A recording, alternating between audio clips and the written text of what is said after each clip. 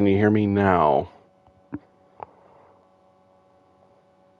I'm trying to make sure you can hear me now. Oh, there we go.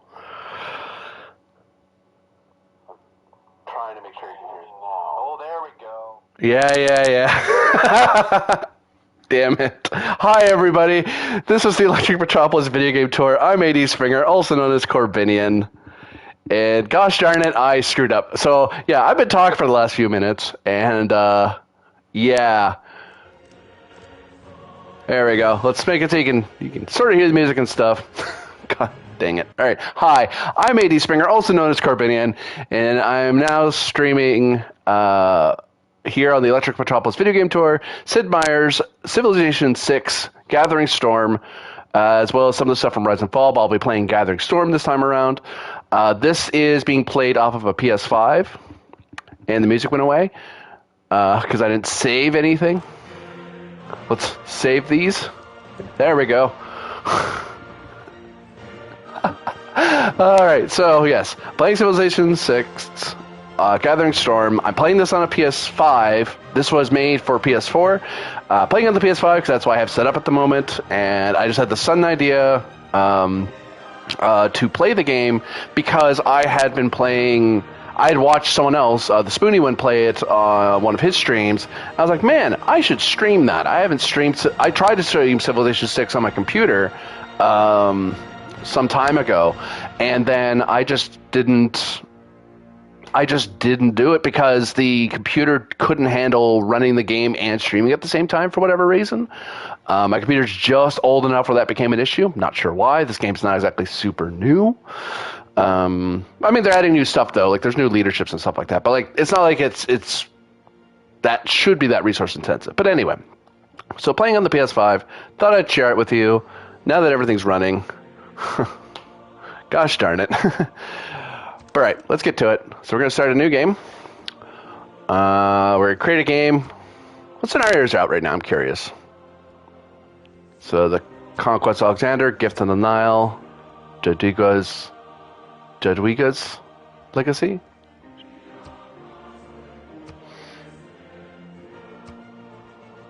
Outback Tycoon, Path to Nirvana.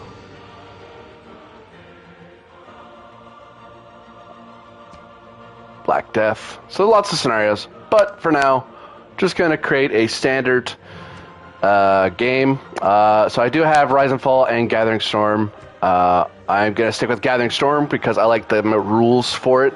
Because it does include all the... Because some of the stuff in Rise and Fall... I've barely played Rise and Fall.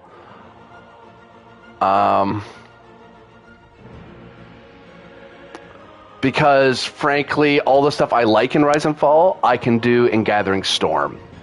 So, no great desire to mess with that.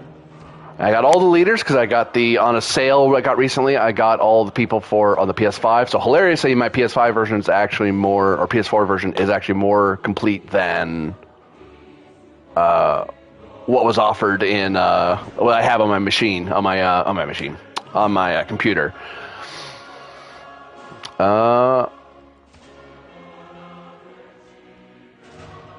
And as I recall, some of the leaders, if you're not playing Gathering Storm rule set and you're playing just Rise and Fall rule set, then you lose some heroes because they just don't show up. Some leaders because they're centered around the rule set of the environment changing and stuff like that. I have been able to beat this game on Prince mode before. I am going to challenge myself a little bit just to make my life interesting and play it on King. So I'm going to push... Actually, I said casual. You know what? Let's not mess around. We'll do Prince. I should be able to do okay, more or less. Nah, let's challenge myself. Screw it. Well, I had to think who is talking right now. Yeah, I know. Hi, Spellspray Bob. Yeah, no, it's... I probably sound very different because I'm using my headset right now for my console. So it's my sound quality sounds very different, I imagine. All right, so we're going to play King difficulty. What leader? Well, I could always choose Canada, play Wilfrid Laurier. Or Queen Victoria. ones I usually play. In the new stuff.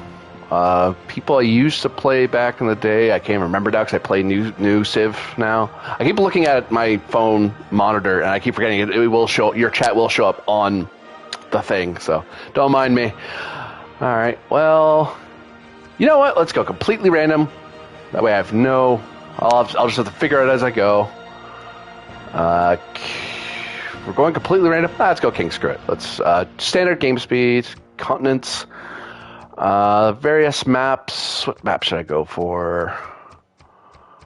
Let's see. Wetlands, True Start. True Start locations are funny and interesting. And it's what I used to play. I used to play that on in the original Civilizations. I don't even know how much yet. In the earlier Civilizations, I would choose true locations because that way you had never played 6, stops at 5 plus the DLCs. 5's pretty good. 5's a pretty good civilization. I like 6 quite a lot. I think my all-time favorite civilization was Civilization 4. Only because it introduced, it's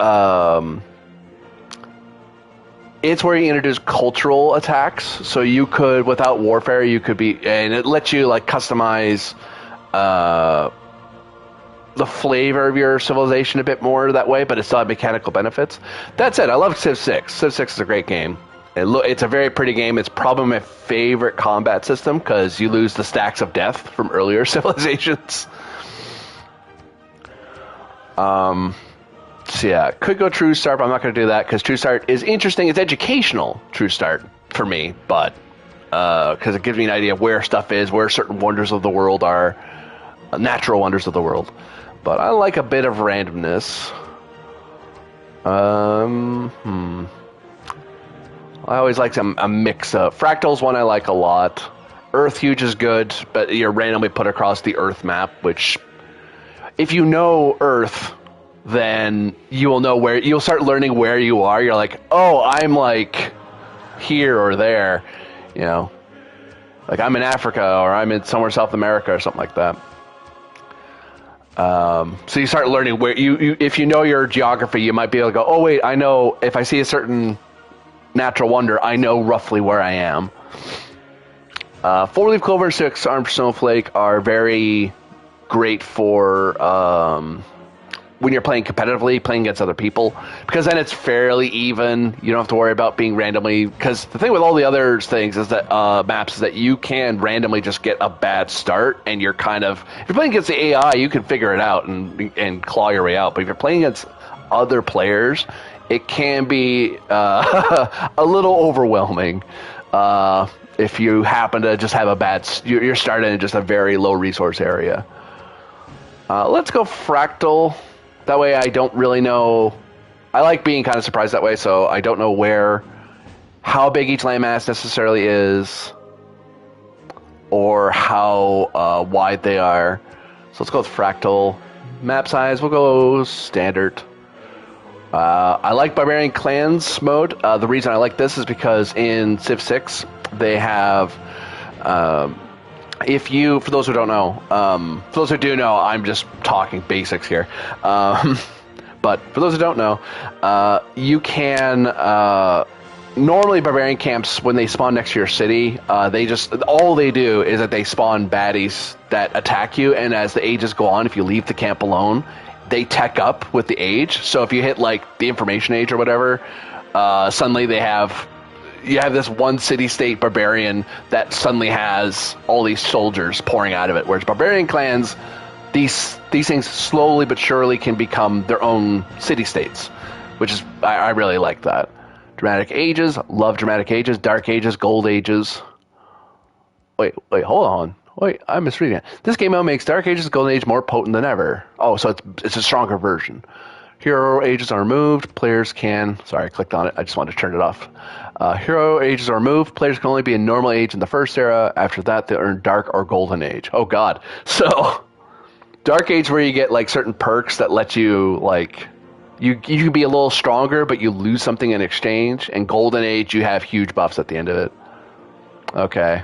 Nah, I'm not going to do that. Zombie defense mode. I might do that in the future. That seems fun. I've never done it before. Apocalypse mode. I kind of want to mess with that in the future. Tech and Civic Shuffle mode is great if you want to really screw up your build order, but very imbalanced very quickly because it will stay. I think it does keep things within. Like, everyone's tree is the same, but your historical era stuff's all screwed up. So it's like it can either put you in a really good place or a really, really bad place. Advanced setup, because I like messing with stuff. All the leader pools, all resources, random. So I don't even know. So it could be sparse, they could be standard, they could be incredibly abundant. I'll keep it random. City-states, all of them. Natural wonders, all of them. World age. Could be old, could be new. I'll make it random. Yeah, so if you have an old map, you would have a map with less hills and mountains and volcanoes because it's the Earth being very, very old, and a lot of that's been sanded away by the progress of time and the age of the Earth. Whereas a much newer Earth, the way more hills, way more mountains, way more volcanoes. Random, I don't know which one it's going to be until I start playing. Volcanoes can make a playthrough kind of interesting because even if you're trying to be green and try not to pollute the planet and stuff, you can the volcanoes might do the job for you. Start position, standard's usually good. Balance is okay. Balance is something you would choose if you're playing against other players for sure, or competitively. But I do standard if I'm playing the AI because I have the advantage of being a human. Because the thing I showed you earlier with King. Every Civilization game, I think every Civilization game, if I'm not wrong, the difficulty scale is, if you're at Prince, which is default, that means you have and the AI have the same rate of gaining resources, the same rate of gaining tech, and that sort of thing. At lower difficulties, the player gets a buff. They get extra gold, extra resources, then the computer actually gets less. And the lower the difficulty, the bigger the difference. The more you're cheating against... Well, cheating would imply you're breaking the rules, but the game's tipping the balance way in your favor. The AI is still doing the AI thing. They're just doing it with way less resources. In the other direction, it's the same. It's the other way around. If you play higher than Prince, I'm playing at King, I believe, you will have... the computer has a slight advantage on you. And at deity, it's just in high and all that. It's absolutely insane. You basically have to be perfect in your build, perfect in how you deal with the AI. It's super aggressive. Otherwise, the AI will just run away with it. You can't play casually. I tend to play around Prince or King because that's a nice, comfortable difficulty. I'm still being challenged by the AI.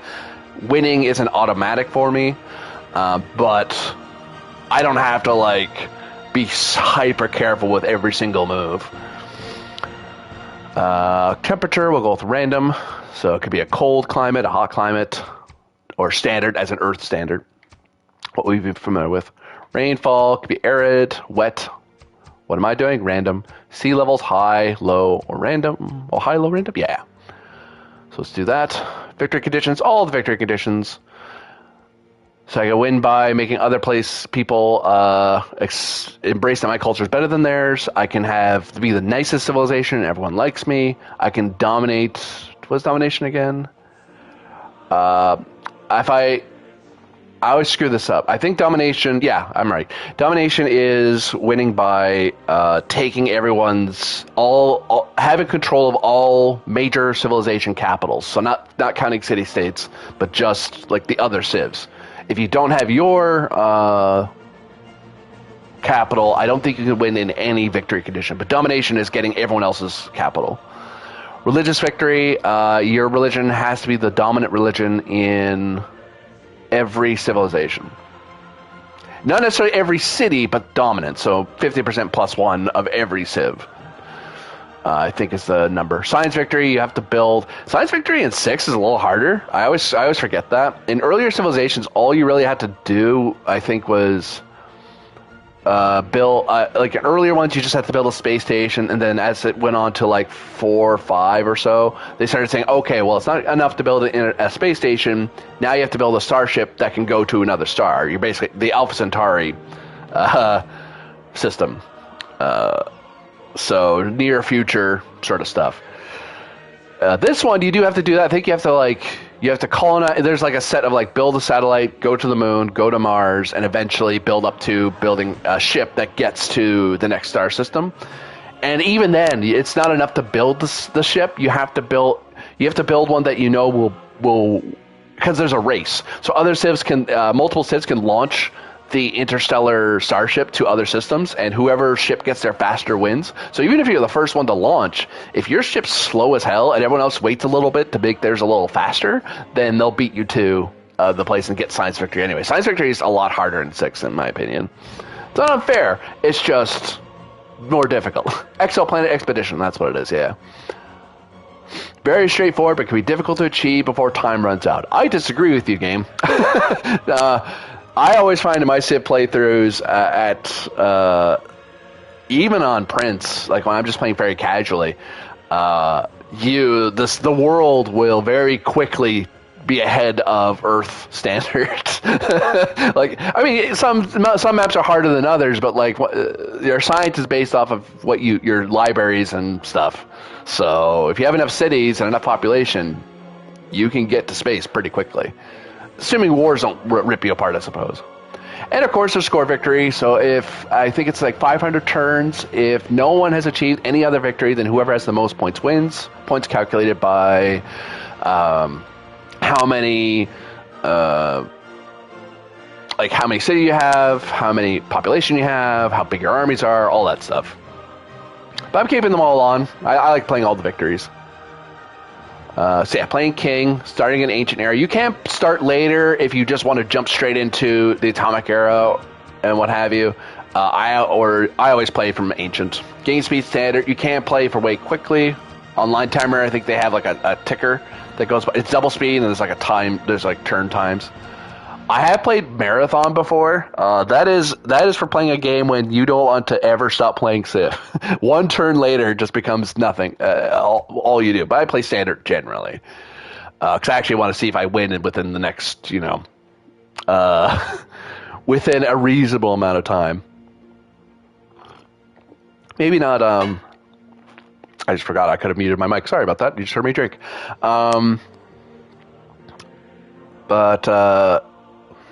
Lost my train of thought there for a second. So with standard difficulty, you probably won't. I usually don't beat the game in one setting. I usually have to play it over the course of a few days. Whereas Marathon, it takes forever to play. Which, hey, if you're playing by yourself and you just want to have a slow grind and you want to have nice long wars and stuff in certain eras, then it's great. But no duplicate civilizations, no duplicate leaders. Yes, please. I remember in earlier games I would turn off barbarians, but frankly I like barbarians, partially because they are great experience. Like I've seen people complain sometimes that, barbarians spawn right next to their opening civ and they get crushed. It's like, well, if you kind of have a nice defense, like even in earlier civs, if you have a decent defense built up, you can repel barbarians. And the benefit in Civ 6 at least is your army units get experience. And that's important. That way you can kind of build, as long as your army units are the one that are fighting, rather than your city defending itself, because cities don't add to that. In earlier ones, you got culture for it. So I always liked having barbarians of some right. Whoops, Ancient Era, please. No teams. I want tribal villages, sure. Team share visibility, not really relevant when playing AI. That's more for when you're playing with other players and you're all teaming up with each other. Game modes, just keeping barbarian clans on, leaving the rest off. I'm playing some random civ. I have no idea who I'm playing. I played some of these civs. Let's see. Especially with the expansions. I have played, who have I played? Played Dido, Cleopatra, of course. Catherine de Medici, Eleanor of Aquitaine, both as England and France. I usually play as England, though. Frederick Barbarossa I have played. Gandhi I played. I haven't played Genghis Khan in 6. I don't think I played Gilgamesh. Gorgo I played. Hojo Takamune I played. Oh, Jokiga's the Lithuanian Union. Okay, I couldn't recall who that was.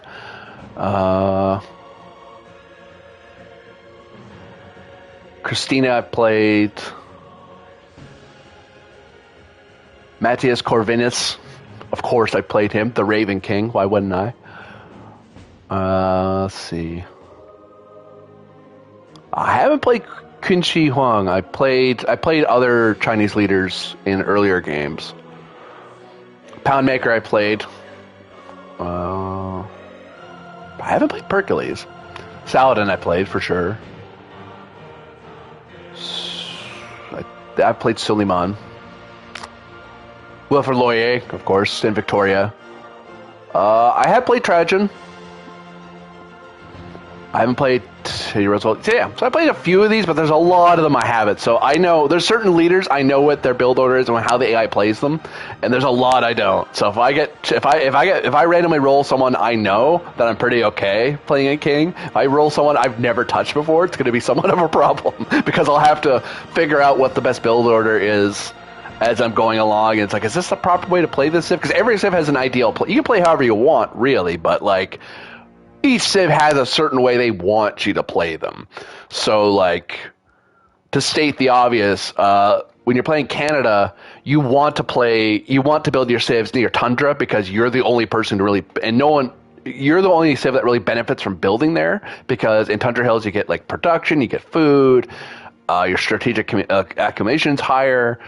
And it's cheaper to buy that terrain. So in the tundra and near the top and bottom of the map, you're golden. You're doing great. And if people seize your cities, they're in trouble because they're now running a city that is suboptimal for them. They now have to. It's not working nearly as well as it would have for you. And 4 Faces of Peace, no surprise wars is an amazing power. I love that for Canada. And obviously, as you can see there, you get diplomatic points. So what do you do with Canada? You play diplomatically. Don't go into wars because you can't do surprise wars, so you can never get the jump on anybody. But on the plus side, no one can get the jump on you. They have to slowly and surely get a reason to fight you, and then they can fight you. So most of the time, you're going for diplomatic victory. You can go for other victories, but that's not the build that Canada revolves around, right? And hell, their military unit, their best unit, is the RCMP, the Canadian Mounted Police, the Royal Canadian Mounted Police. So you can make national parks, and they get a bonus while fighting in that park. I'm like, I really don't like that. I would have liked the Avro Arrow. Like I've seen some fan makes in earlier games, so they made the Avro Arrow, the jet plane that Canada made. But no, we get to have the Mounties. I'm like, cool. Are they good? And I think there was a fan make back in the day that they had a bonus. They made it so that Mounties had a bonus while fighting defensively. Like, as long as they're fighting in friendly territory, they were better. This one just goes, no, you have to create national parks, and they're attached to those parks. Like, Mounties aren't park rangers. They're paramilitary. They're paramilitary police force. Like, they're a federal police force. Even back in the day when they were first made. So I don't know. Not my favorite thing. So, but like playing Wilfrid Laurier, I'm like, in Canada, I know what the build is. And I know what he's, and even if the AI plays him, I know he's going to tend into the far north and far south. He's generally not going to go to war because that's the AI will try to play. Generally plays into whatever the if it can, it'll try to play into whatever the bonus is for that character. All right, well, save the configuration so I can do this later. What we'll call this? We'll call this streaming set. We'll just save that now.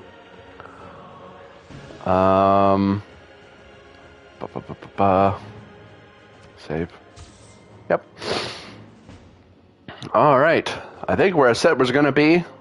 Let's make sure everything's the way I want it. Yep. King. Yep. Away we go.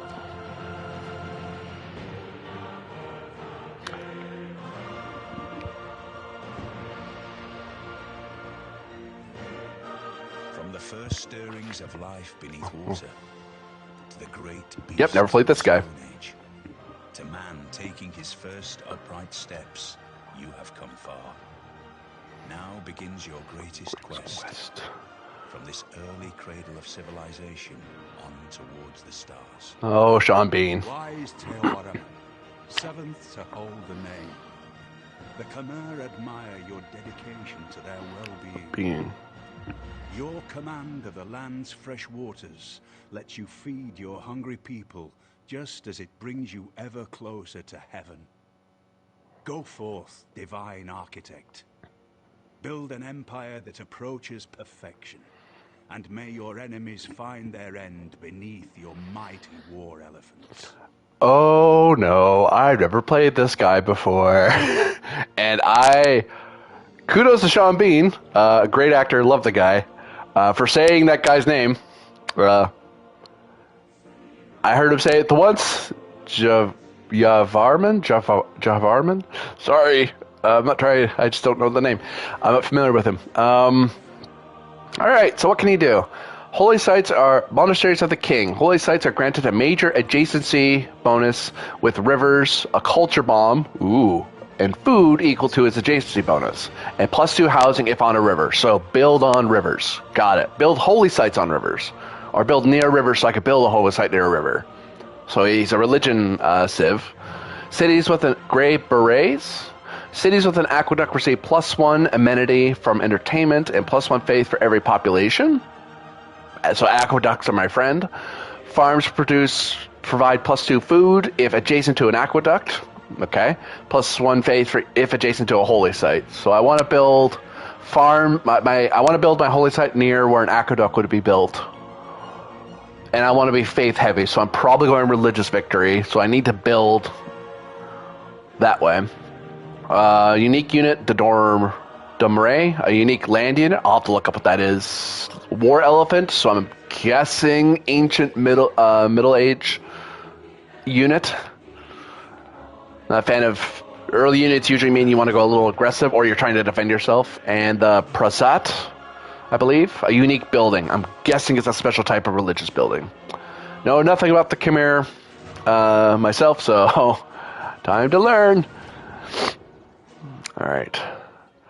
So generally, a lot of the map is going to be obscured, and the map won't even let me go that far. Generally, what I would do is if I'm building, if you're playing Civilization and you're not sure, in general, you want to build wherever your settler is because you don't want to lose turns, wasting turns looking for a better spot. Sometimes, though, the computer will put your settler in a very bad spot. Like, I'm not a huge fan being right next to the tundra tiles like this. Like, I will build out, like, 3 hexes, so I will be able to get all the way out to this wheat, this mercury, I think it is. Yep. But I won't get mercury till I get mining, I want to say. Yep. So I can get all these resources where I am, but I have to deal with tundra tiles. So I'm probably I'm either very far north on the map, or this is a cold environment, and well, no, there's the top of the map. So I think this is a cold map because that reaches pretty far. Well, no, I may be just very far north. So normally I would build exactly where I landed. I don't want to do that only because I'm next to tundra tiles, and tundra tiles are not great they are breathtaking. Like, they look nice. They're great for making, I'm in the continent of, what did it say? Asia America. Oh, okay. So it's a fairly large continent, I think. So it'll have a combination of Asian and North American, or North American or South American features. Okay. So that's what to expect. So I'm probably going to build a little lower. And even the suggester for settler, it's like, hey, build here, build anywhere but where you are. Build here, build there, build up there. Oh, that shows a sea tile. So a flood can happen.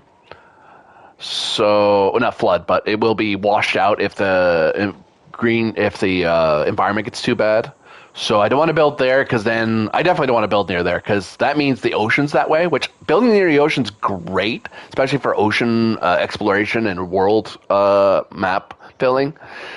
But I don't like building where it's going to flood out my resources super easily, especially my capital. So if I don't think I'd be able to build this turn anyway. I'd be able to build this turn if I move here. But then I'm dealing with... I'd be near the ocean, though. I wanted to build somewhere down here. Because you want to build near rivers. You want to have freshwater resources somehow.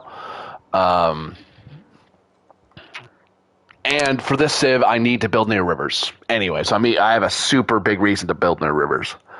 Where I'm sitting, and where this is are flooded, are territories that will flood. I do want to build near them, but I don't want to build anything there that's too vital. So I could build here. I'll still be near. I won't have fresh water right away, but I'd be near the river anyway, and near wheat. That's why it's telling me build here.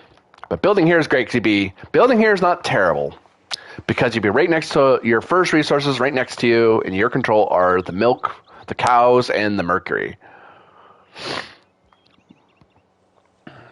I could go here. I could go here. Problem is, it'll take me 2 turns to go there and build. So I wouldn't be building this turn or next turn because your build is an action. Because it'll take all my movement to get to where I'm going. I want to go here, but I should go here, especially at King. I shouldn't screw around too much. So you'll go here. Meanwhile, confirm for me, Mr. Warrior. How close is the water? Yep. So the Andaman Sea. Okay. New continent discovered. Well, yes, it is a new continent. I'm here. All right. So I want to look at my civilization, the Khmer.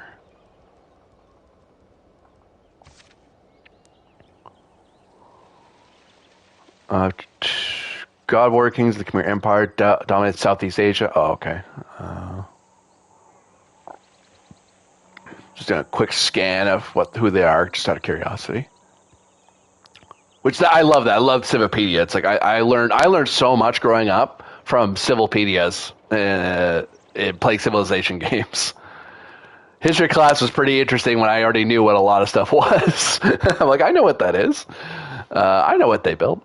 So I want to know about the Domray. What's the Domray do? Domray. Yes. Unique medieval era siege unit. Ooh, so it's a catapult type thing. Replaces the trebuchet. Okay, that's when it builds. This unit has a higher melee and range strength than the trebuchet, so it's it's a siege weapon that can fight you because it's on an elephant. Got it. It can move and shoot in the same turn. That's pretty cool. And exerts zone control. That's really cool for a siege weapon. That's pretty powerful. If there aren't enough horses for your cavalry, why not use the mighty elephant to crush and terrify your enemies? It's not a terrible idea. Upgrades from catapult, so okay. Alright, so normally when you're playing Civ, you want to build, if you're going to do warfare, you want to do your warfaring during the time you have your special unit, because that's when you're at your strongest. And try not to get into fights if you can avoid it otherwise, because that's already huge pushes anyway. The other thing was... the heck was the other? What was the building called? I forgot already. 100% forgot. The Prasat. No. Search. Prasat. +6 faith. Holy heck, that's pretty good for a religion civ. A building unique to the Khmer replaces the temple. Okay. Required to purchase apostles and inquisitors with faith. Gives culture for every population in the city. Once flight is researched, gives +10 tourism. So it's a nice cultural defense. But it has to be a big city for it to matter. And +20. Okay, so you build your prasats, your temples in big cities. So you don't want to spread way out with these guys. You want to be fairly... You want to build tall, not wide, with these people. All right. And as a relic slot, because, yeah, it replaces the temple. All right. So definitely have to go religion build. Roll into that. All right, cool. Anything else? Nothing else up here I need to know, because we're too early in the game. So, next turn. And let's build now, because I bet every other civ has already built their city. The citizens of Angarthum adjust to their new home and keep a wary eye in the nearby river. So I already get error score because I built near a river. I like that every civ has their theme music. So there's a bit of in Civ 6. I think Civ 5 did that as well. So okay, Mr. Warrior, you're the only person I have to scout. So I want to find out where the nearest barbarian camp is. So I don't want to auto-explore with you yet. Let's get you going down this way. Let's get you following the river for a little bit. What are we going to research? Well, we can already get the cows already, but we do have the mercury, so we want to do mining, so we can get that right away. Logging would be great because we're near the woods, so that's going to be an activity, but mining will get me, this special resource. It's a luxury? Yeah, it's a luxury. So getting a luxury right away is not a bad thing to have. Build a building. I could build a monument. I could, but I don't really start with monuments right away. I would like to do builder first, but scout. I usually do builder. Well, sorry. What I used to do in earlier games, I would build like a warrior or a very defensive unit right on the city. But I already start with a warrior, and that's enough to kind of defend the city for now.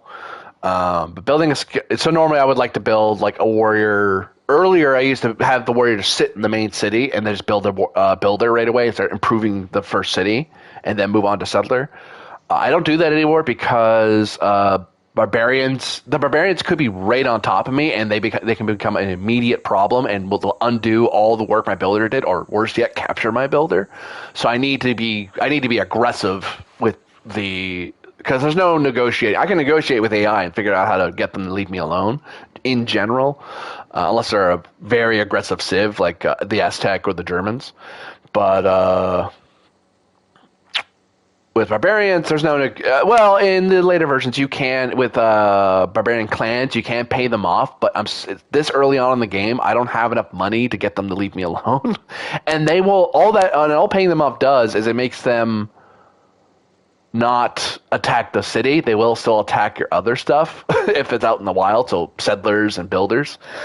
But also, even if I don't fight the barbarians, even if they're fairly far away, it's good to know, because then if I get enough money, I can buy units off them, and that can be super helpful. That saves my build order a ton. So we'll start with Scout right away. That way the warrior can guard Anchor Thumb, and because Scout's way better for moving around the map anyway. I'm moving the warrior around just because he's here, and I have him, so why not?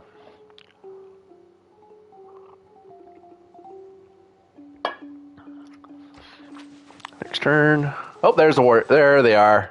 So the barbarian camp's to the south somewhere. Nope, you can go away. I need to get right in your face, Scout, so you don't attack my city. Cross the river, so he wants the river bonus. I'm not taking the bait. I'm going to cross the river with you. He's going to cross back.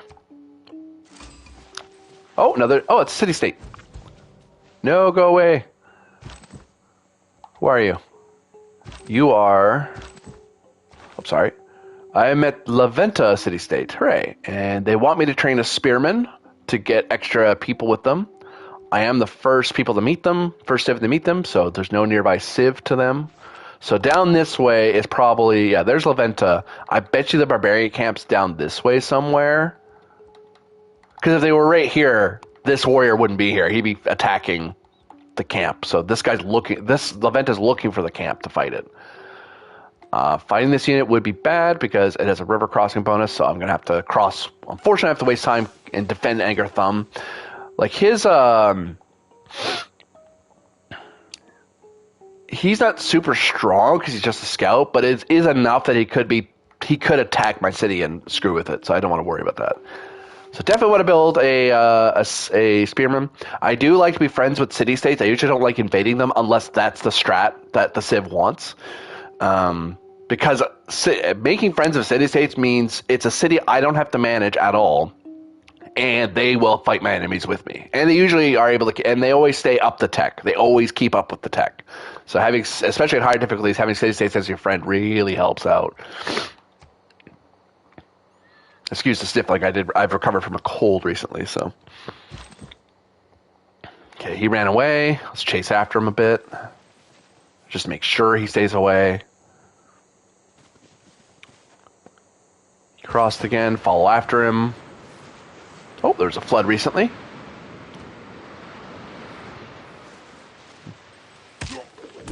Oh, barbarian camp's right there. They're probably about to clear it out, which is not a bad thing at all.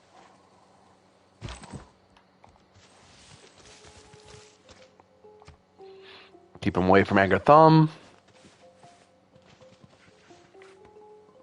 When you find yourself in a hole, quit digging. Will Rogers.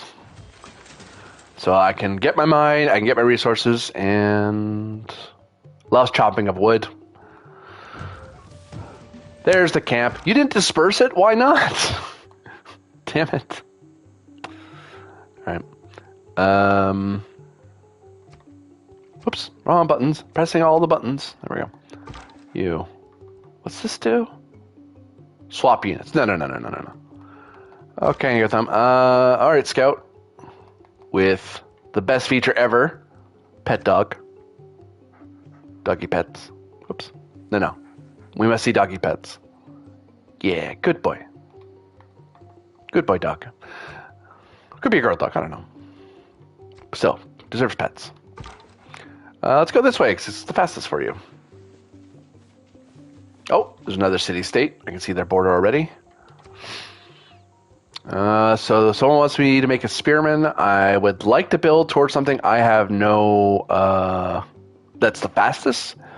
So I would normally go pottery right now, or animal husbandry. Ooh, I need to do animal husbandry because I need it for the cows, don't I? Let's back up. Do I need that for the cows?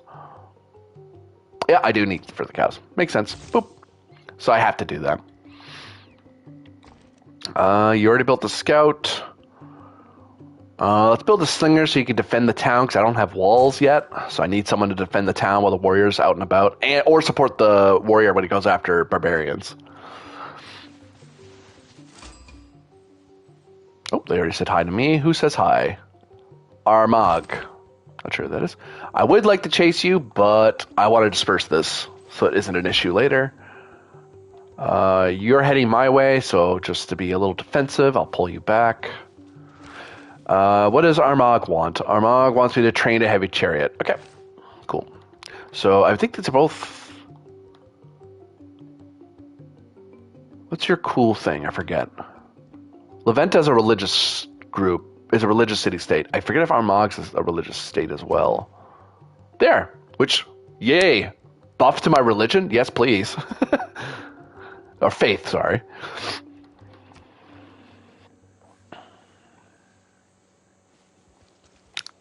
Yeah, I figured you're going to start heading my way, you jerk. All right, so I could build improvement. What?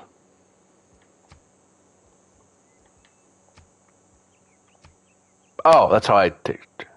So I could raid them for money, but the problem is when you do a raid for a barbarian clan, you produce that clan in retaliation produces a unit.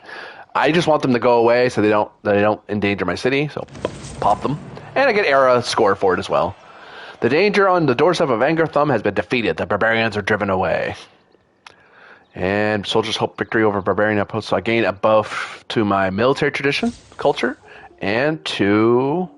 Oh, I gained some influence on irrigation. Awesome. Nice. That makes life easier. You came out this way. You can go away. My dog's better than your dog because it's purple. Or purple, lavender, violet. I got the defense bonus of having forests, so go ahead and attack me, barbarian. I do not mind that fight at all. Yeah, I win that exchange. Meanwhile, let's go check out this.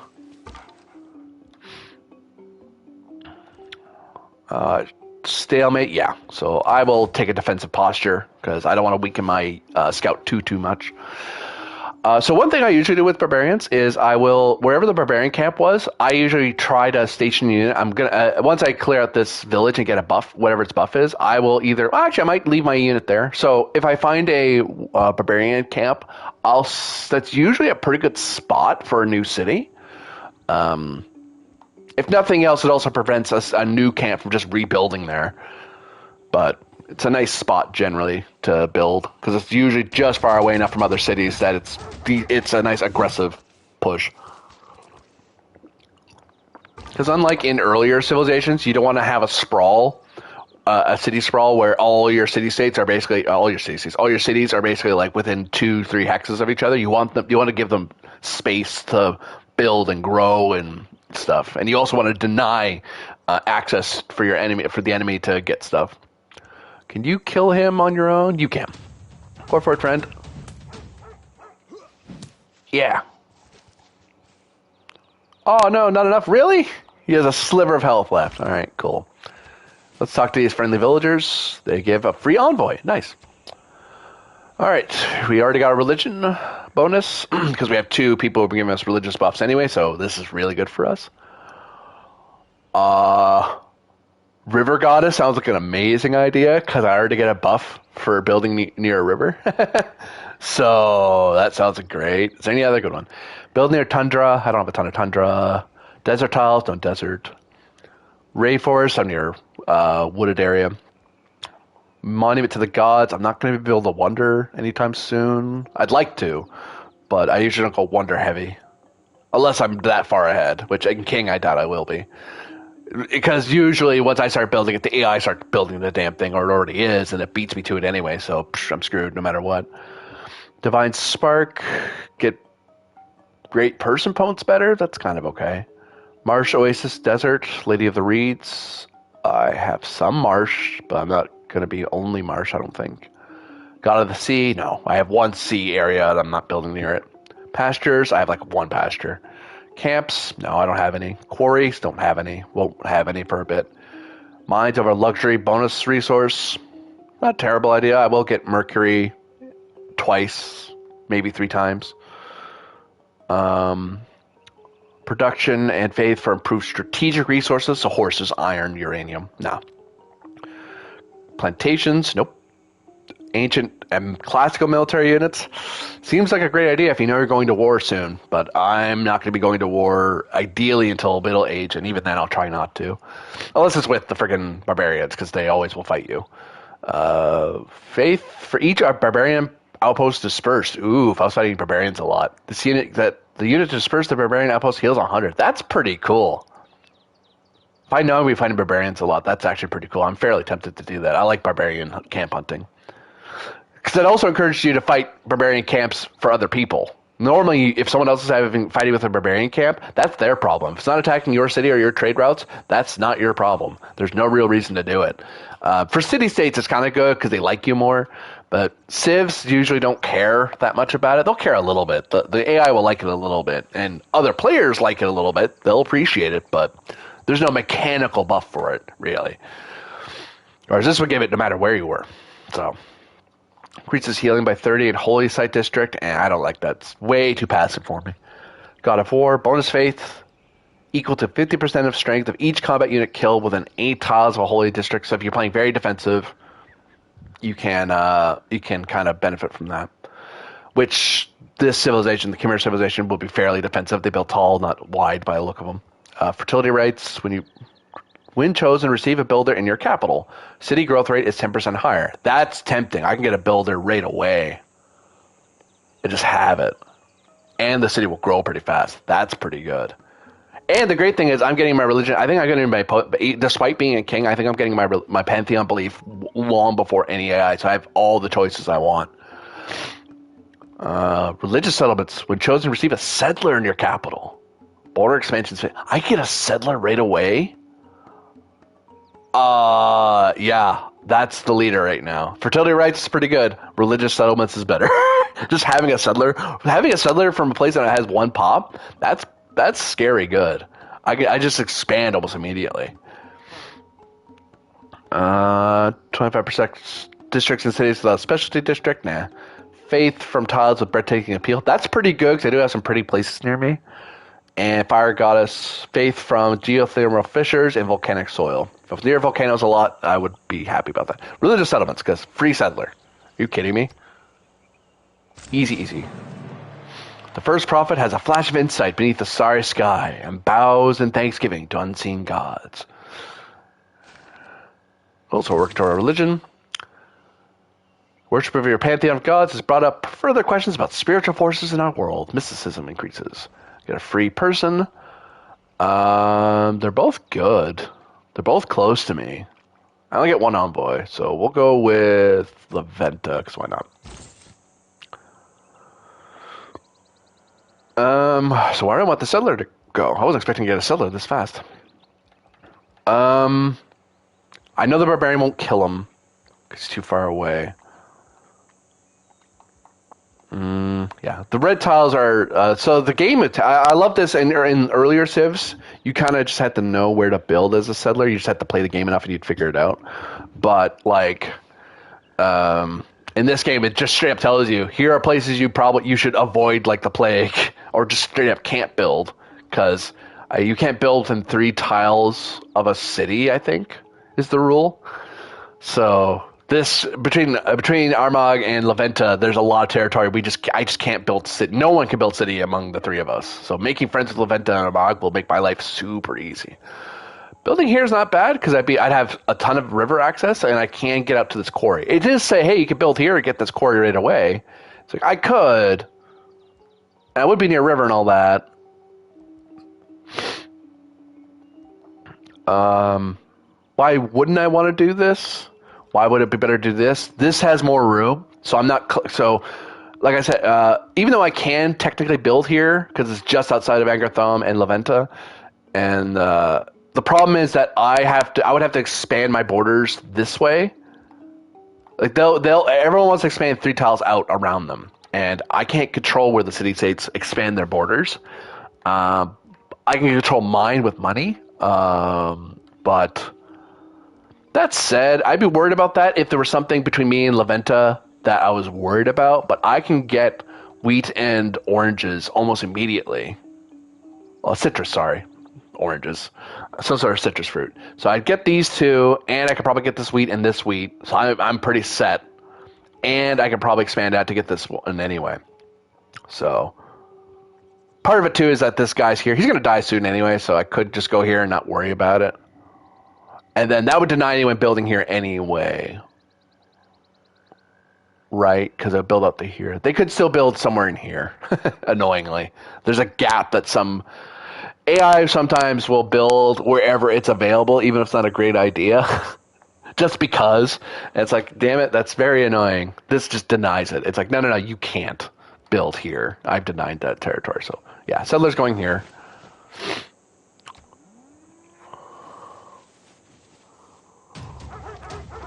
All right, sure, destroy your unit.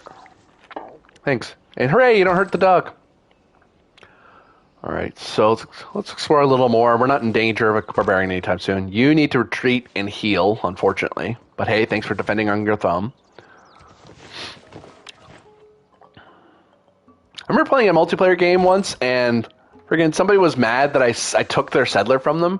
Normally, when you move a settler around, if you don't know what the terrain around you is like, if you don't know there's a hostile civ or a barbarian camp nearby, you do not want to send settlers on their own because that's how they get captured. Because they can't fight back. They can't defend themselves.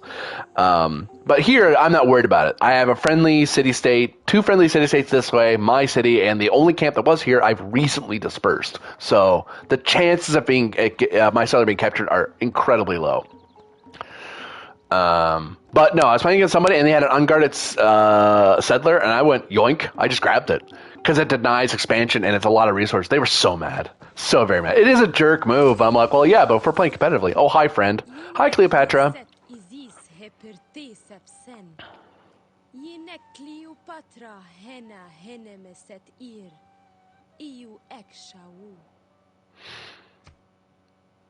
Okay, let's say Cleopatra. I could tell her to go away, but I always like being nice to the AI, because why not? Would you like to visit our nearby city and sample our hospitality? Amazingly, I understand Egyptian, and she understands what the Khmer speak. I don't know what they speak. So, okay. So, Egypt's that way. Heaven, then when I die, I want to go where they went. Will Rogers. So I can get my camp, I can get horses, but I don't see any horses, and I can harvest cattle. Nice. Get a riding buff. Cool. I'm going to move over here in case you want to take a shot at my settler. I'd rather you didn't. Build here, it says. No. We're okay. Oh, there's a volcano right there. Oh, I can see why the AI wanted me. So I would, if that's a warrior, that means Cleopatra's somewhere out this way. Egypt's out this way somewhere. So I want to build a city here somewhere to deny her. I can't. Well, right now I can't. My borders are open. You can't close borders until a certain tech comes up. So I can build the city here and deny her access up this way and choke her out of going into this territory. So I need to build the city down this way sooner rather than later. I might not want to build here. I might want to use a settler to build over here instead. All right. Someone wanted me to build. They wanted me to build a spearman or a chariot, which is sooner to come up. I like archers. Archers are great when I know I'm going to be fighting. So the wheel or the spear. Spears are better defensive units. So 20 turns though. That's gonna suck. It's gonna take a while, but oh well. We met Egypt, so I get an error score bonus. Nice. Yeah, she's going to learn the map. My diplomatic delegation brings you a small gift of papyrus from the new ISIS. Welcome them as you would welcome me. Oh, nice. Your delegation is welcome. Sure. Unless I'm playing a war civ, I genuinely am super nice with the AI, and even then I'm... It is not wisdom, but authority that makes a law. Code of laws. Okay, so we can now get a buff to barbarians or double experience or recon. I always take discipline because being able to fight back barbarians easier is always good. Normally I would go urban planning for the production buff, especially this early on, but having a faith buff on top of everything else, that is where I'm going. So I want to have as far a lead in faith as possible. So, yep. Let's go this way. Engerthum does not provide enough food for its population. I know. I'll fix it. The AI generally doesn't just attack you for no reason. That said... Okay, I have a defender for Engerthum. Let's make sure I don't get surprise attacked by her. The AI generally doesn't do that, but it could. Do I want craftsmanship? Or do I want foreign trade? I don't want to change my civics anytime soon, so foreign trade's good because I have city-states I want to talk to. Could build a settler, don't need to. Building a builder because I'm already going to get another city anyway. Yeah, because the reason I want to build out here, even though it's not ideal, I want to build here because somewhere out here because it will deny Egypt expansion out this way. Because I'll be able to lock out their settlers and explorers and stuff. They may be able to go this way through Leventa, but no reason to make it easy for her to be a problem for me. Can I talk to her and get her to? Okay, so let's join up. Link, and we'll go this way for now. So there's some horses there. That's good. Hey, Cleopatra. Want to be friends? I've counted Caesars and pharaohs among my companions. What makes you think you're worthy? Okay. She's trying to be nice, but all right. I'm not giving you free money. Well, it's not much. She doesn't get that money, but it's hey, I'm nice to you. Oh, it is a gift of gold. It's like, here, have money. Yeah, I could, but no. We can't exchange capitals yet, so never mind.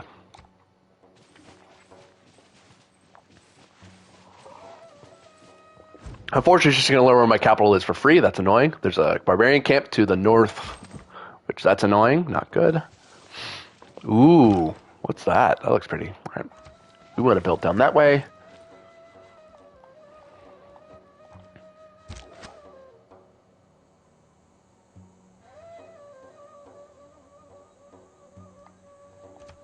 We're going to move here and attack him to drive him away. Yeah, and because it's a range attack, I don't lose any damage. Take that. Go away. So the camp's up this way somewhere, annoyingly.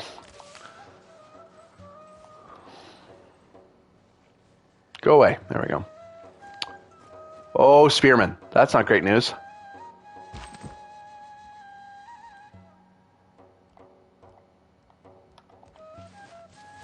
Wow, I want to build down here. Heck yeah. Let's retreat, because that spearman will wreck my settler pretty bad. We'll hide out in the city and get its protection. Meanwhile, I kind of want you to hit this way. Because this volcano and this mountain range is impassable, so they have to, if they want to get around me, they'd have to go by sea, or they'd have to go the other way around the range through Leventa. So, making this territory ostensibly mine for future settlers. Like, because the AI doesn't like building where it's difficult to build. Mind you, this could make her go to war with me if I'm the only direction she can expand. So I have to be aware of that.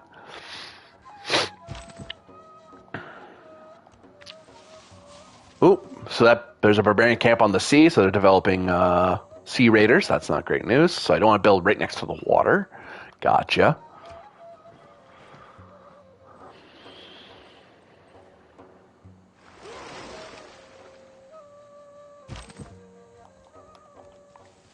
There she is. Is that your capital? Or did you build super fast? Well, I definitely want to build here. She wants to expand north. She 100% wants to build this way. I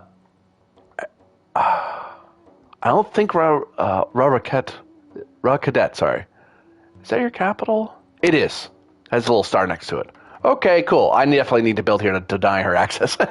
Or she's going to be a problem for me. Cool.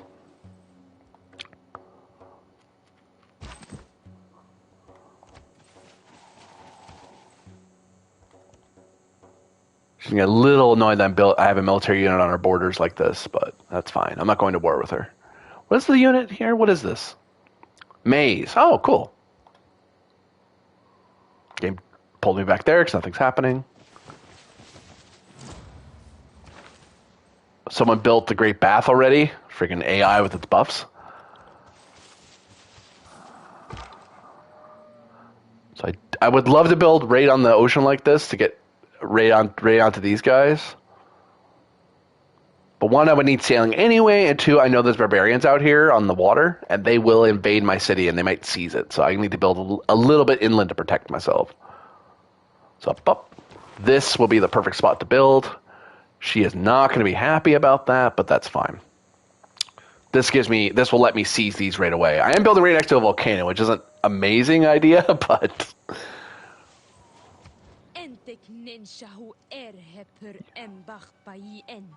all right. Okay, how many militaries do you have, lady? Seriously.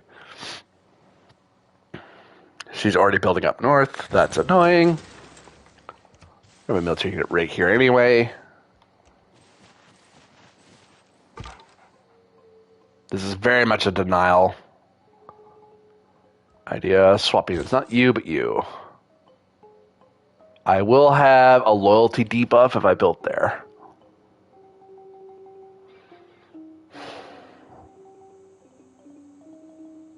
I should get a governor soon, so that isn't a terrible idea. Yep. I get an air score for building near a mountain and a volcano.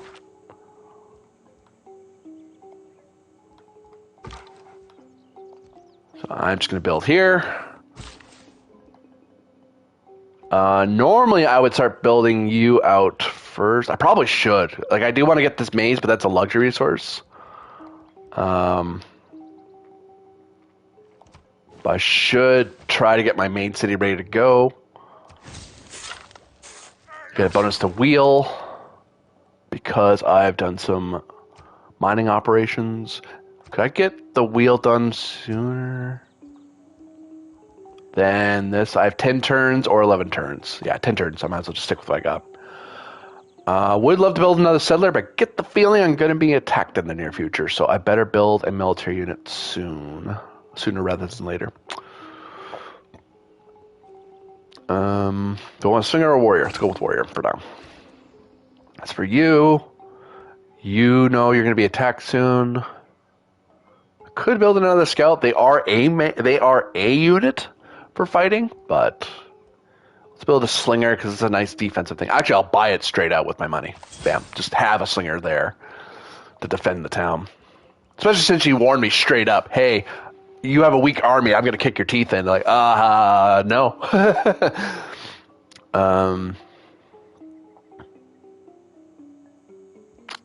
18 turns for my builder. I could build in a military. Nah, I'll go builder.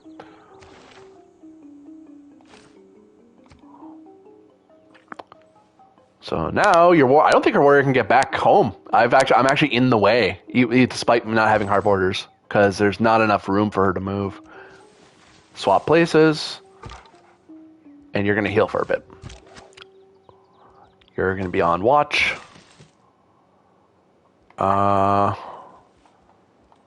You are going to get the cattle sorted.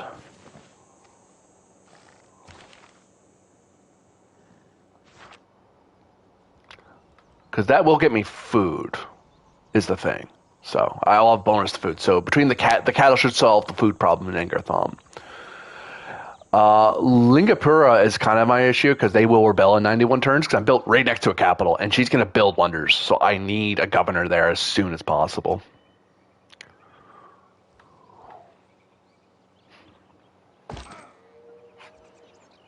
Yeah, I'm just going to defend there.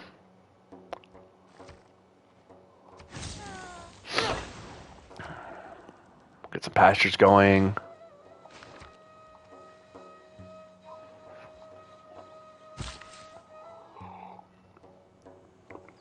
Horses will be good for warfare. I would love to go to the wheat fields right away, but I know I need this starting city to be doing food soon.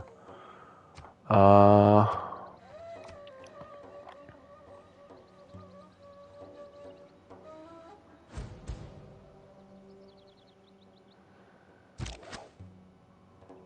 you know what I should be getting in the build? Freaking...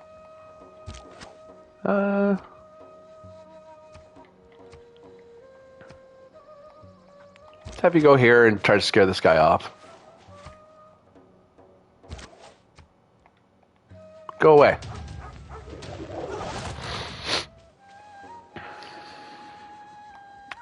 What I should be doing, that occurs to me, forget builder, I need a monument. That's what I should be building. Still 20 turns, but that will help with loyalty. There we go. Great use of my worker. Got 3 good improvements right away. Got some production, got some food. Got horses. Great strategic resource to have out of the gate. We're not going to range too far away.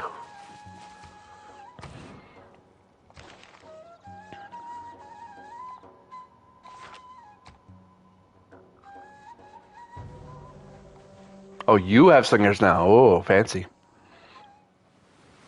A flood in an area where I'm not. Good to know that's how the flooding works.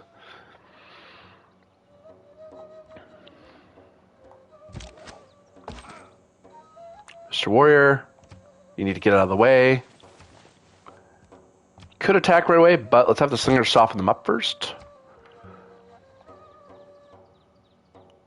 So they have a negative because they're in open fields. I have advantage on against barbarians. I don't get a flanking bonus yet, I don't think.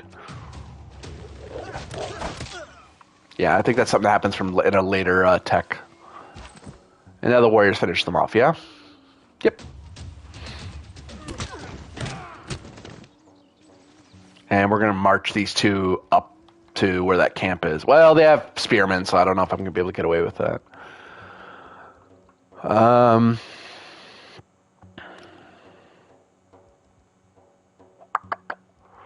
could do a builder right away and improve more. But I get the feeling I'm going to be fighting in the area. Well, I have 2 warrior units per city, so that's not terrible.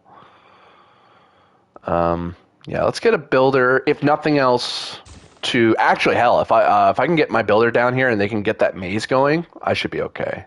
Are you trading with me already? Okay.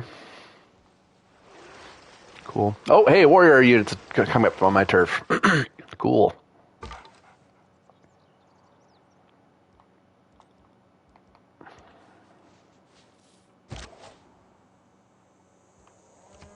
Go here. Soften you up.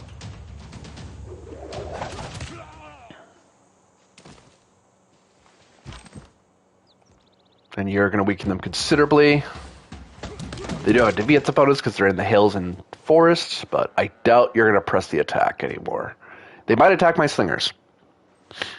Oh, that's not great news. That's a lot of units from the barbarians. It's entirely possible friggin' Cleopatra hired these guys to attack me. If she has the money, and she might have it. Bronze is the mirror of the form, wine of the mind. Cool, so I can build a barrack, which would be super useful in the near future, and for defending and spearmen. Great defensive unit. I'm going to explore a little bit. That's what scouts are good for. Mr. Slinger, finish off the warrior. Mr. Warrior, this guy wants to attack you. So let's get you back here and healing. Can I upgrade you right away? I cannot. Warriors do not upgrade into spearmen, annoyingly. But archery's good because I know I'm going to be having fights in the near future. Would like Anger Thumb to build a spearman, but I need that builder sooner rather than later. I could promote, but I have a fight in my face, so let's deal with the fight immediately. He might attack me, but that's fine. I'm not worried about that because he can't kill my slinger in one go. You are going to be focused on healing because you're protected by the city.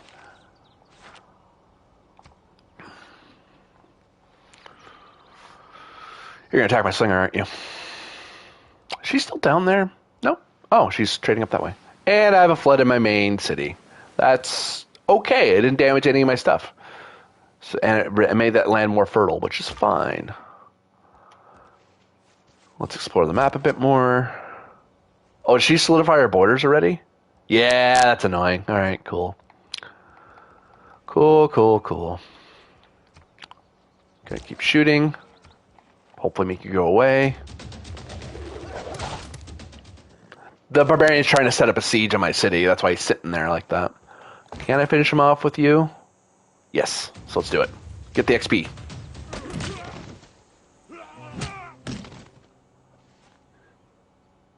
There we go. Promotion for you as well.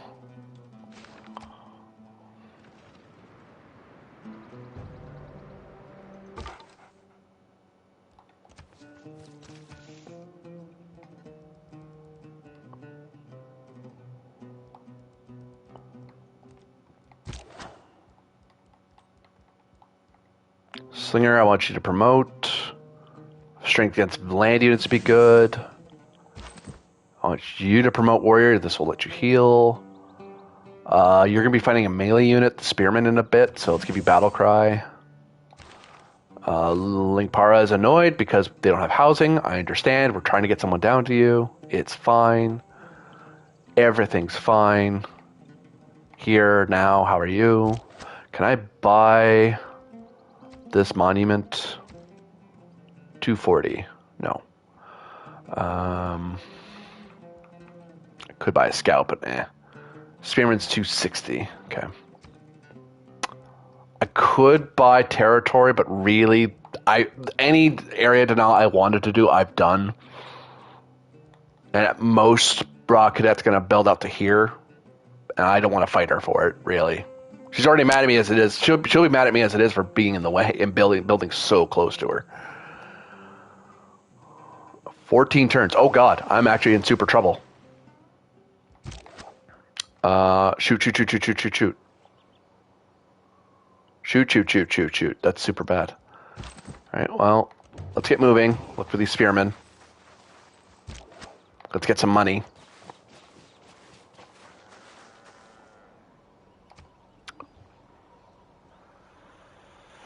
Oh, this is bad. I might. Positive aspect of trade, I suppose.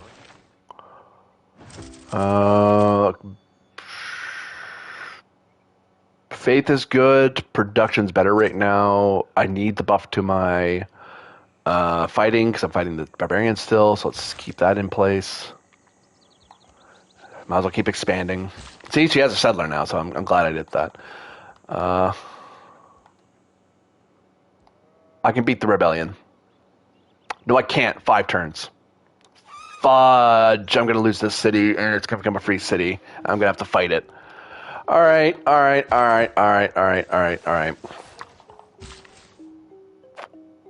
Shoot. Yeah, I gambled, and it's gonna bite me in the butt. really hard, too. It's going to suck. All right. Damn it. Okay, let's build out this wheat now.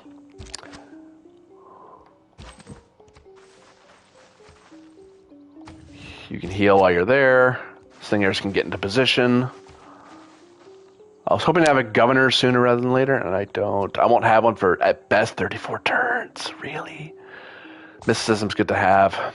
Yeah, I kind of screwed myself. Kind of really screwed myself. Let's get a spearman now, because we have to attack that city in a bit.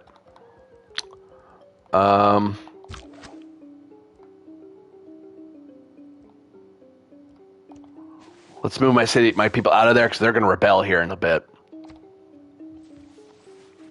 Yeah, we'll let you by. I don't care.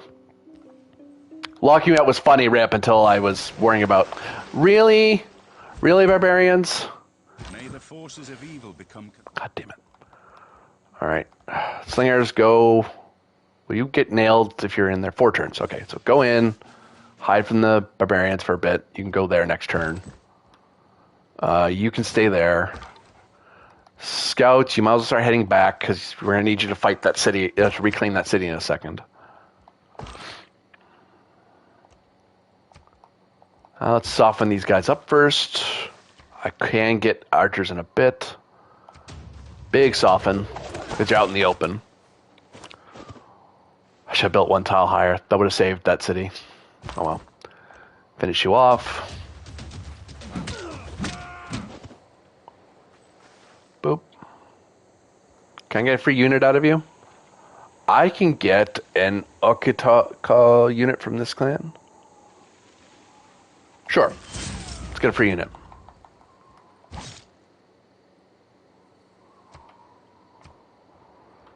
And you even get a buff. Oh, you're like a super,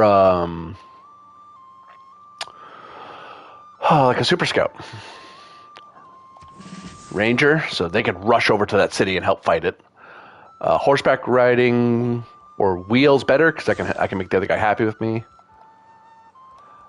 Oh, this is gonna suck so bad. Having to fight one of your own cities, that's not great. that is not a sign that your Sim's doing terribly well.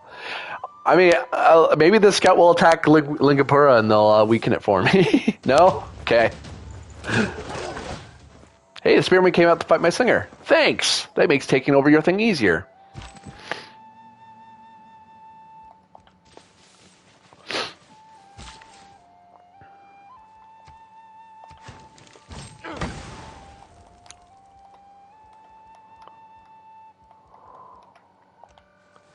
They can start rushing over. You'll take a poke at the spearman. They'll probably kill my slingers here, I think. It's my suspicion. Because I don't think I can kill them in one go. I can weaken them a lot, though. I will. I will weaken them considerably. Then they can't kill my slinger. Hopefully they don't build another unit between now and then. Slinger, get out of there.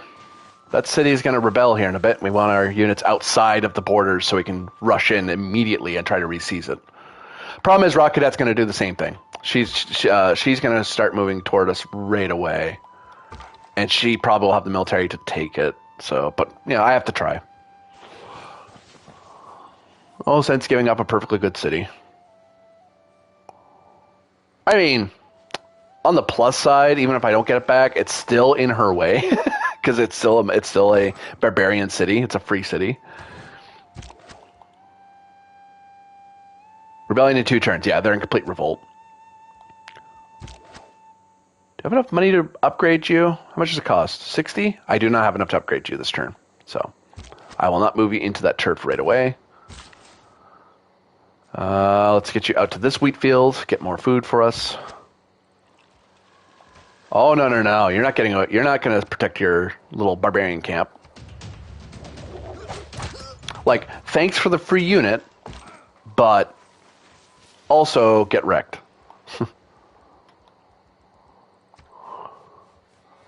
Oh, man. It's because our culture... The reason why rebellion's going up is because culture is high, so that city's really, really wants to be Egyptian. It doesn't want to be Chimeran. So many barbarian units on the sea. Nope. Oh, wait, I can do this right now so I can get money. Because even if you disperse, you still get money. Don't you? You don't. You get experience. Alright, cool.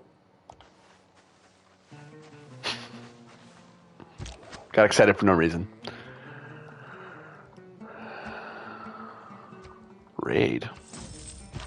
Sure, I'll break your road. I don't know. No great reason to do that, but alright. Just sit there for a bit.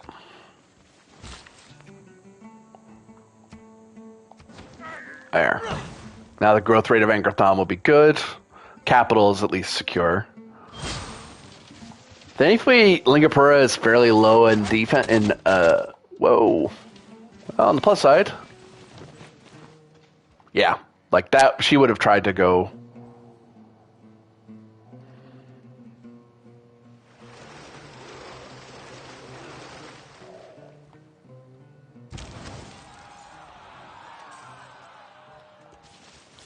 No, I didn't mean to do that. Oh no. Wasted my move. Damn it. I feel dumb. Alright, well. It happens. Boop. How's it build now?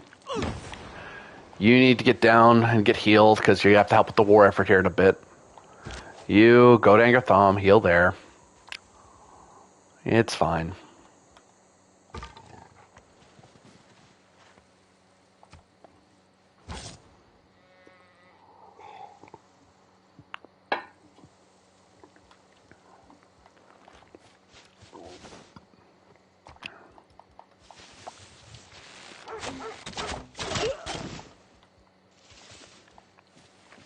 So they have pretty good archers ready to go.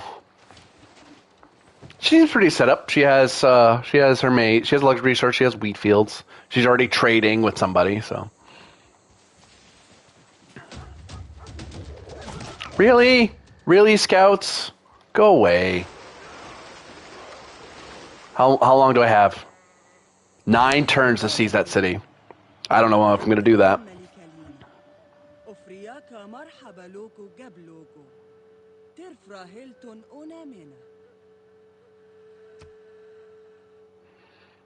Of Nubia. Honored to meet you. I'll tell you of Arklor's capital if you share tales of your own. Sure. And because we got a spearman, Kemer likes us. Kemer. Leventa likes us, so we're now suzerain. Hooray. So that means if Egypt goes to war with us, Leventa will be on our side. Hooray. Do I want to trade right now? Trader will help buff my stuff and make people friendly to me. Let's get an archer going because I need these guys fighting now rather than later.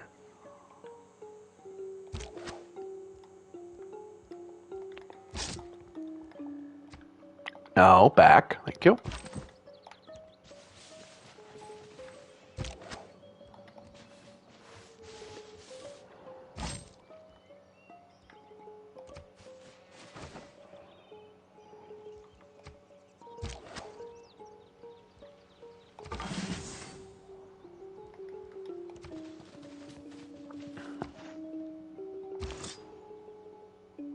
Spearmen start heading down now.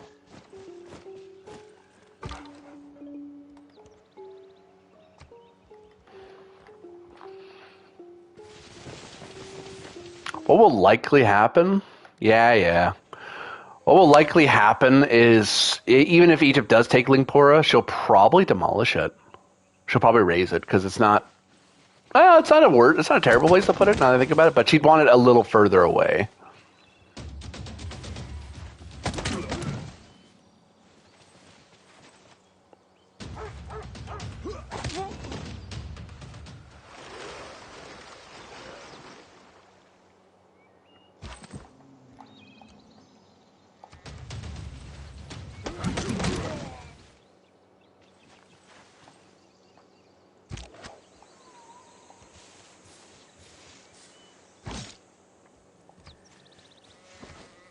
Get ready to replace the warrior. Thankfully, they've already built a road. Egypt's already built a road here, so I can kind of rush along it.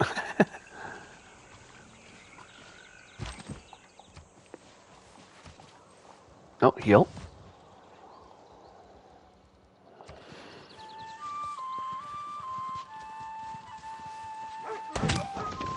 Thankfully, Egypt will treat them as hostile anyway.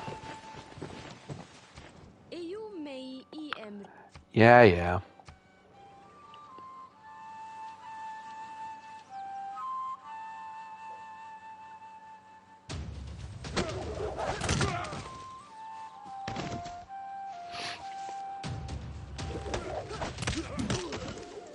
Oh, you're gonna kill my slingers, aren't you? God damn it.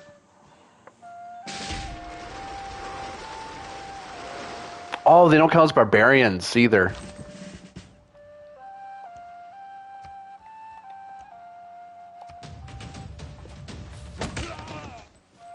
This is kind of a problem.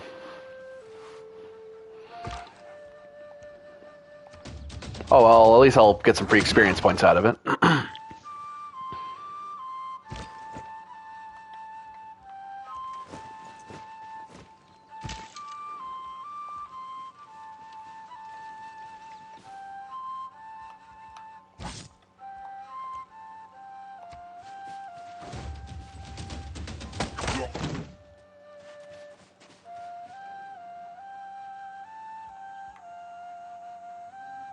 7 turns. I might be able to do it.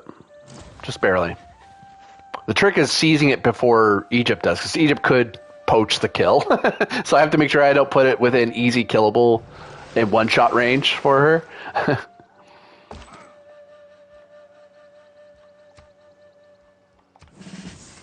Free heal.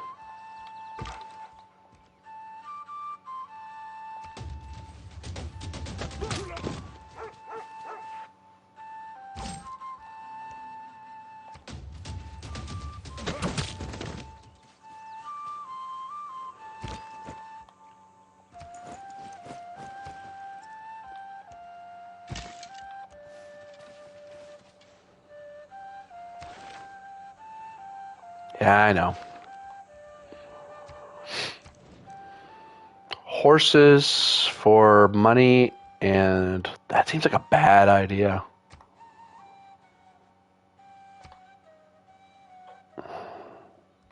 Yeah, I don't give you all my horses. That seems like a bad idea.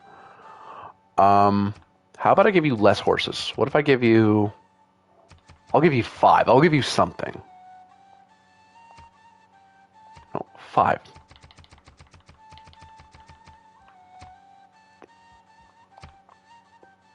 That I'm okay with.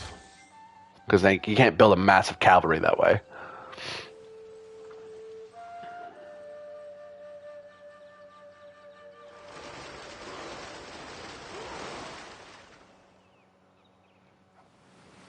Some flooding happened, that's fine.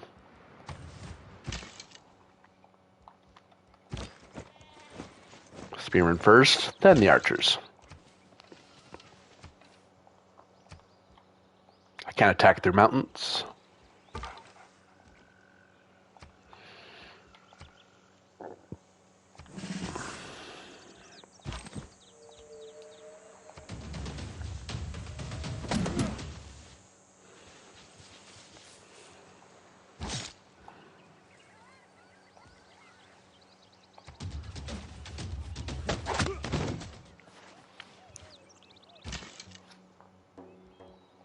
Let you heal for a turn.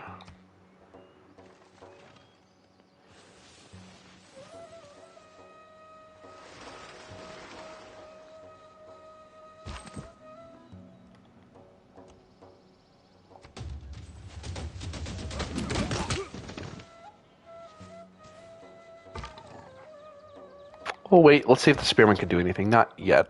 We could swap places.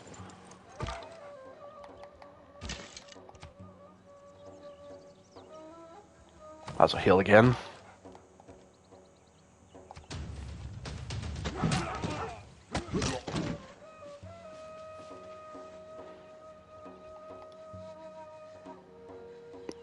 We can get it in 4 turns.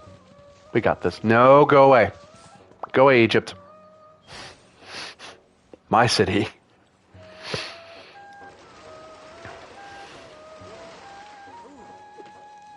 Sometimes the wheel turns slowly, but it turns.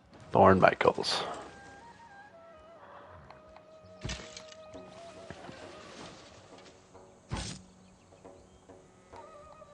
You might as well retreat all the way back. There's no sense you dying out here.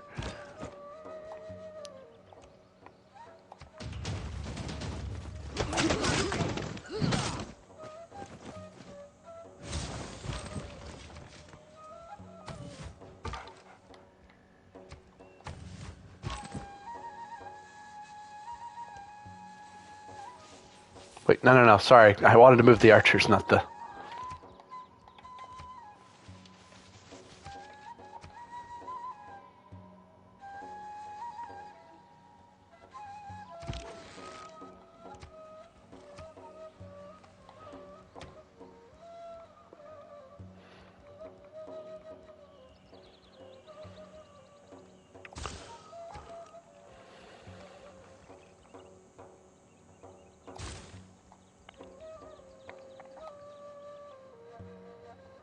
He'll rebel again in 5 turns. God damn it.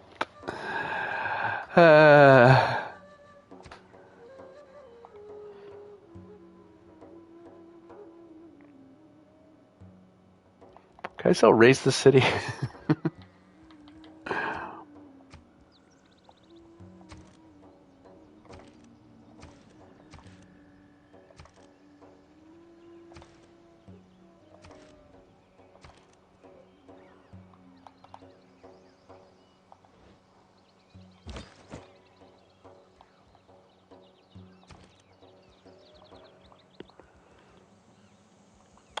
Doesn't much matter because it won't build it fast enough.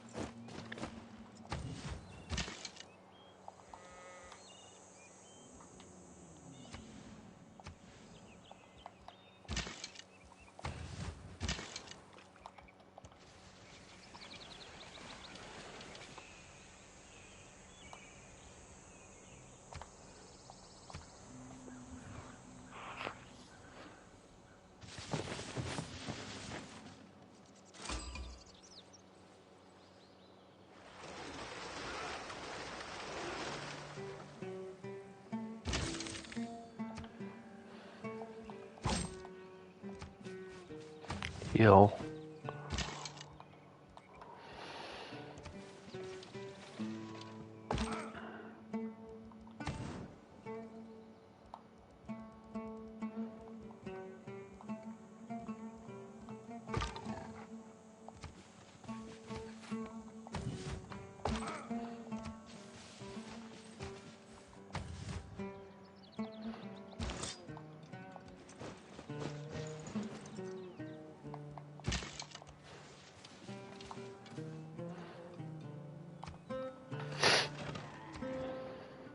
All delegation brings goodwill. Sure.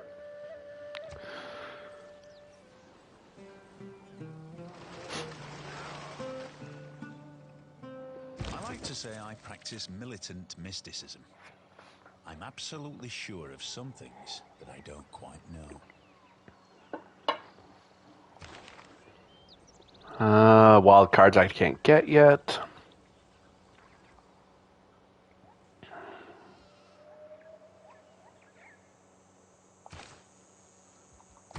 I'll heal up while I can.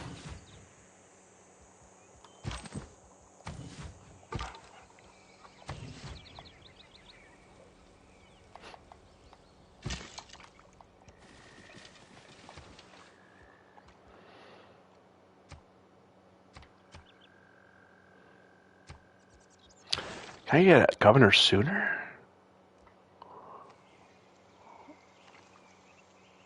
gonna be 11:32 no matter what I do. Okay.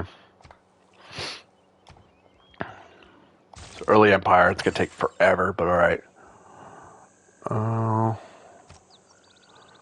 Make sure that they're mog.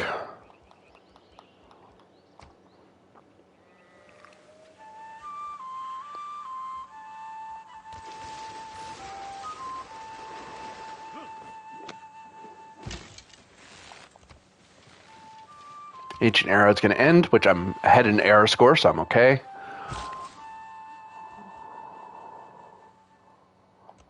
Oh, wait, shoot. I should have moved you over here to repair stuff, because you can't go over there anyway for a few turns.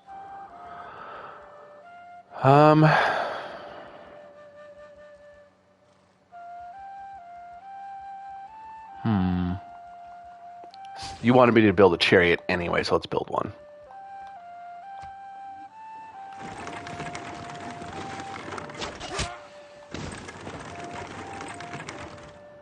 Of course, she has chariots right away. We are true friends with smaller civilizations. We appreciate that you recognize this fact. Thanks, Nubia.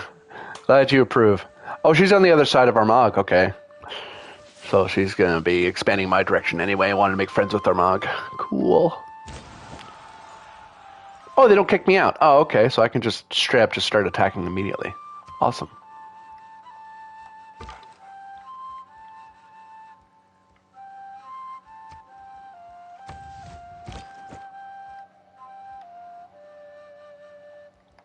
Wait, really? He just spawned right there? Cool. Great. Wonderful. Awesome.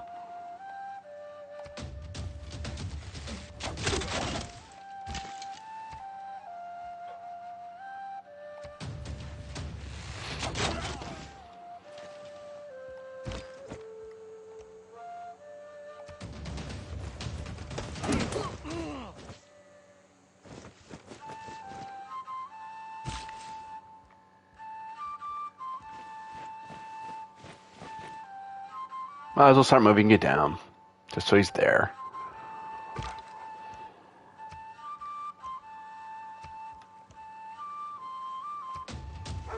Try to bait you to attacking my scout for no good reason. And it weakens the city, so. Because once I get the maze, its loyalty should pop back up. That's my hope. And I might buy enough time for a governor to take control.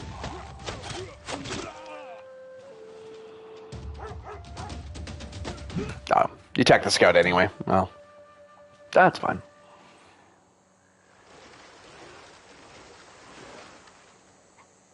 So it is now besieged, which means it doesn't heal anymore. Has no right to call himself a physician. You're going to kill that unit. I don't want you to, so we're going to back you off. If you're going to go, you might as well take out this guy. Rar. No? Okay, cool.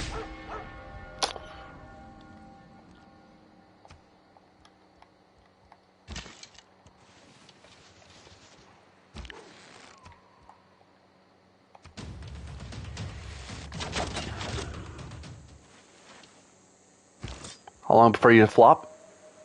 9 turns. I can get it 9 turns.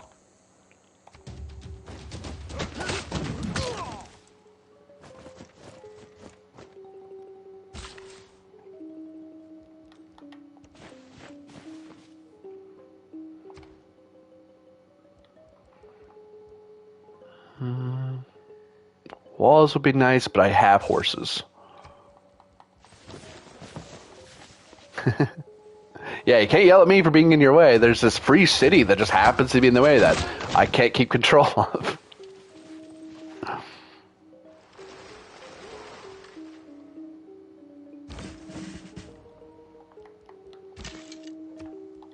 And I can shoot from this far away because I'm on a hill and the mountain's not in the way.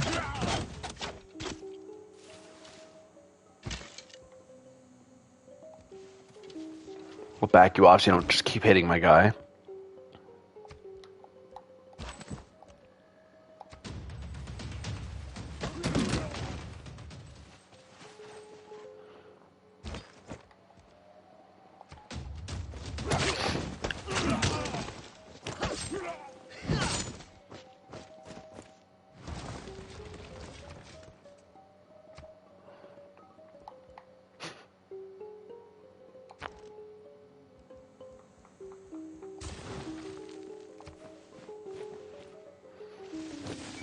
No, damn it. Go away, settlers.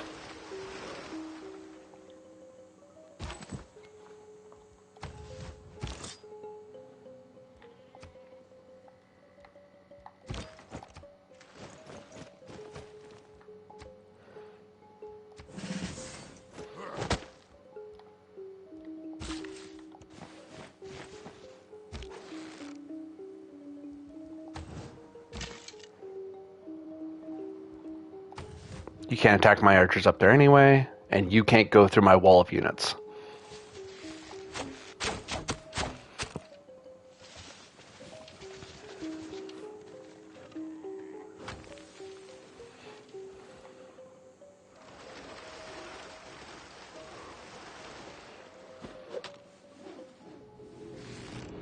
Welcome to the classical era.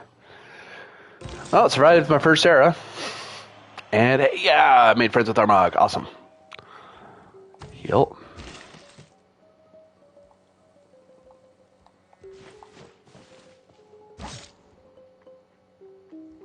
In 2 turns, man. I can get a buff to... What do I think I'm going to be doing the most? Triggering Eurekas? Converting cities to my founded religion?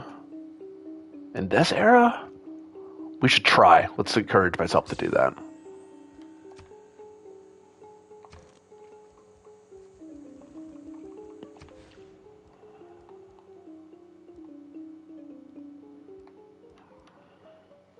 Buy this tile.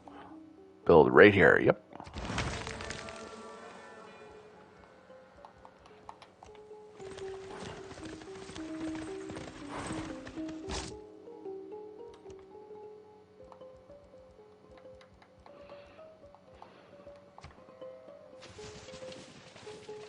I'm praying my builder can save the city from rebelling by getting the maze.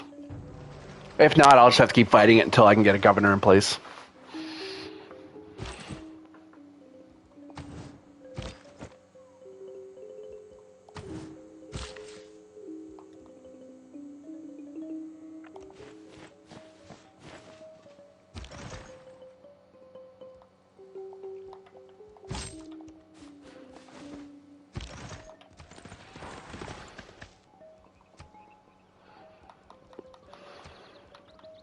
It just occurred to me it's not a luxury resource.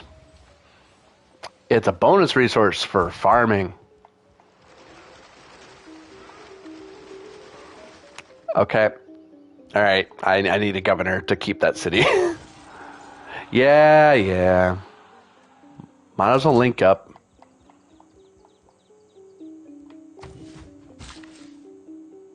Go to sleep, or character.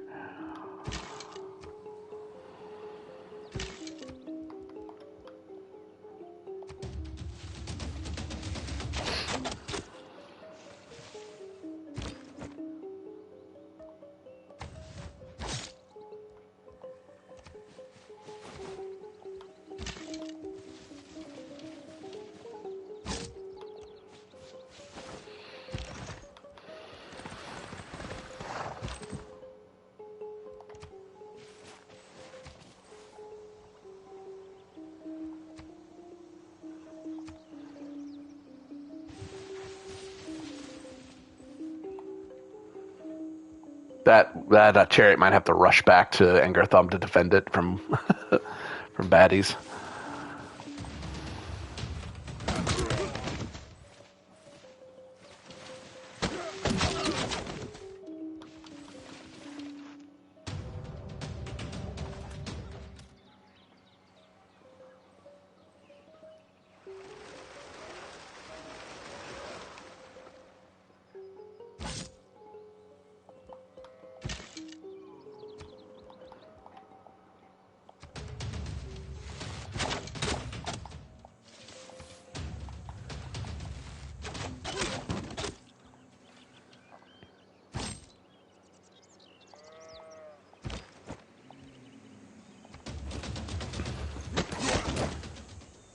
Well, we ain't it too much. I don't want his warrior to be able to take it.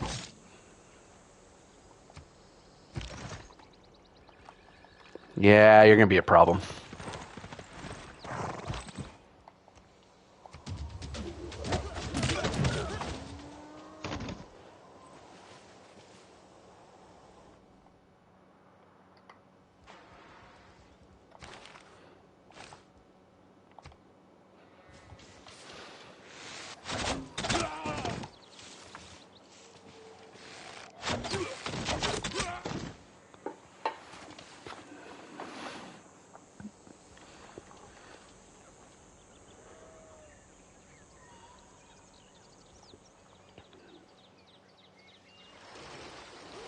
Well, the post office Egypt's helped me kill off those units that were in my way. So there was that.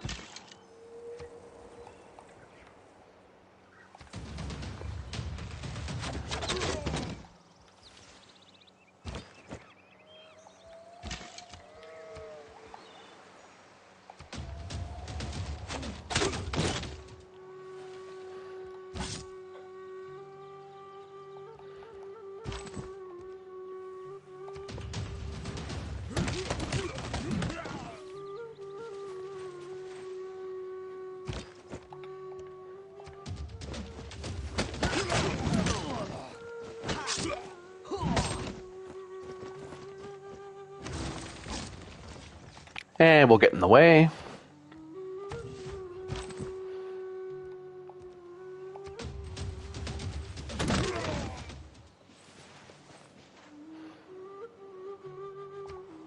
I have to keep the city because if I don't, she'll build right where she's sitting.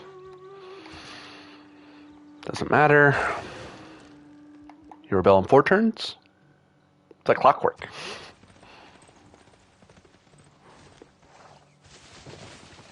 What? No, the road. Oh. I should have raised the road. I'm so angry. Yeah, this might be screwed. I might have to go to war with her to keep her from expanding.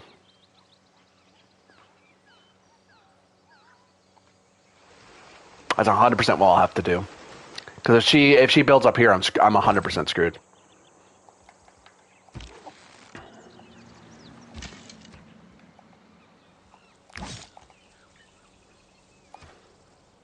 Yep.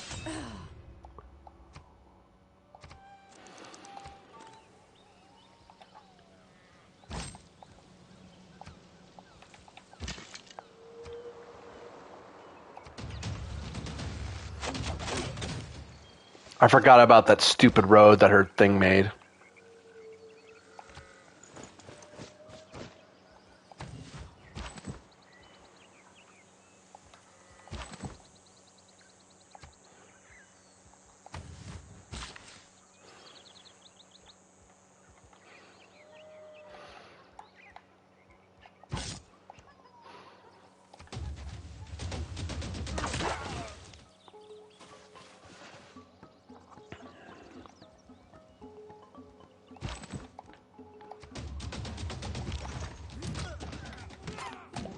Now I have to go back and deal with that settler.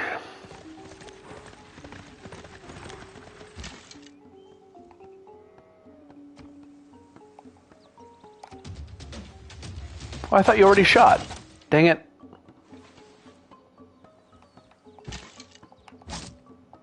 Aw, I might be able to seize it in 1 turn. Please don't build right away.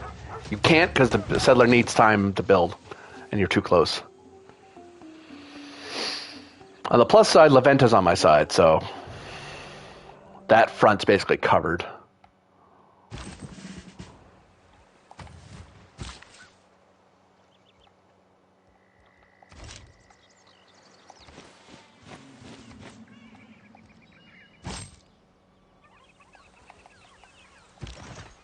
Oh, you can't get to him in time.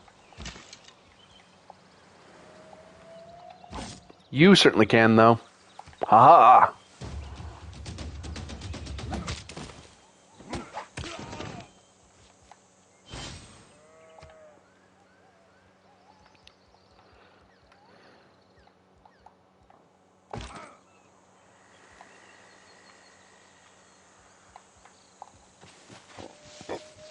We'll move you up that way. You can heal for a turn. You can get better. You can heal for a turn.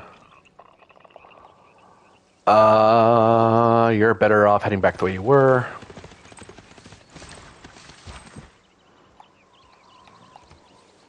Might as well heal. And go. The good thing about this is I don't think Egypt will have... Because I took one of their settlers, they haven't had a chance to expand it to multiple cities. Neither have I, because I've been fighting my own city for this whole time. Hooray, I built my first holy site. Yay.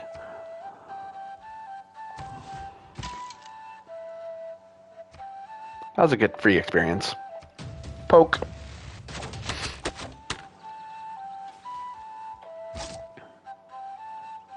So my new plan now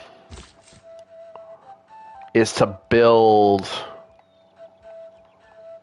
like, raise Lingapura and then build my new city further away from hers. It denies me the maze, but I thought maze was a luxury. Better I just have this border city and cut her off. So we're better off just hanging on to this guy and heal. You can sleep for now, settler.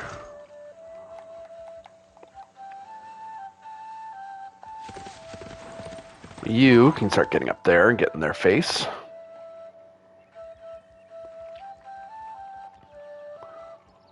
Let's get a shrine belt or an encampment belt. Encampment will give me somewhere to fight from. Having faith building would be better, wouldn't it?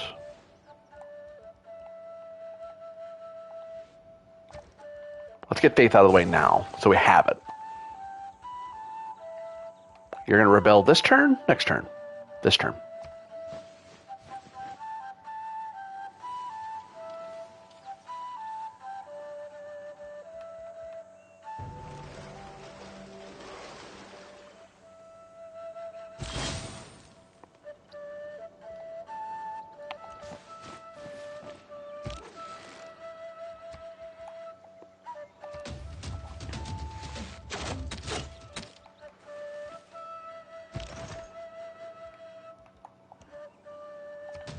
Just wipe you out completely.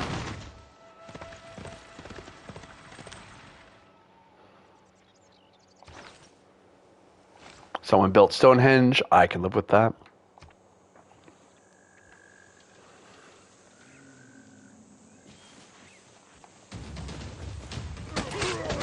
Sure, I'll take the defense bonus. Hills defense bonus, I'm still okay.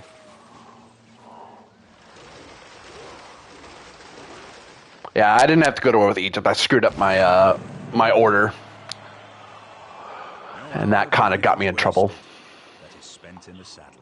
It was luxuries like air Yes, now I have a freaking governor. Empire.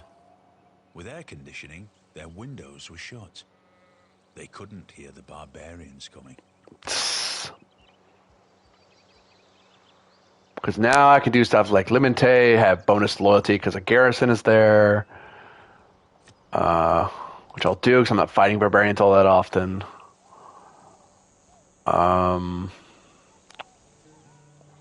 Economic bonus production buff is not terrible, but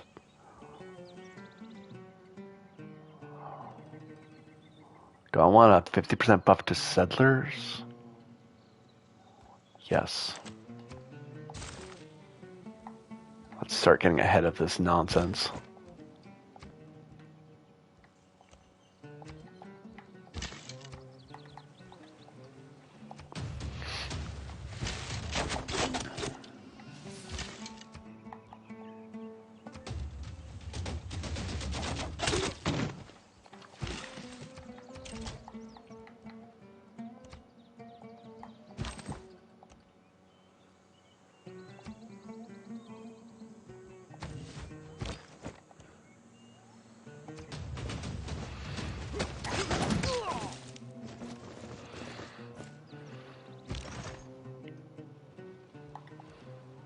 Still wipes you out.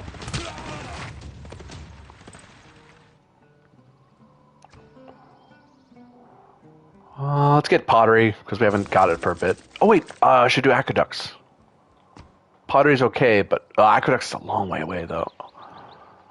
36 turns? Masonry's better. I need walls.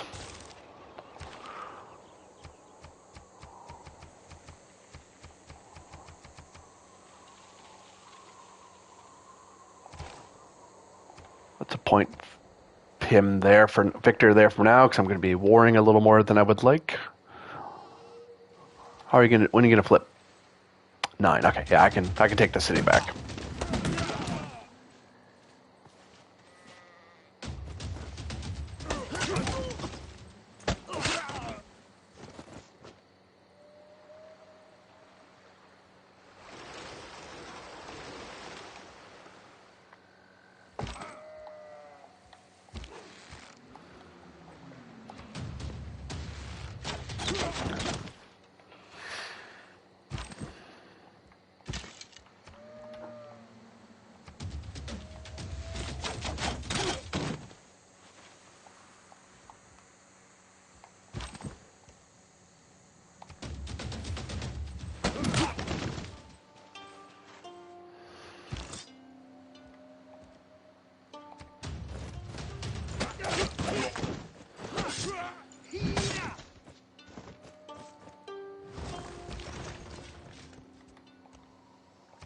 Nope, not getting away from me.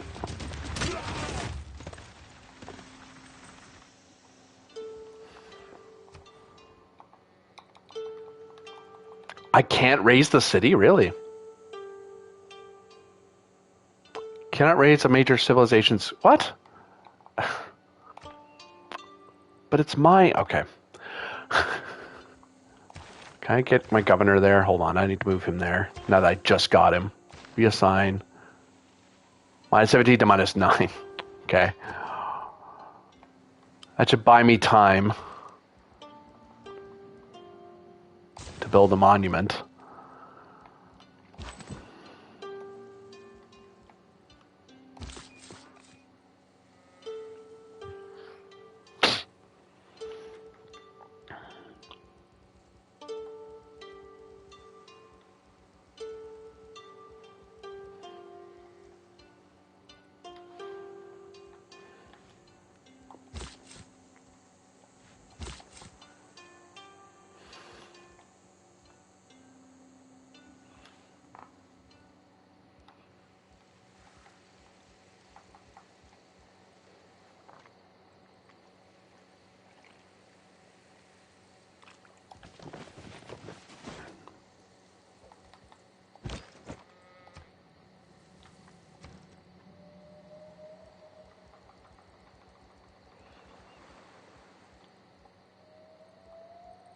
I thought you could raise cities while you had them. I guess not.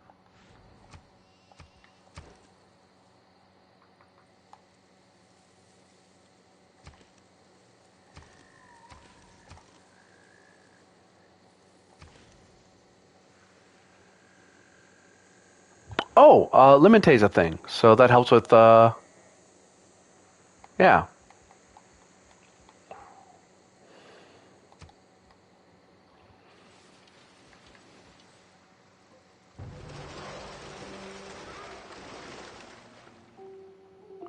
Now all of a sudden getting that damn orange would have been better, but oh well.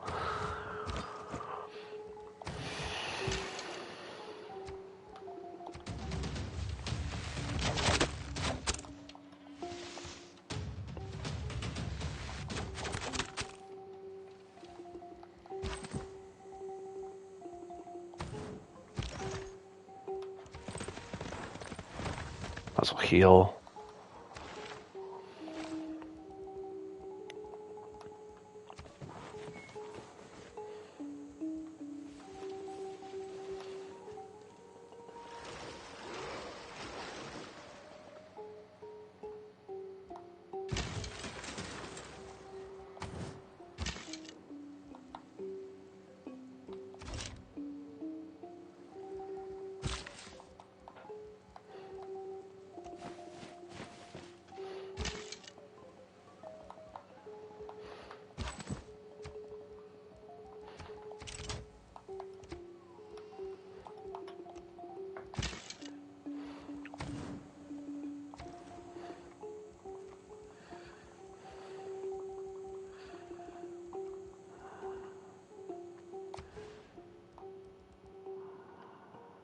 Where should I build an encampment?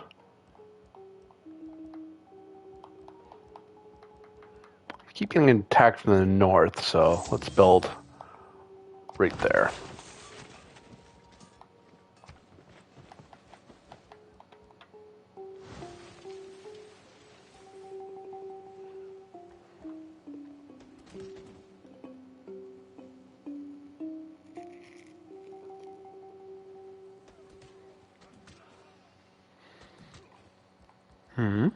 Here, fighting. Oh, they're fighting with a cod. I see. Oh, the Nubians are fighting a cod. I understand. Okay. Anger what? There. Get you building a monument right away.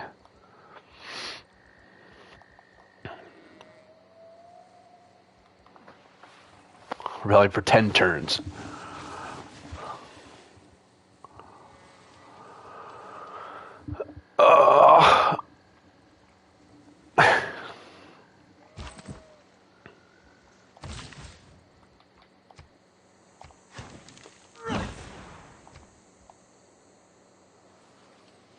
60 turns. Okay, now that they have food and housing, they're a lot less likely. Okay, I should have the monument built by then, and they should calm down.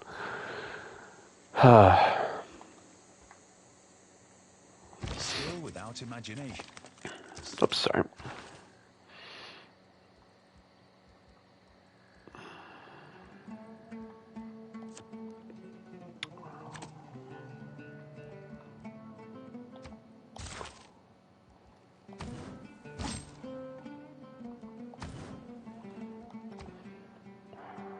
Military tradition.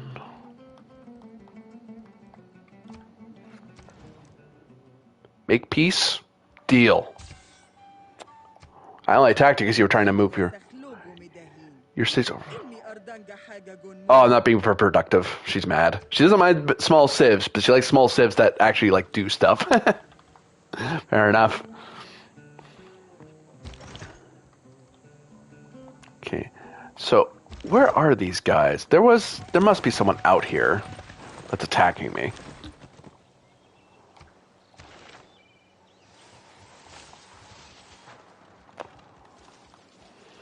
Yeah, that was a needless war with Egypt. I didn't need to do that, but oh well. Got a free settler out of it, so.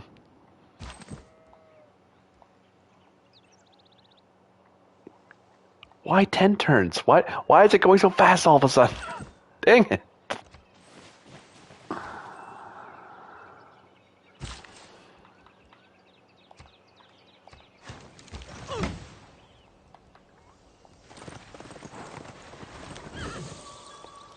It's a faith buff from the friendly village.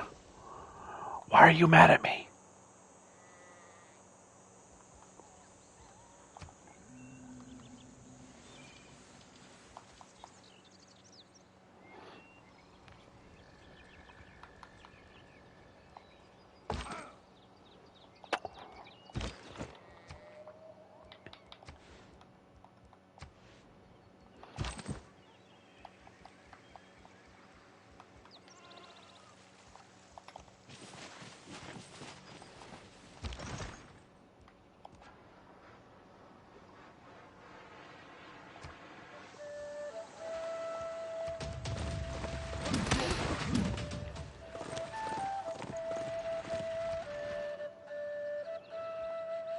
Oops.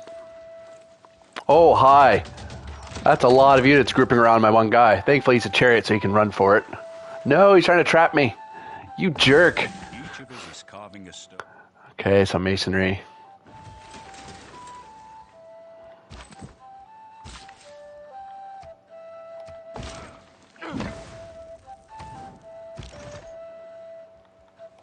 Run away.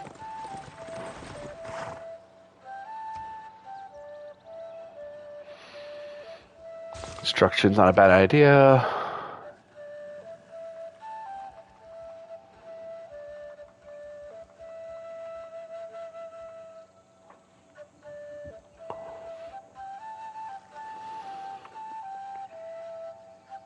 Let's get some traders going.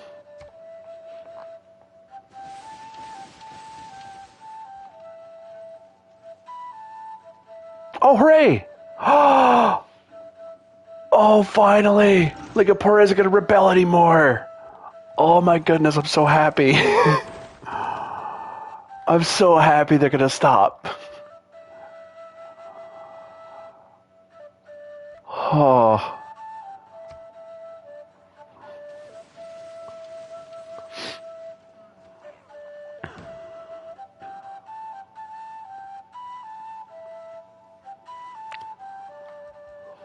I don't underrate the value of military knowledge, but if men make war in slavish obedience to rules, they will fail.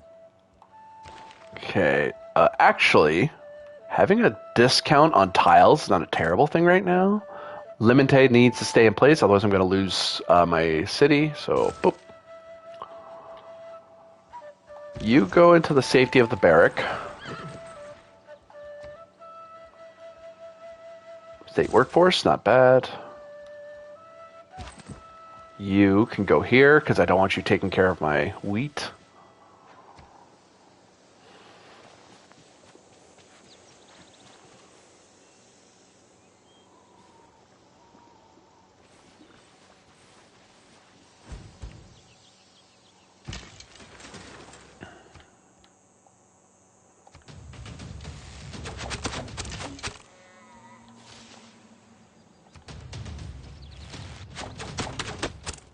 Oh, I didn't sink it. No, it's worth more experience if you sink.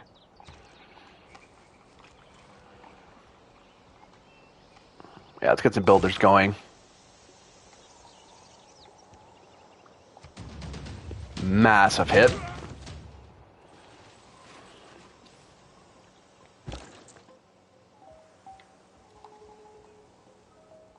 Actually, I would get you to do it from Engartham, but what I want to do...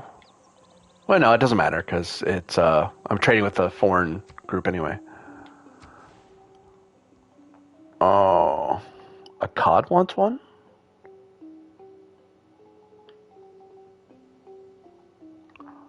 How likely can I get to Akkad from here? Can be done. And it makes me friends and gets me money, so... Let's go for it.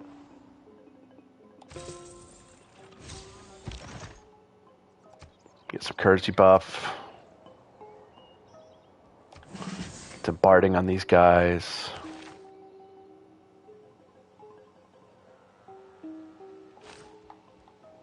Also cleared these out so I'm not sitting on old information anymore.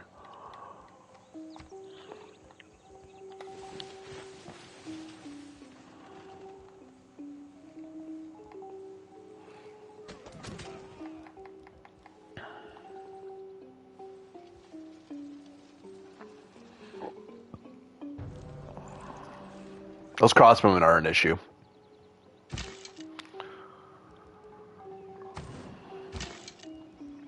Stay on alert.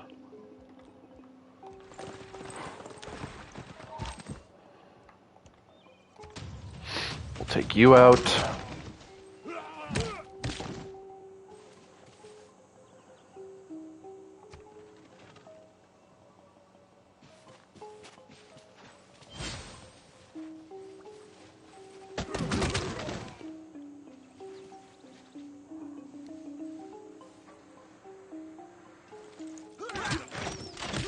Yeah, they're the easier kill. Actually, they're an outright kill, so... Oh, he might raid. For health. Oh, he ran out of energy. Ha.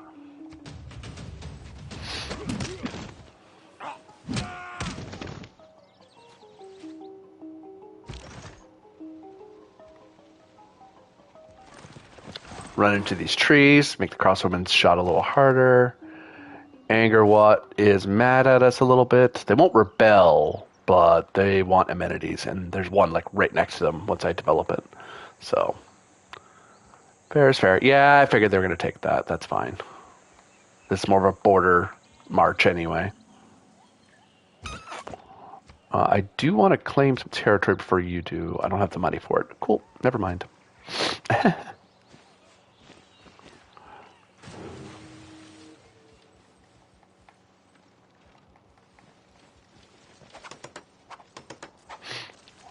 Well, our Mog's like right next to a volcano. Ow. Huh. Oh, they killed my unit. Stupid crossbowmen. Dang it.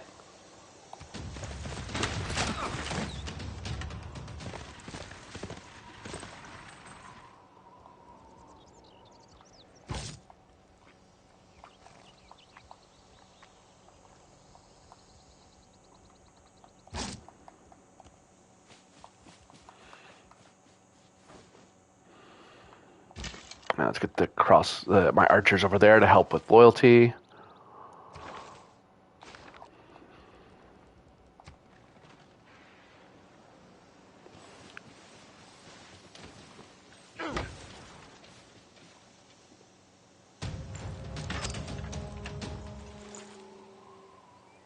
Oh, that really hurt.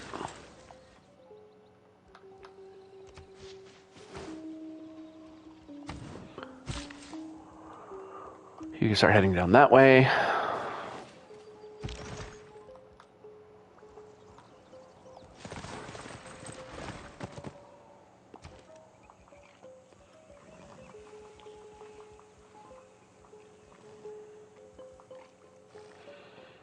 $36 versus 28. Horsemen are better. So let's build some horsemen.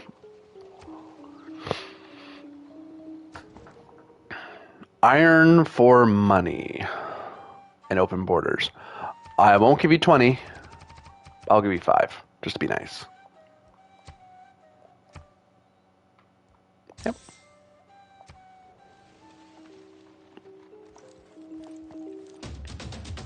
Don't kill my unit. Fudge. So angry.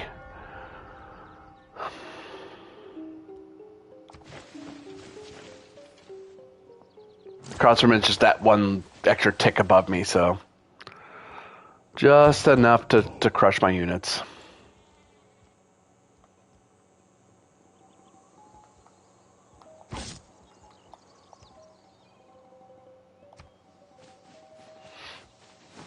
I'll weaken you at least and keep you from attacking my stuff.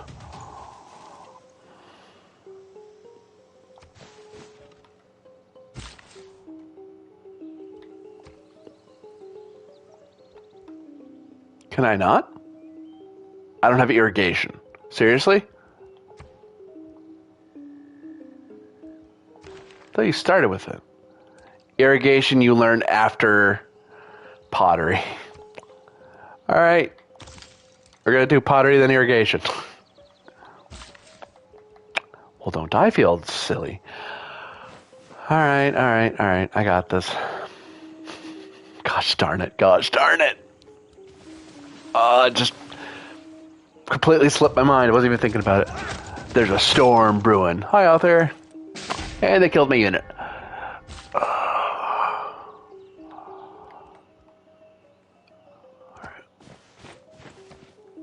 No. What's the... I can build a monastery. Oh, because one of the faith people can do it. Okay. Faith's more important to me, actually. I like mines, but faith is good. So, boop. I'll build a monastery. At least one.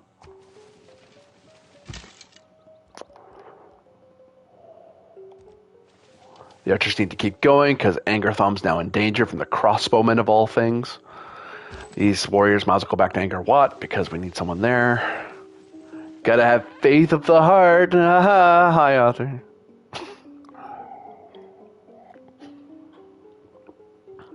I see what you did there.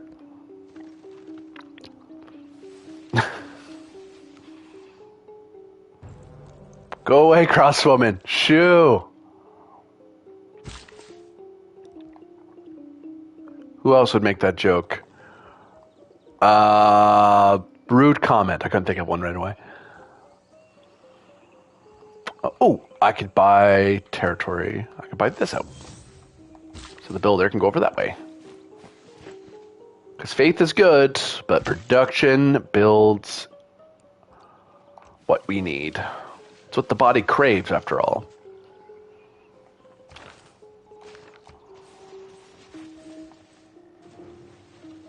Thanks, Egypt, for building this road for me, by the way.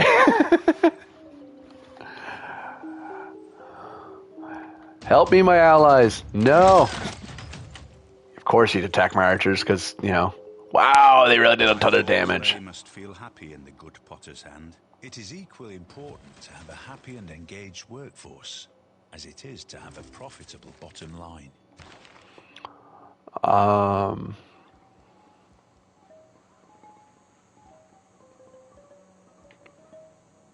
Bonus goal's not bad.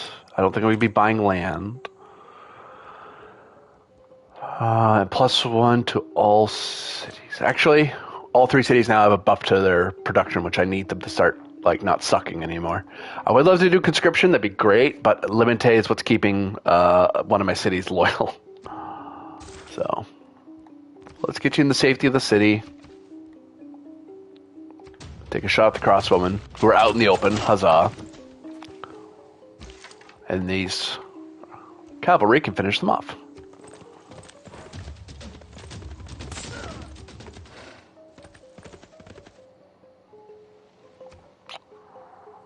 Political philosophy, yes please.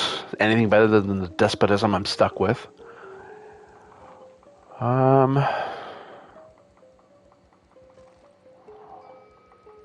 Let's get our stables going because we need fast moving units to cover the land a little quicker. I'm working on my urban fantasy. I'm trying to make it universal so I can borrow from many different religions and faith. Yeah, try to keep it one thing I would suggest if you're looking for something like that, one suggestion I would have is whatchamacallit? Civ 6 is kind of good for making up religions, but Civ 4, I think it was, had an idea of how you could make a culture, because actually some of the stuff in the Civipedia and stuff like that, you'd have a variety. You'd almost want to have a way to, because Civ 6, what you can do is you can make your own religion.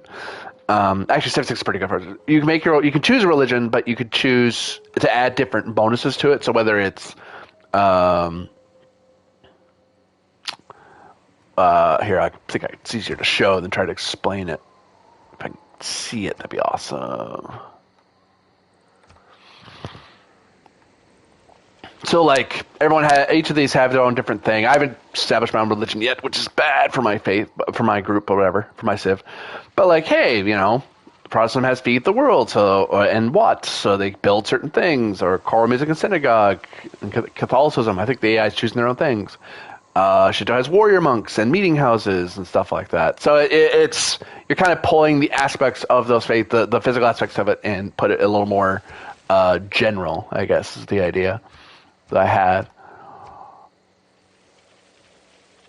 And it actually made it so you can exercise spirits with faith of the heart if you truly believe can work. That reminds me of the faith stuff they have in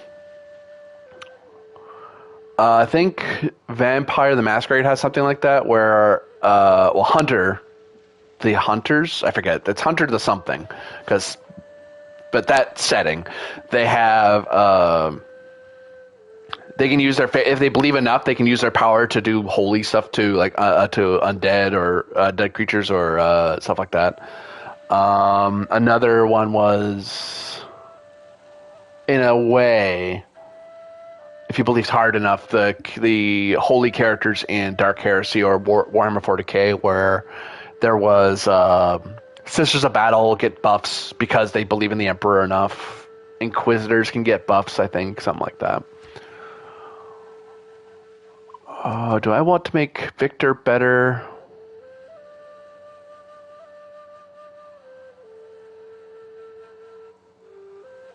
Or do I want another governor? I think I want another governor. What kind of governor? Science, acquire new tiles faster. Trade going through a place gets... Oh, hell, I know. Yeah, Reyna, the financier, to not Lingarpora, but Angarwat, because a lot of trade does go through Angarwat right now.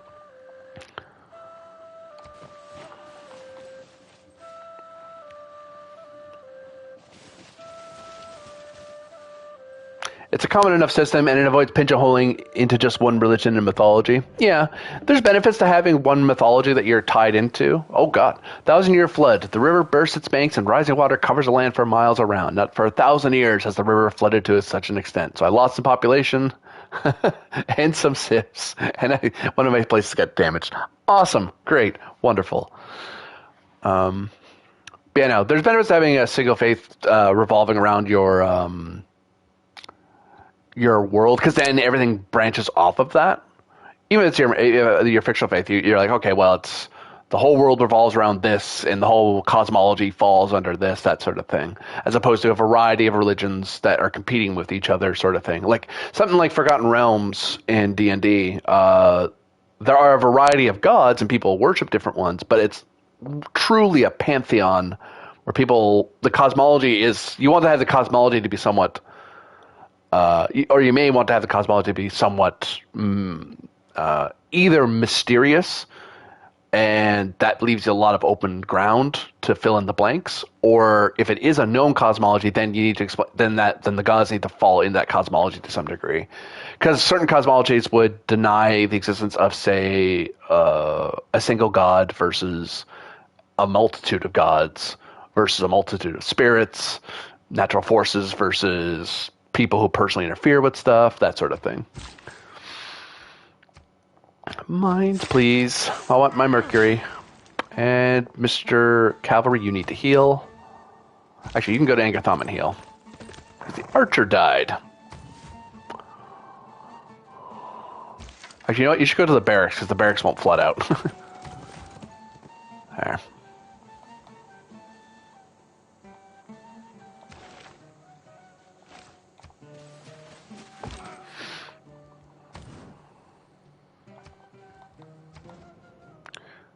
While making an urban fantasy that explores the magical world hidden in our world, so the fates will be our real world fates. Ah, okay. Ooh, one thing to look at is Dresden Files is a good thing to look at for that. Or Shadowrun has a good approach to it as well. Your people are lazy and unworthy if you can produce nothing. Yeah, I know, I'm not very productive. Thanks, Egypt. Appreciate it. Appreciate the pep talk. Hopefully those barbarians were chased out. They're somewhere north. They're somewhere up here. I just don't know where.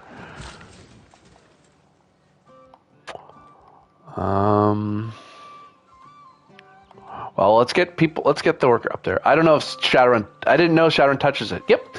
Well, it touches it because Shadowrun is magic and cyberpunk, right? So, and each of the religions, everyone addresses magic differently. So your standard mage may look at it from a spell book and words, but someone who is, say, Catholic or Muslim or one of the various First Nations, they have very different approaches to magic and shamanism, and they express it in different ways, and certain spells that they would take, and how that forms. Now, how the actual Shadowrun cosmology works, there is a way it works, but everyone disagrees on the flavor and how it works in setting. I mean. So it's kind of this nice fuzzy area, but also somewhat concrete, if that makes any sense. Anger Watch, what am I going to do with you? I would like to build a holy set, but 24 turns is a long time to wait. I don't want to do that. So let's give you a buff to that, which would be Watermill, you think? It's +1 production.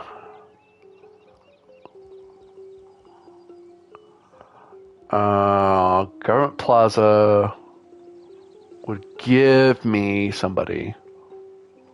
Adds loyalty. Heck, if anyone needs loyalty, it's freaking that city to the thing. But how much faith can I get right now if I build? If I build right here, I can get.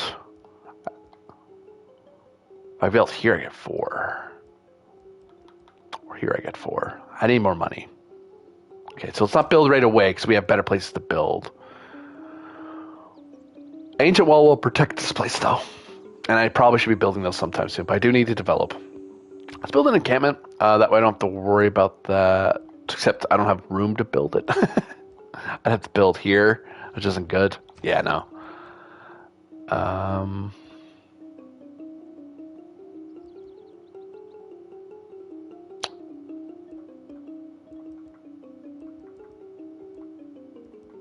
Builders is safe. Oh, wait, no, I should do a military unit, shouldn't I? Because my military's been ravaged pretty bad. slowly working on, and of course I'm mostly spinning off classic Christianity Catholic because I have angels and demons, and it is something that I know. Yeah. It's, but I want to leave room for others. Yeah. That's going to be the tricky bit, is balancing them all off each other like that.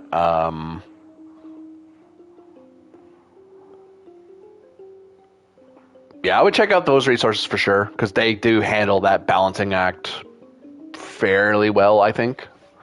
As well as one can, because at some point you have to either keep it complete mystery, or you have to kind of put your foot down. Like, if angels and demons are a thing, then that says something about the cosmology. What exactly that says, you have to figure out, right? So, build wonders, 65 turns for an oracle. Don't have the time for that. Builders are good, but I need warriors. I need to defend my stuff. Archer's a safe bet.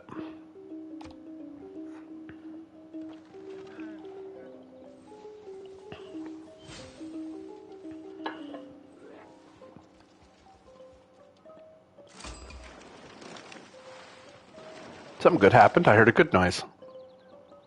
Thousands have lived without love. Not one without water. Hooray, we have irrigation. Which means this guy can go over and grab that citrus. Construction's a good one to grab because it lets me build with trees. I mean, you can always cut down trees, but I prefer to have logging camps for the trees because then I'm not hurting the environment, but I'm still buffing that much. It does produce a little pollution, but chopping down the trees is worse. Because now you've lost a production place and there's less trees in the world, which is bad. That citrus will make Angerwatt happy. In fact, my whole civ will be happy about it. I would love to get another settler. I probably should get one. Man, where are we going to expand, though? Oh, there's Hong Kong. Oh, that must have been the camp that was bothering us for the last while. So I want to build. If I build something, I'd want to build out here, I think, because I can't really build this way without getting in Nubia's face. Could build something out here to deny someone getting into my territory. I probably should, because 1, 2, 3, 1, 2, 3. There's this big gap right here along the coast that people can start try to build and take from me. Use as a foothold. Though I want to build near rivers if I can. So I want to build up here at some point. Lingpura. Hooray! They have monuments, so they're less likely to rebel. Awesome. Let's build a government plaza immediately. Build it here, because it has to be adjacent to the center. I don't want to build it where the volcano can destroy it. Yep. Destroy the rainforest, unfortunately. Don't want to do that, but I need to build it somewhere, and I'd have to destroy maize fields or my sheep fields, so no thanks. Walls are nice. Walls are a good build. They are a nice passive buff. They keep people from taking your cities from you.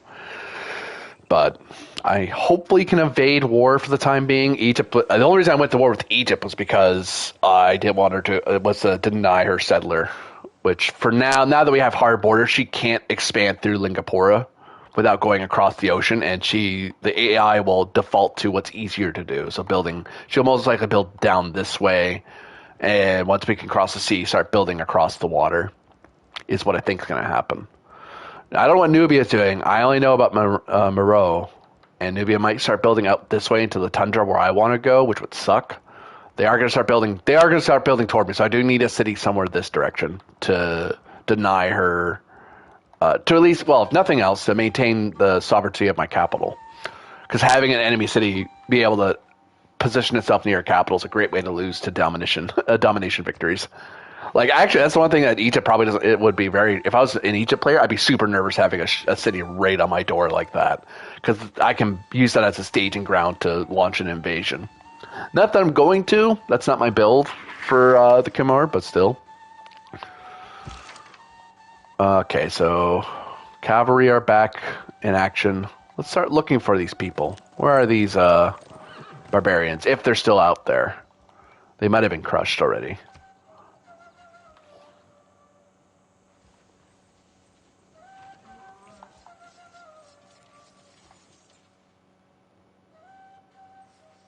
Yep. Oh, swordsman and warrior. That's not good news.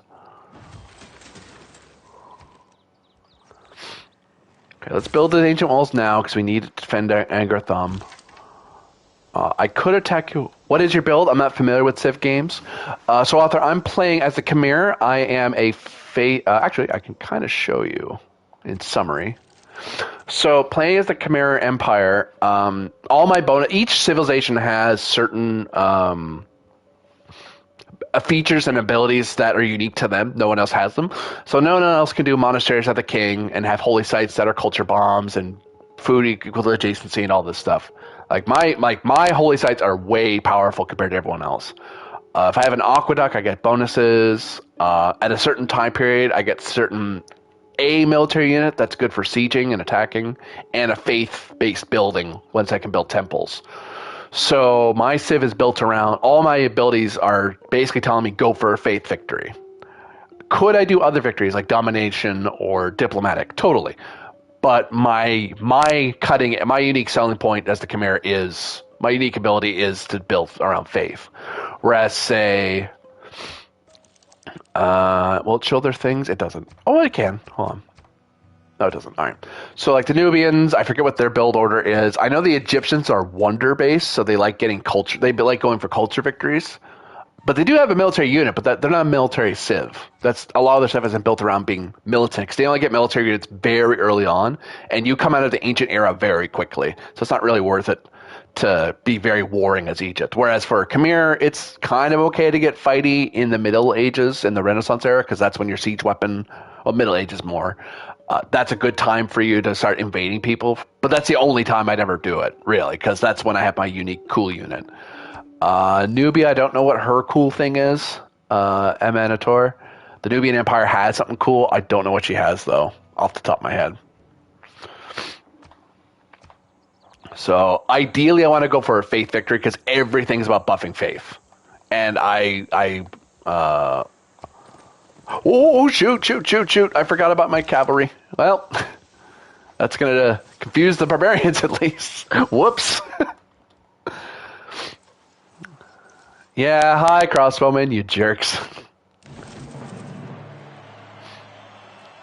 Divide and rule, a sound motto. Unite and lead, a better one. Government lock. So, autocracy, +1 yields for each government building and palace in a city. And it's one of everything. Oligarchy, all land melee, anti-cavalry, naval units get +4 combat strength. I'm going to be fighting a lot. Classical Republic will give, if a place has a district, +1 housing, +1 amenity. That leans into my build, for example. Like, I want stuff that helps with amenities, helps with my holy district. But sometimes you have to go off build to save yourself. So if I thought I was in danger of being overrun in a fight, I would have to go oligarchy just to buff myself and fight against it. But compared to something like Germany or Aztec, I'm at a disadvantage because they generally have a lot of stuff that helps them with combat. Oh, I need Limite, so I can't go. Well, I could go Classical Republic. I would just have to use my wild card slot for Limite, which I don't want to do that. That's kind of a waste. Yield for each government building and palace in a city, and protection toward wonders. I kind of want to go oligarchy because I get the feeling I need to maintain my sovereignty a lot. Mind you, dang, Classical Republic's better for my build. No, I should. Let's not deviate from the course too much. I'm not that desperate yet. Government switch. Khmer adopts a Classical Republic. So first off, Limite to keep loyalty up. Second, we want to add a bonus to having envoys. I won't get great person points, annoyingly, but I'll just have to live with that for now. And the other economic I should get, Wonders, no. God King, no. Builder bonus, maybe. Oh, colonization. Frig, yeah. I want to do colonization faster. Yep. Cool. Drama, poetry, or games of recreation? What did they lead to? That's the question. Military training. I have a boost, so yeah, let's go military training at Q. Wait, no, I already did it. It's fine. Great person. Yes, Zoroaster, a great prophet. Awesome. Cool. I already have I can now establish a faith. Huzzah! Go to the holy place, establish faith. And I always like making up my own.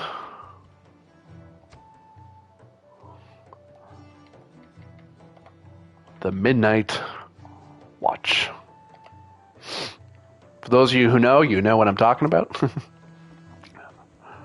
All right. Unfortunately, I have far less choice in religious beliefs than I did the first time because I'm not the first to make a religion. So that's a problem. But oh well. Hopefully they left me something useful. So Zen meditation plus 1 medic in cities with 2 specialty.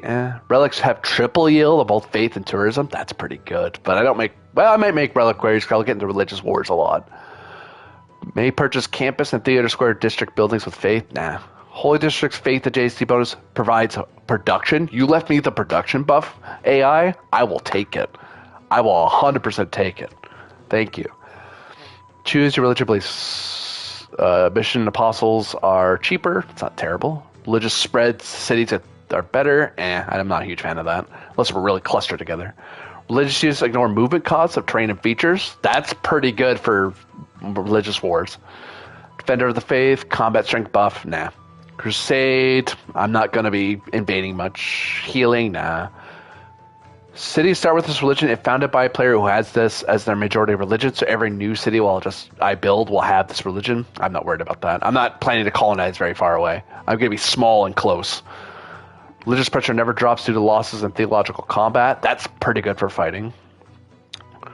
Religious spread from adjacent city pressure is 25% stronger, boosted to 50 once printing. That's pretty good. That's a good way to kind of have a snowball effect get going. The First Nations guy leans into colonization. Ironic. Why am I laughing? Hey, get away with you, author. Hey. I'm embracing... Well, I'm not playing a First Nations group, unfortunately. That'd be...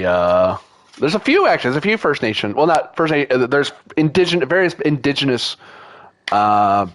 civs in this edition, which I'm really glad about. So you have Longhorn, and you have I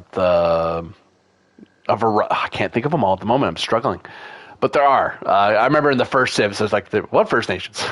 You mean those tribes out there? Like, hey, wait a minute, they're civilizations." And some of them are built around trying not to mess with. There was I think it was like Civ 5, where it was to your benefit. I think it was Hiawatha? No, it wasn't Hiawatha. It was another guy. Sitting Bull leader for I forget who he's leader of, and I'm terrible for that. But anyway, his Sitting Bull Civ was if he treated forest tiles as roads. So it was in your interest never to cut down trees because your civilization could be linked through massive tracts of woods. So First Nations is specifically for Canada. Sitting Bull, it was Lakota, I think. I think you might be right there, author. First Nations, I would say, my understanding is that First Nations is a term used mainly for the indigenous peoples of North America. Arguably, you could use that term for any nation that's first in its region. So, like the Celts and Picts up in the British Isles and so on would be the First Nations that were there. But that term, First Nations, I understand it as one used in North America. Not everyone uses that term. Some people prefer to be just, one might insist, as a group, it's like, well, if we're Indian or we're indigenous or what have you. So everyone has their preference. I have mine.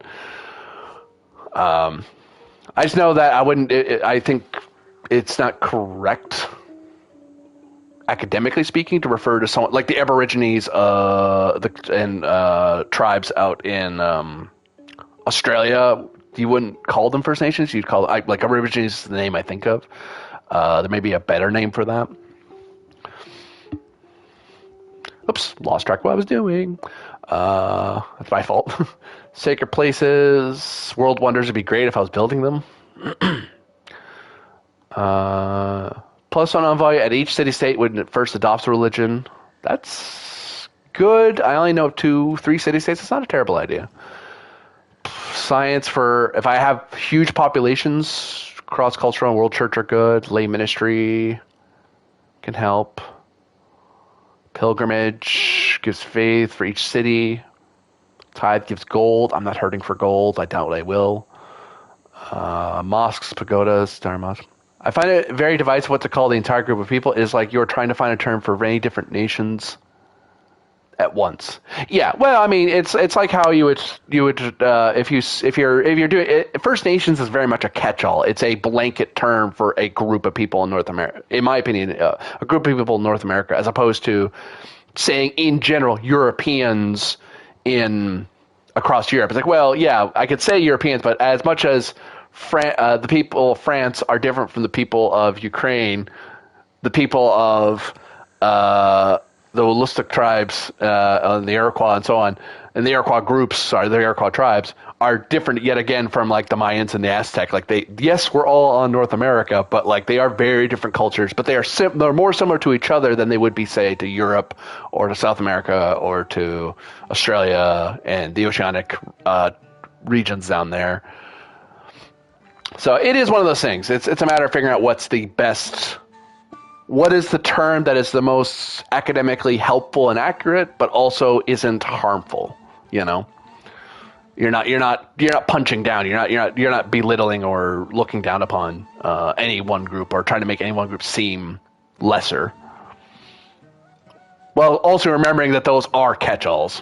And when in doubt, ask the people. Yep. It's okay. What would you prefer? I would say, is First Nations okay?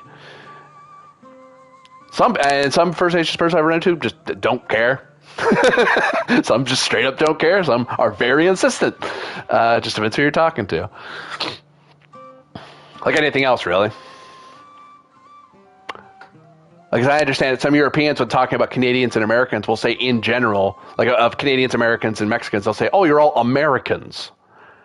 In the geographic sense that we're all in North America, or then again, then you're grouping everyone in North America and South America. Oh, you're all Americans. It's like, well, no, hold on. That's a lot of ground that you're waving at. Canada is different from America. America is different from Mexico, and so on. You know, what I mean, it's like we're all very different culture groups. We're more similar to each other than, say, Europe is, but still, as nation states, I mean.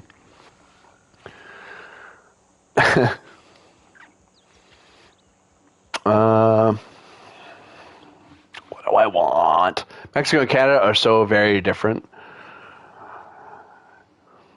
Yeah, well, yeah, completely different biome. Well, that's why it's one of those things like, oh, so, like, you know, someone sees something like Aztecan or Mayan or what have you, and they go, oh, wow, it's just like your First Nation thing, right? Like, not really, no. Like, yes, we're both First Nation or indigenous group peoples in this continent, but like that's a lot of difference of land, very different biomes and religions, and if we ever interacted with each other, it would have been like one person traveling a huge swath of land, you know, if at all, because there's a lot of countryside to be traveling through. Missionary zeal seems pretty good. But having cheap apostles and missionaries is good. I probably want to make those cheaper because I need to catch up with the other religions.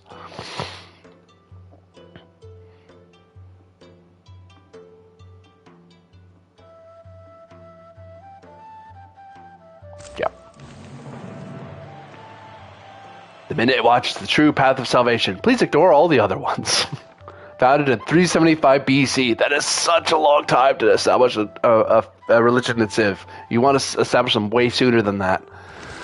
Oh, well. I keep forgetting this guy's on auto. Stop automatically moving, horseman. I'm going to get shot at. Yep. That's my fault.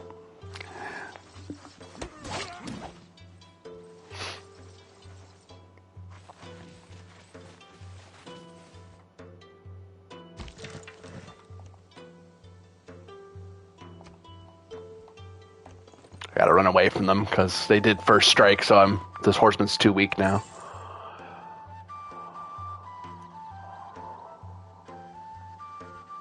Sorry, what? No. Give Laventa back, Egypt.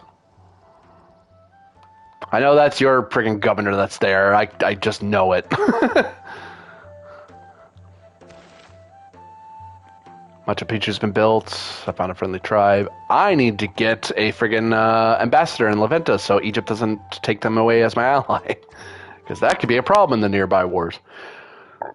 You tread on dangerous ground by making common cause with city-states. Leave them to us. No, Nubia, I'm not doing... Amanator, I'm not doing that. I am not... I have 2 city-states right on my door. That is not happening. That is not to my benefit to make enemies of theirs. I will make her angry at me, but whatever. I'll have 2 city-states between me and her, so...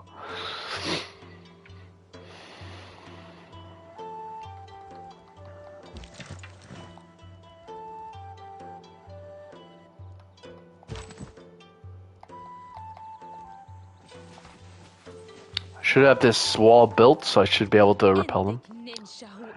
My army is weak. I know, Cleopatra. You want to take shots at me because I'm weak. I understand.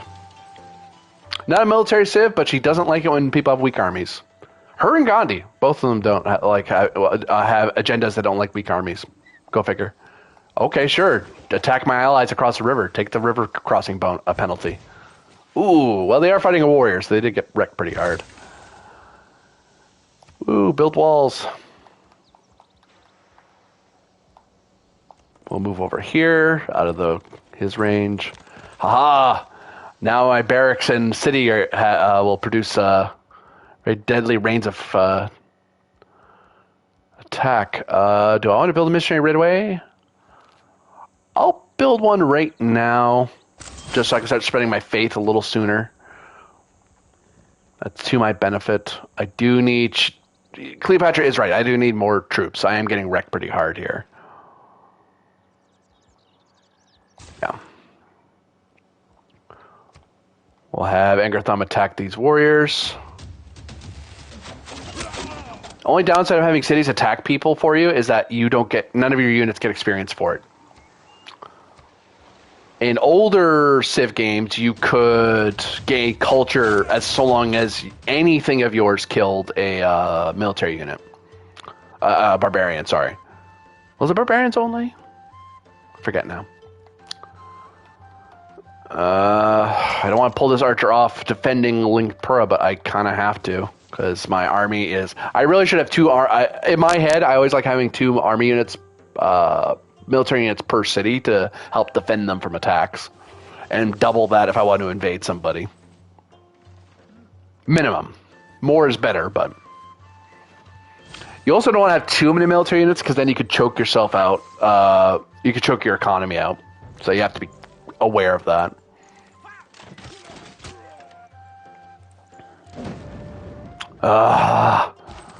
Much frustration. We're going to go here, but before he attacks, we'll let the city soften them up first. Poke. Spending too much on military and not enough on your civilians. Yep. If you have, because if you don't have the economy to support your military, then it's pointless. You're just gonna die.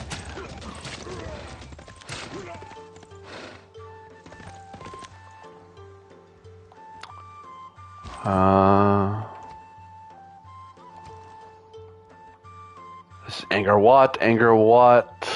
Can you do a holy site now? You can. Here better or is here better? Here's better. Well, it could get flooded, but this can be volcanoed. Hum. I can always deal with flooding.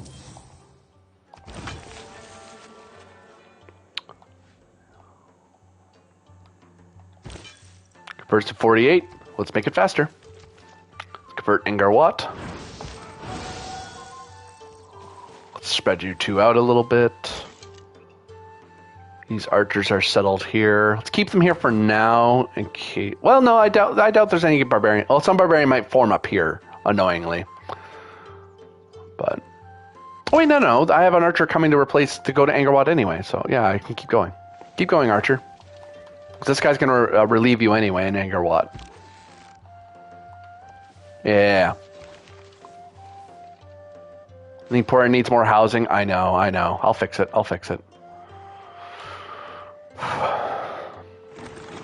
On the plus side, my arrow score is doing good. I'm 35 of 47 to go golden arrow, so I'm not doing too bad. You want Mercury for gold and open borders? Do you have any luxuries? I'd rather have a luxury for a luxury. Because that way we both get something out of it. Because in Civilization, as long as you have one copy of a luxury resource, your people will treat it as a bonus, as a luxury item, an amenity. It's enough to sate your entire civilization, no matter how big it is. So if you have spares, they're good for exchanging with other people. So if you have more than one of an amenity, you want to use all those extras to pay off other people. So I have like an extra Mercury. So that's why she wants it, because she doesn't have Mercury. She wants my Mercury. She has honey. I want honey. So it's a good deal. And I get open borders with her, which nice to have, because I think it gives me more diplomatic access the longer she has open borders with me. And my borders are still closed. So I can access her territory. She can't access mine, which is always good.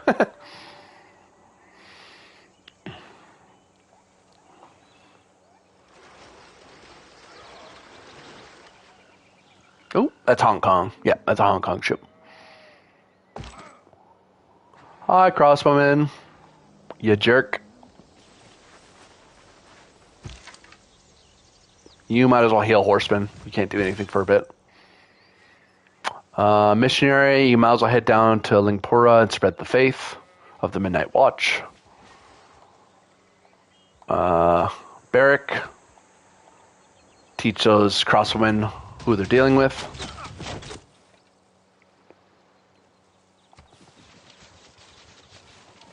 Archers have moved into Angkor Thom.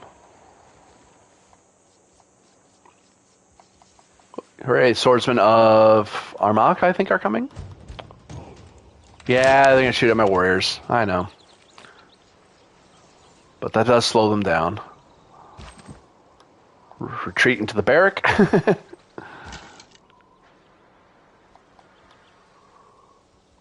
Keep an eye out for now.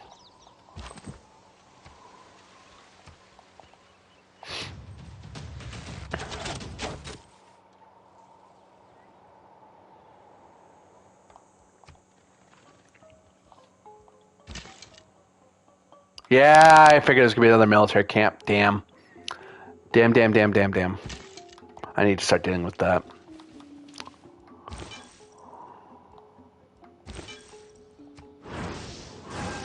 Minute Watch. So my whole civ is now a Minute Watch following Faith. Yeah, I can survive not having them around. Because now the loyalty of Lingpura is high enough that they can survive being right next to the capital of Egypt. Itchy ear. Itchiest ear in the world. There we go.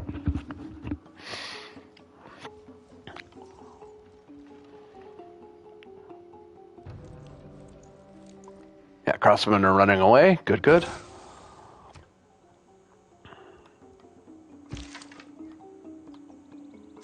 Let's have the barrack archers pepper the crossbowmen as they try to flee. And then our fresh cavalry can move in to wipe them out.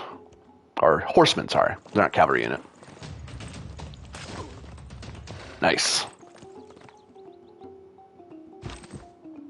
You might as well heal their warrior. Archers start moving up on that camp. Spearmen will move into range. Well, there's no real reason for you to stay there, so you might as well spread the faith to Egypt. Who is this? Angkor Thom? Okay.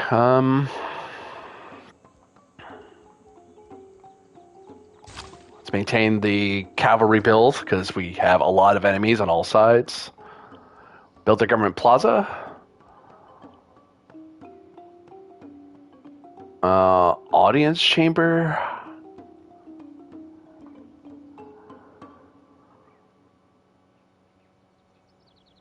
I'm not going to be doing war stuff. New cities receive a free builder, and I get a bonus to settler build. Yes, but let's get ancient walls first, because Linkport is on the brink like that. Okay, let's get Amani the diplomat to get started at worrying about Leventa, because I know that's going to be an issue for us. There we go. Yep. Yep, yep.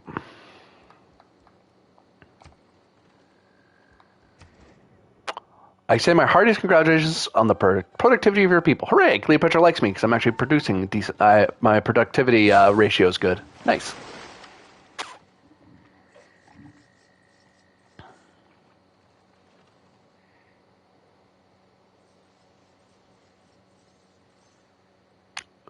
Swordsmen are going for my the heart, build with the mind. Chris Jamie. Cool. And I have a boost to games in recreation. Wipe out these swordsmen. Stab, stab.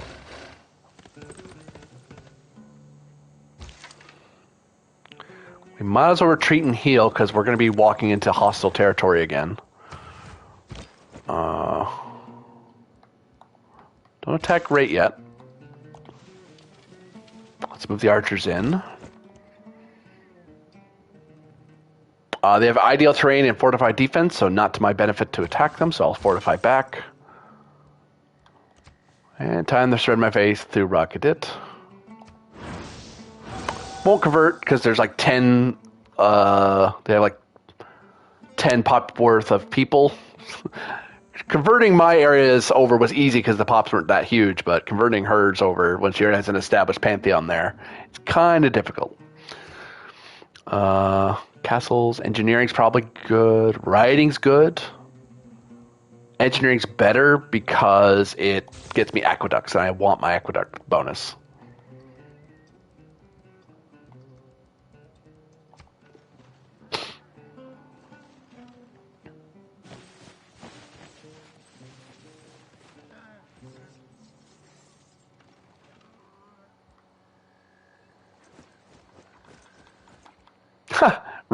He's ranging out after my archers. Okay. Recreation is a close second. Do I want to change any policies? Yeah, I gave myself colonization as a thing. I haven't built a single settler, so I'm wasting time here. I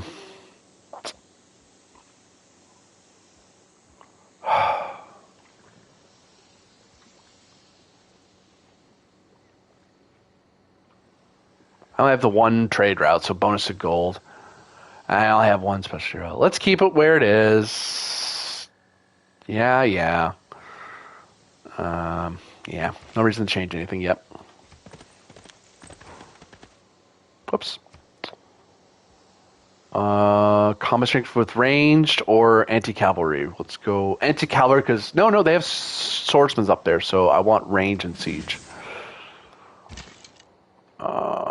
Meanwhile, you're going to attack there, so I'll just move right into your settlement because you can get wrecked. I'm going to back off from you because you have to chase me through the hills.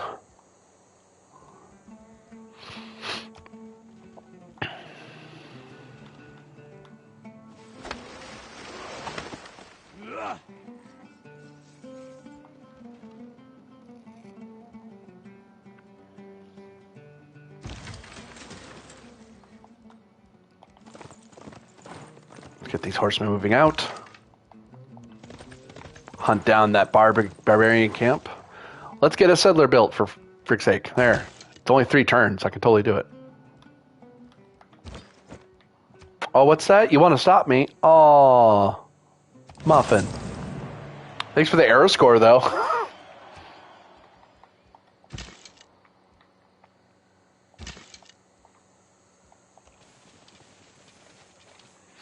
Get to a hilly area. Go ahead, attack me, Barbarian Spearman. I have advantage defense. We both have defense buffs because we're in hills.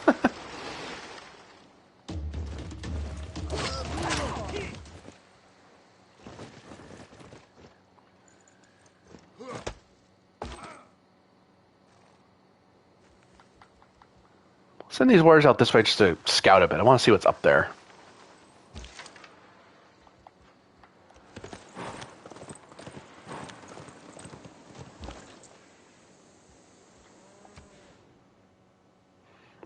check if there's a better route.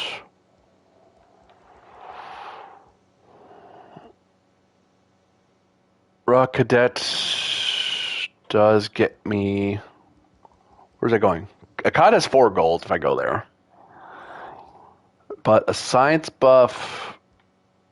Oh, does anyone... Oh, I should move stuff through Angkor Wat, ideally. So let's move to... Let's do a route with La Venta, I think. Yeah.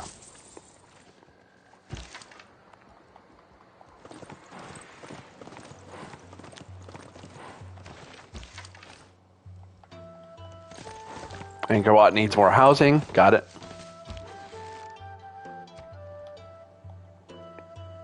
Hi, Spearman. How you doing? Volley.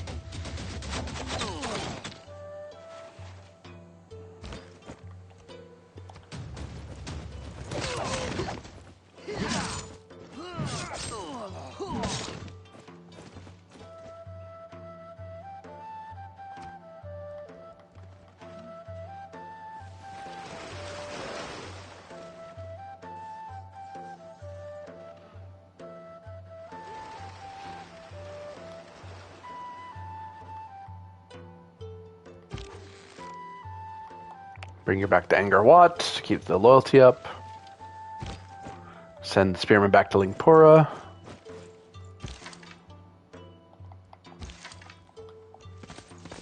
There's the crossbowmen. They're way out in the north.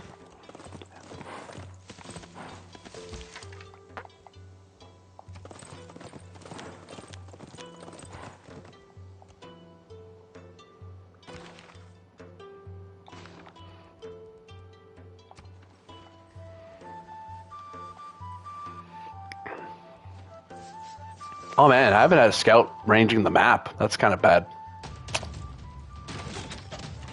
Means my map's very limited. I don't know what's happening in the world right now. Beyond my immediate sphere, which isn't great. Alright.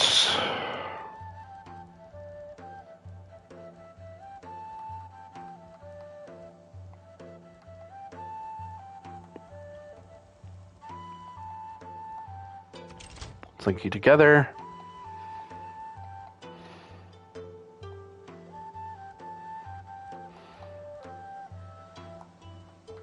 Why do I want to build here? Freshwater regional yield. No. Oh, it's because of this, yeah.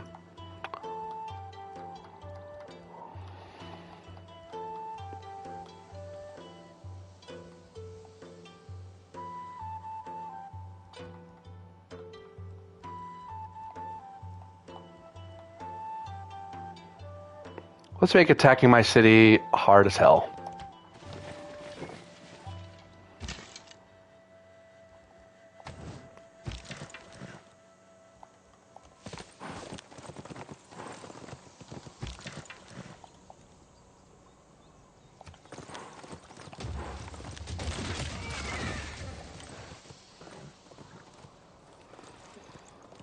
Yeah, my horseman will be damaged, but you're going to be damaged too. Where's your camp? Build another settler really quickly. Can we build... Whoops, I didn't mean to do that. I meant to check the city. That's bad.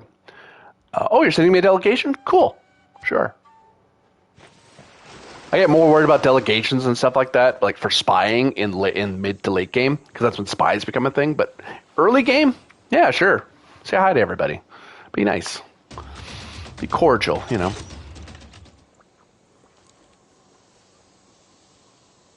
Ah, that's where you are. You're tucked right out there, aren't you? Okay, let's keep you there just for flanking purposes.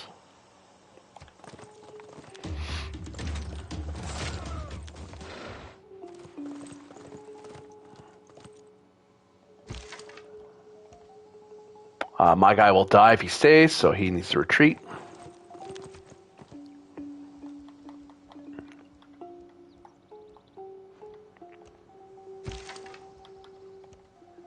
Finish you off.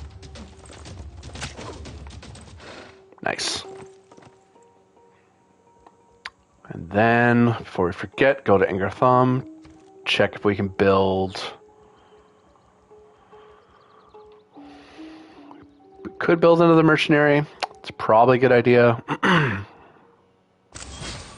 I do want an apostle to show up, but it's to my benefit to kind of hurry up with spreading my faith. Oh, hey, there's a friendly village out this way. Pretty, you're going there.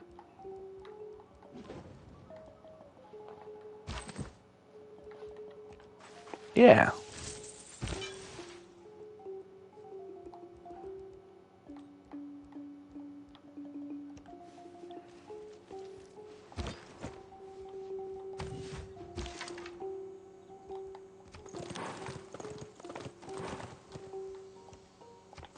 Oh, we're gonna chase you down. You're not getting away from me.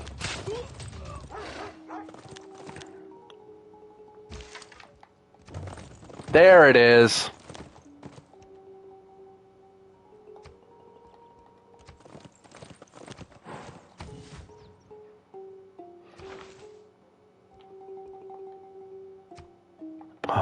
I have no world, any wonders of the world being built. I'm doing very poorly. Hopefully that Spearman might come out of his shell and come after. He might actually establish as a city-state, which isn't terrible. Those who in quarrels interpose must often wipe a bloody nose. Would love to change military stuff, but I don't have the room. Still want the settler buff. Still want the influence buff. Urban planning can stay where it is, maybe? Yes, no, maybe so. Yes.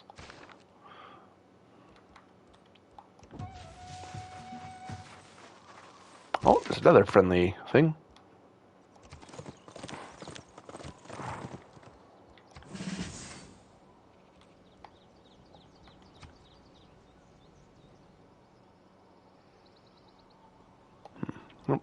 Probably going to become a city-state here in a second, so I won't be too concerned. Defensive tactics, I could do declare protectorate wars and stuff. Yeah. Envoys, yes.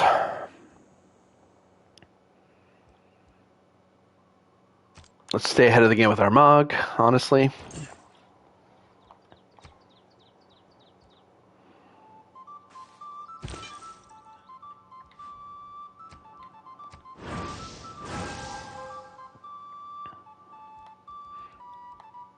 Feels like there's a city somewhere right here.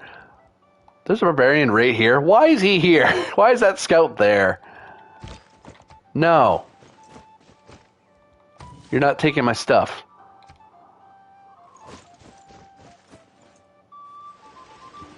Memphis, okay. Wow, you're pretty crowded down there, aren't you, Egypt? I get the feeling there's not a whole lot of land down that where you are. But hooray, I locked you out of heading past Lingapura.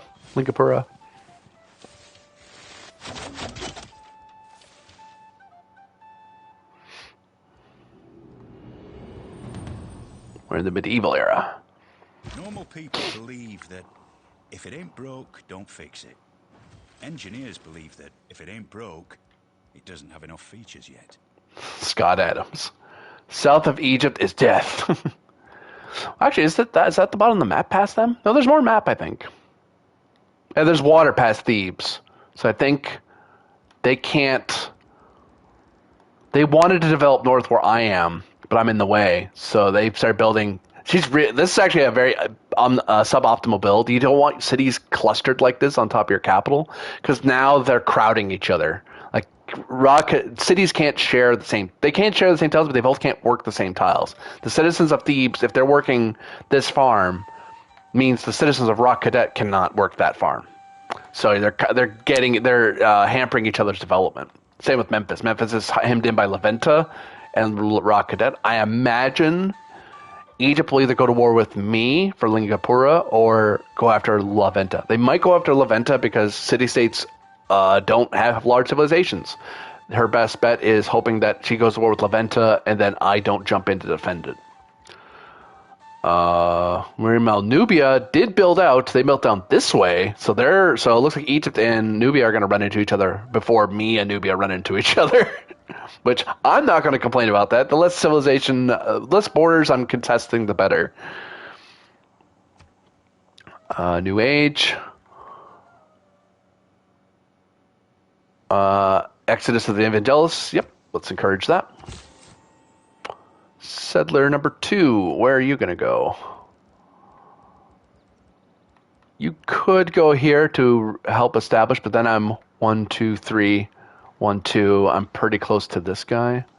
Could build here to give a buffer to Anger Thumb.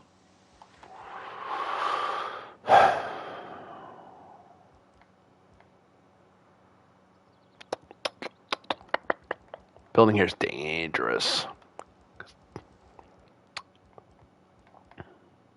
I really should build up this way.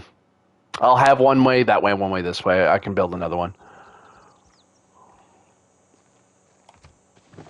I'm not worried about invaders anymore, so barbarians anymore, I should say.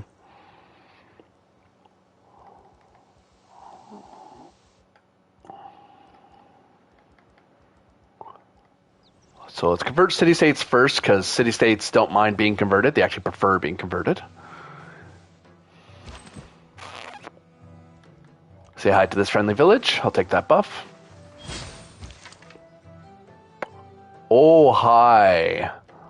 You have a very nasty thing here. Can I win this fight? Not really. So we're going to retreat back.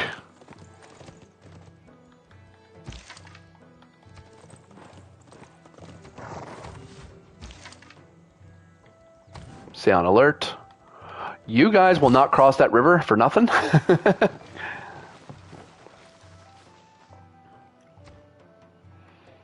Reading, it's one turn, why not? Anger Thumb. Can I afford to get you to build another settler? One more settler. How big are you right now? Sorry, you're 8. You can survive, you can survive. Build another missionary. I know I'm stopping myself from building other stuff, but settler. This will be my last settler build, I think, for a bit, because I don't want to make Anger Thumb shrink too much.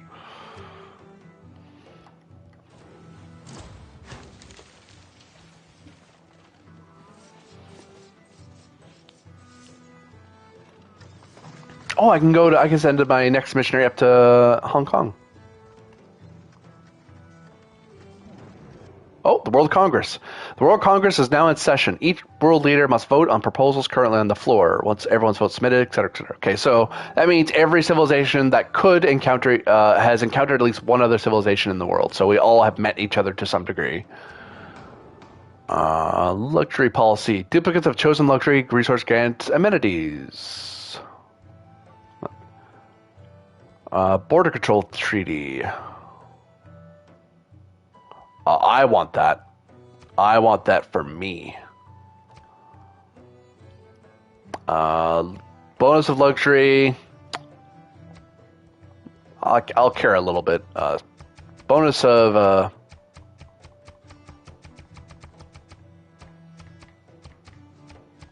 amber, citrus, cocoa, dyes, gypsum, honey, ivory, mercury.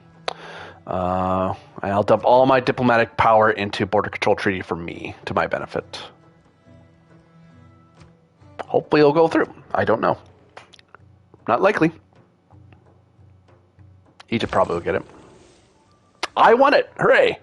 And honey got the pass for luxury policy. Okay, I can live with honey being above. So hooray, if I build a district, ooh, when I build districts I can really mess up Egypt. It's part of the human condition to want to share things. See all those northern lights up there?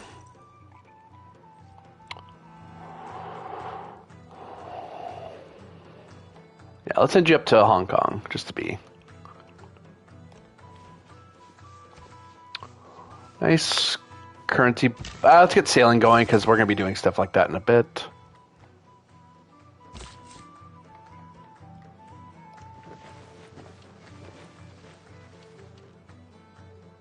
Oh, we got a great person. Hooray. Who'd we get? Boudica. Oh, nice. We got a great general. Cool. Converts adjacent barbarian units to your control. That's pretty powerful, actually.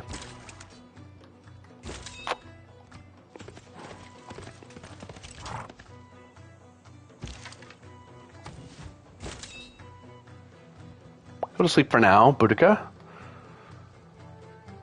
Let's move you away a little bit.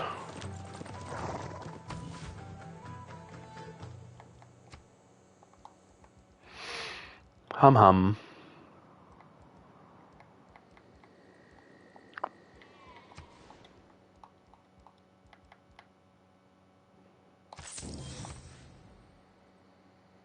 I'm gonna build something a district right there and like steal that wheat and that citrus field. She's gonna be so mad when I do that. But I'm willing to take that on the chin because it's worth taking the resource. The Manette Watch continues to spread. Angerwatt wants more housing and amenities. Okay. Well, can't really help you with that. Not until the holy shrine is built. Oh, the holy place is built, I should say.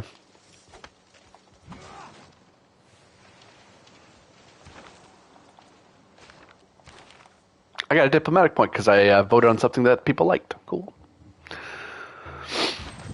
Oh, I'm stretching. Ow. There we go. Okay. Well, warriors, keep looking. Anything cool up there? Okay, good. We'll be back to Lingapura. Keep watch.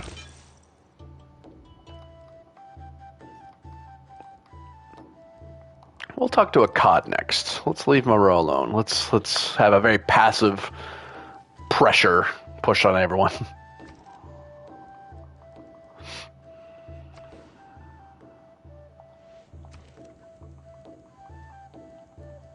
Oh no, I can't build anything there. No. Damn it. Alright, well, building an aqueduct's important. I should do it. Dang it, I wanted to build something right there and be an annoying jerk, but I can't. Why not? Oh, my population's too small. I can't build anything. Well, aqueduct will help with that.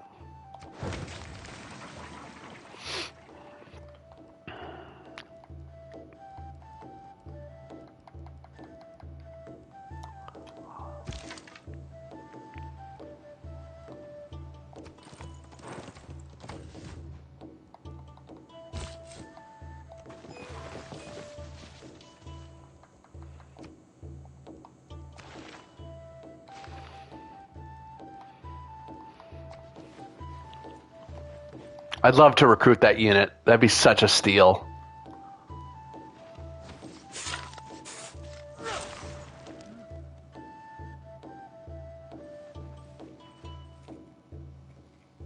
Vessels large may venture more, but little boats should keep near shore. Benjamin Franklin. Boop.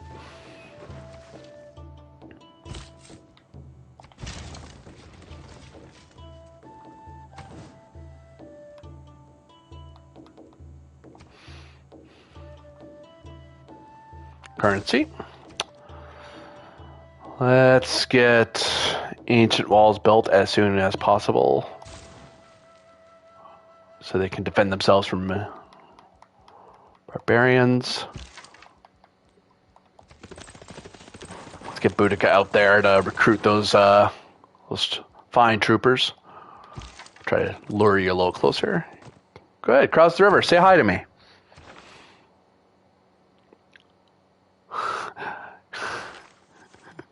The citizens of Vimifora have 100 words for snow, as we establish something way off in the tundra.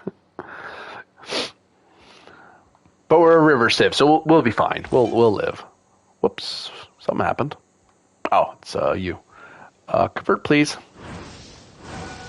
Not enough to convert a COD. Uh-oh. Well, other people probably been pushing them. How much do I need for friggin'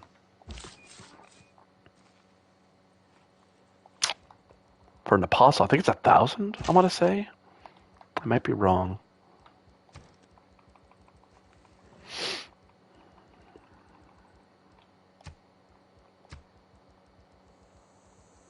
I forget how many I need. Oh, well, whatever. I'll live. Man, the start to this was rough, but I'm doing okay now. I'm spreading out, and I'm not at war with anybody. Biggest problem is that barbarian, but I can deal with that. You, warrior, can start heading down this way.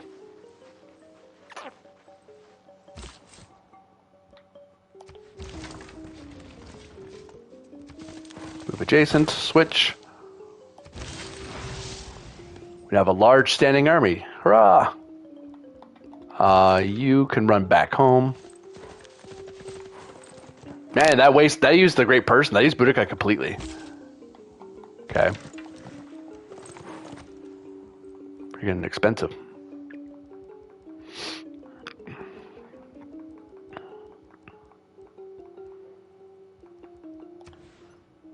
Aqueduct would be pretty good. Let's do it now.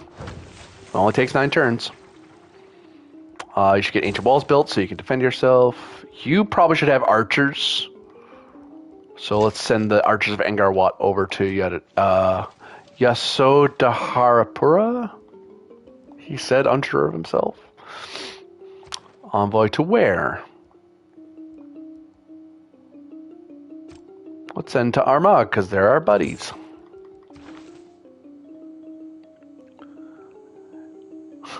Your people celebrate a historic moment. Skeptics may ask, what good is iron? But we know now it's a formidable weapon for our men-at-arms. The downside is because I don't... Oh, no, I have iron, so I can maintain them.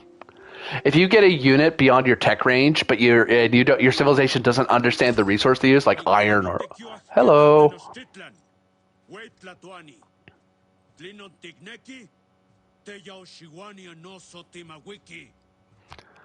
Hi, Montezuma. It's an honor to meet you. Please stay away from me because you want to invade me as much as possible because you're one of the war civs. Oh, no.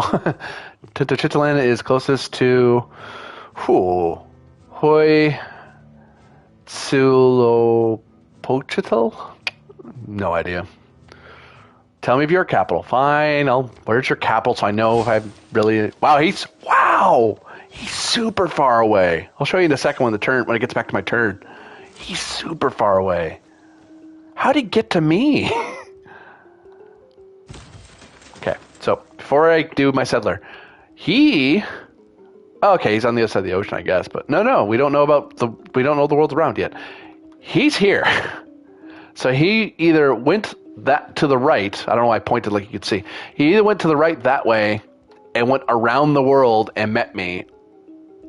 Or how did he meet me? I don't see his units anywhere. Oh, there he is. No, that's Fez. The hell? Oh, I can't take them out. They're now city-state. Well, at least it won't invade me anymore. I don't know how you met me. I'm confused. But how did he meet me, though? The world is round? Yes, the world is round.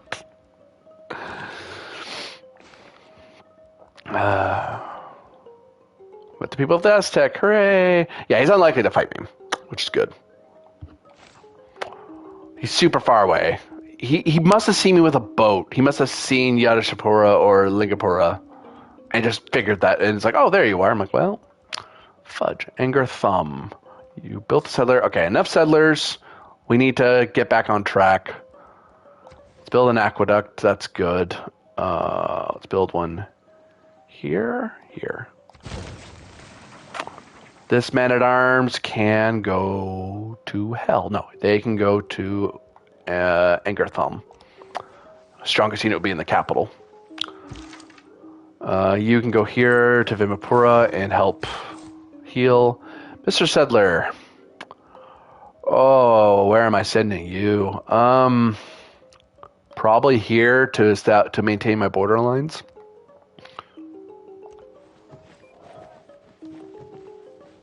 Not ideal, but whatever. It's near a river. And you can link up with the settlers, keep them safe. Envoys. Let's get the bonus for Armagh. What is your cool thing, by the way? Your cool thing is +2 faith in every temple building. Oh, whoops. Oh, well. I didn't need to do that. Oh, well. Makes them harder to recruit away from me anyway. And they're my two bordering city-states, so good to make them both friendly to me. Oh, I'm actually losing money now. That's not good. I'm actually behind. My military's big enough that's actually costing me money to maintain it. That's not great news. Not great news at all. Let me at this.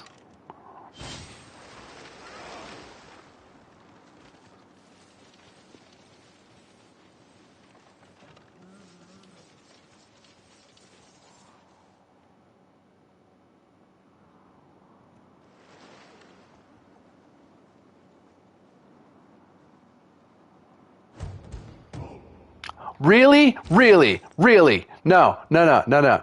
No, no, no, no, no. Are you kidding me? Look at these guys. What are they doing here? Dang it all. Why? Come here. I'm going to wreck your... Oh, of course you're man-at-arms. Of course you are. Why wouldn't you be? You jerk.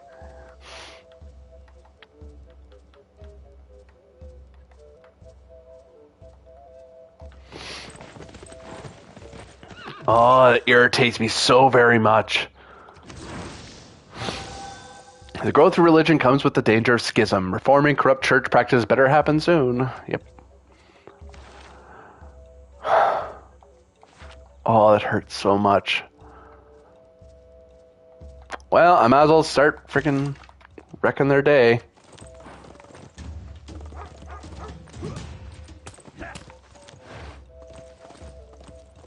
I'm so mad. So mad. I'm so upset.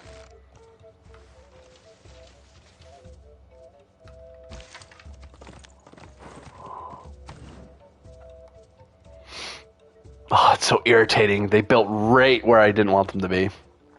That's barbarians for you, though. You never know. That's why it's good to not have too much spread. Like, building all the way to Vimapura was good for contesting any building by my other civs. The problem is all those gaps between your cities are places for barbarians to build. Not bring you happiness. Will at least help you be miserable in comfort. Helen Gurley Brown.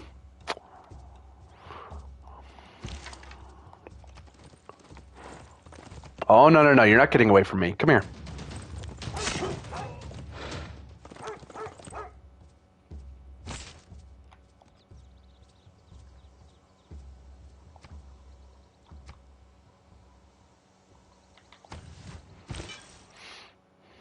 And another one right here.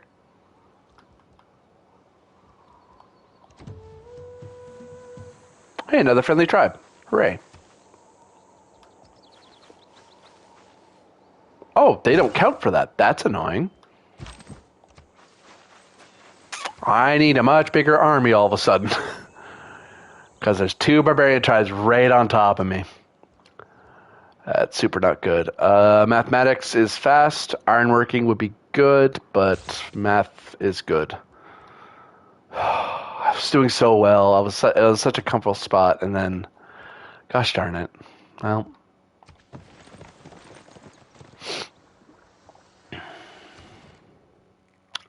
no, no, no. You're not taking my diplomatic stuff from me. That's not happening. Open borders? Never. I'm never giving that to you. I am willing to offer, say, some horses and some iron. Just to be neighborly.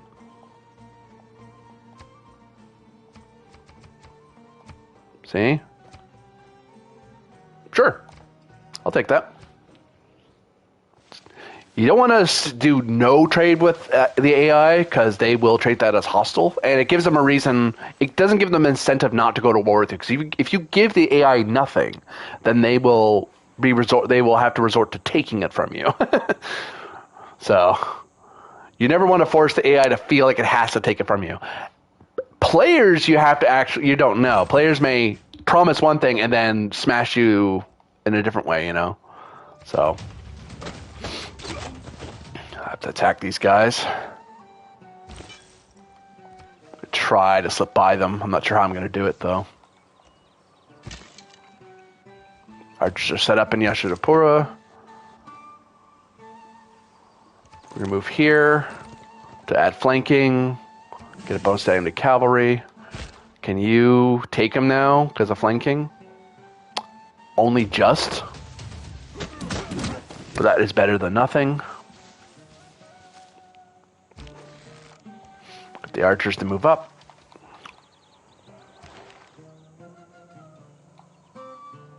Yeah, Shapura wants housing.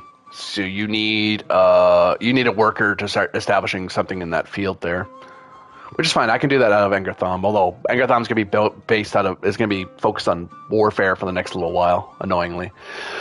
Also means that since that barbarian camp's there, that means I should probably build something here to up here to discourage barbarian encampments.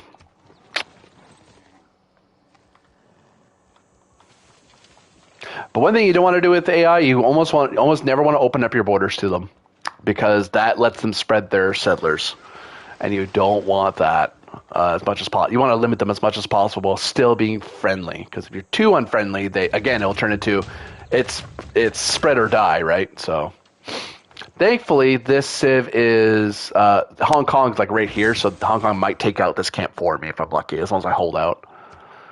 Got a Eureka. I'm going to run away from this fight. Actually, I can't because that happened. So, hold your ground. You're probably going to die, but you're saving our preachers, which is important. Free shot at those man-at-arms. It's not a ton of damage, but it's enough to weaken them.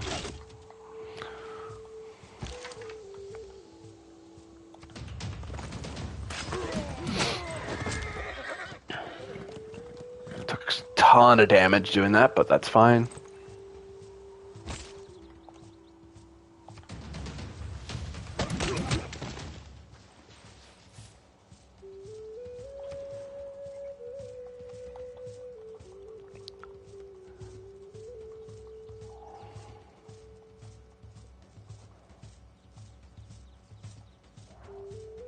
I could support the horsemen.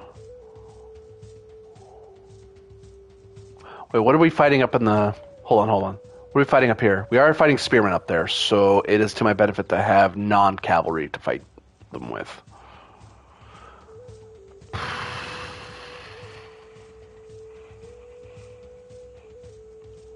With bard strength 35. Where's 25? They move the same speed, but catapults take longer to build. Horsemen are faster, though.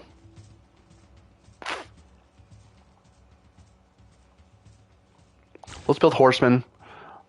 Just, if nothing else, they are quick to get out to the frontier, so...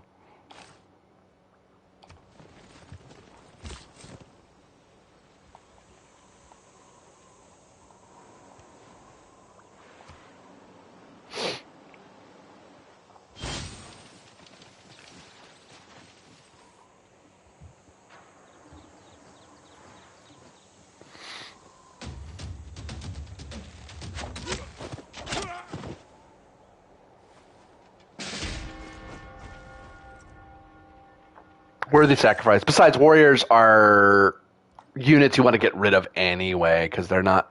You can't upgrade warriors, really, so...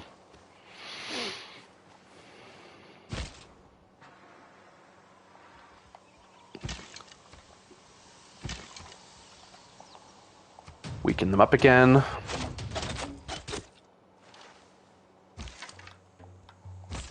And finish them off. I might finish them off. Whew, got lucky. Heal up.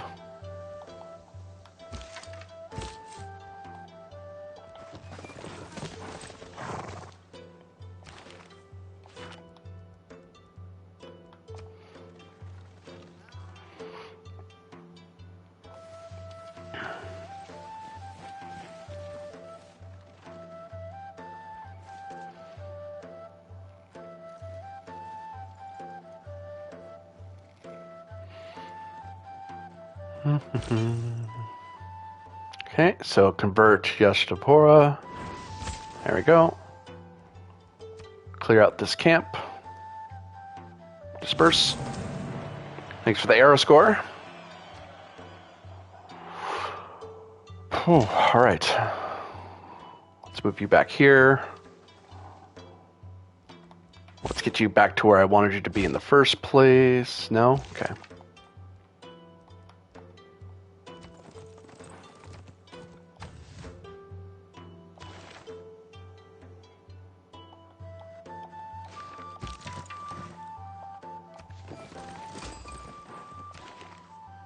The Ranui city-state. Cool. Oh, and they want to be converted. That's awesome.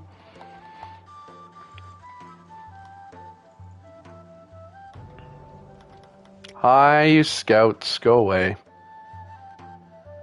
Without mathematics, there's nothing you can do. Everything around you is mathematics. Everything around you is numbers. Sounds ominous. What's the name? Shakuntala Devi? Shakuntala Devi? Said that. Hi, friend. Get stabbed by my cavalry.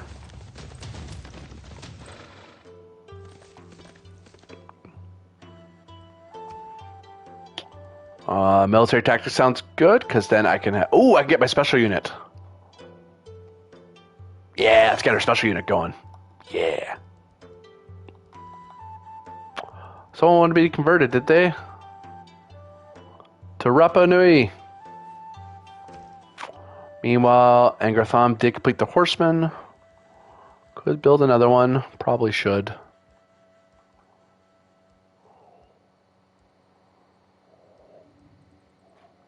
Let's build an archer, actually. Angerwat has its thing, so get ancient walls built there in case they need them. Because who knows when war will change the landscape of the world. You are here. You're fine. No loyalty penalties. We will butt up against Rapa Nui, but that's fine. Because that denies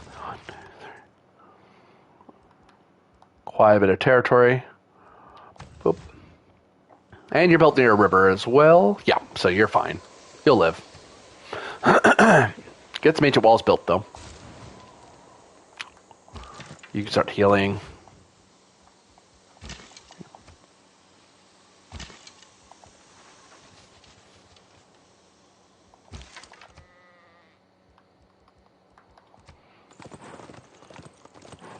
Ooh, there's a pass this way.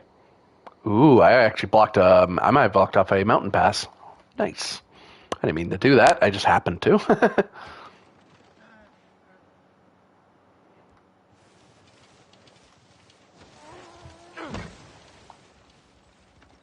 Okay, I like the spread of my empire right now. It's doing pretty good.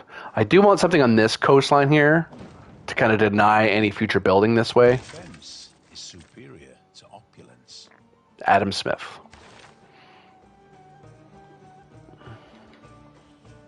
I would like to do something with my freaking... I want to do something other than Limite, but I don't dare because I'm scared to lose... Well... I don't think they're going to flip right away. But, nah, I better not risk it. I'm not doing more any colonizations, so we should focus on builders being easier to build. Yeah.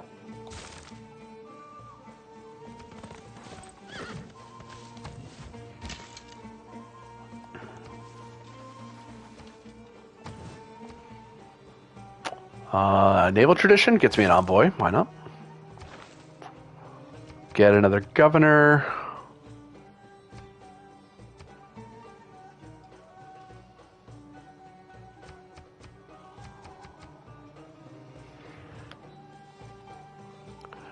Actually, making Amani an emissary would be good because that means that she will drain loyalty from the people around her. So, yep. More envoys, more gooder. Yep.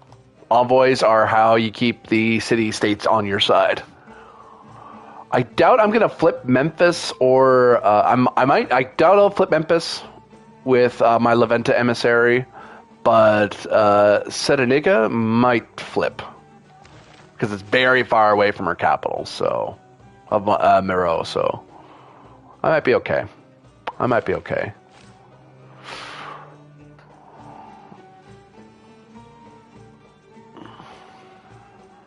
All right. Let's keep looking. I'm curious. How big is this mountain pass? Ooh, I'm covering 2 mountains. Well, it looks like I'm heading toward the coast, actually. Maybe this isn't as impressive as I thought it was. I do like where Vimapura is because it's defended on all sides by rivers, so attacking that city is a pain no matter how you attack it. There's only one place that's safe to attack from, and it's toward friendly territory. So...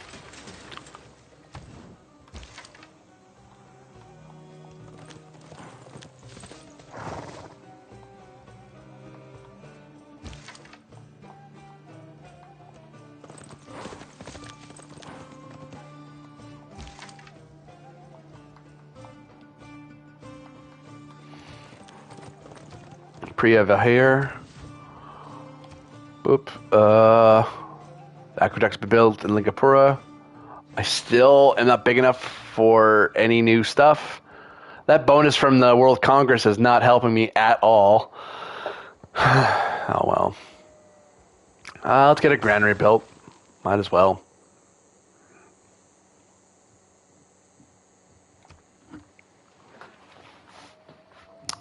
Sad face. I was gonna really mess up Egypt, but oh well, I won't happen. You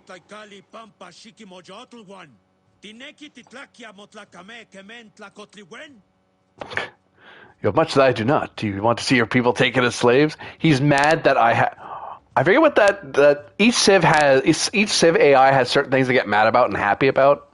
I don't know why Montezuma's mad at me.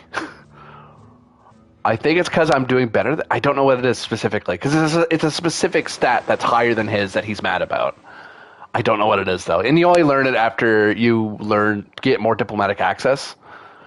Oh, by the way, I should be worried about my money. My treasury's getting drained pretty bad. I need to be thinking about that.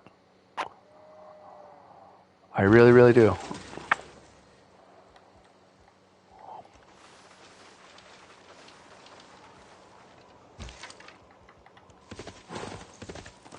Remember that there's a unit maintenance ability that I might want to get dealt with sooner rather than later.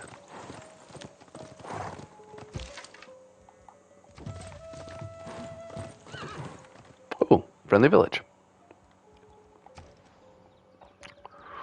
So, commercial hub for Angartham seems like a good idea. Oh, great place to build it, unfortunately. We can build here. It's not awesome, but it doesn't reduce anything I don't already have. Oh, by the way, can you build me a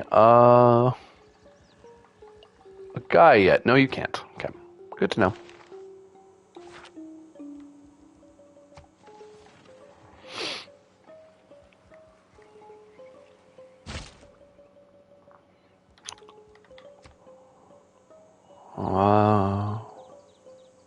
Battle cry is probably good for you.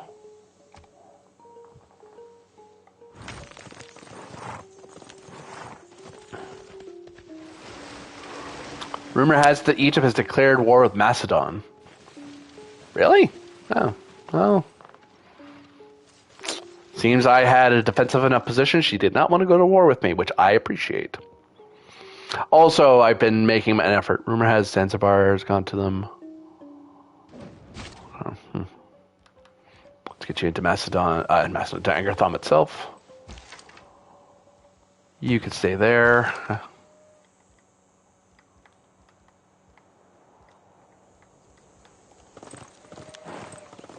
Back up your friend. Advance.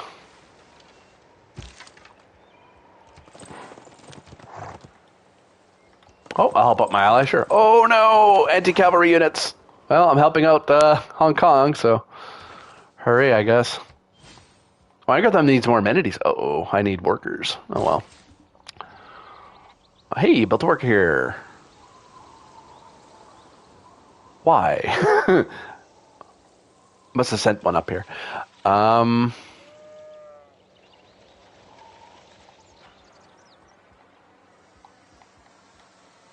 Well, I'm having a bad day. Oh no, other. Sorry to hear that. That's a volcano, isn't it? Yep.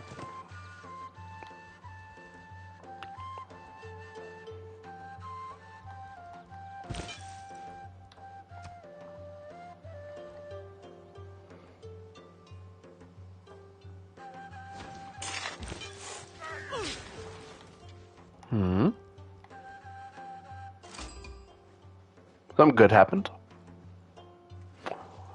Phones are just absolutely pooped so hard I cannot make calls, and I can't get into the customer service side by figure out. Okay. So the phone just went, nope, and it's like, how am I supposed to find out what? I just get, yes, we are experiencing an issue. Oh, okay.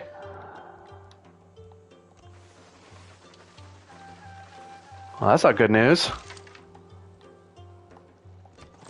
We'll back off these cavalry. Salvage camp.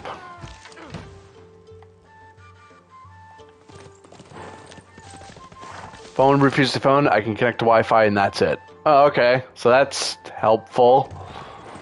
Oh, there's the barbarian camp.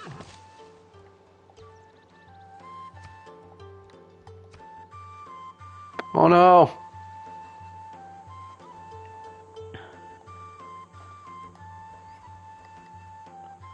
Well, everything's on the internet now, right? So everything's fine. Nothing to worry about. Oh, that's terrible, though.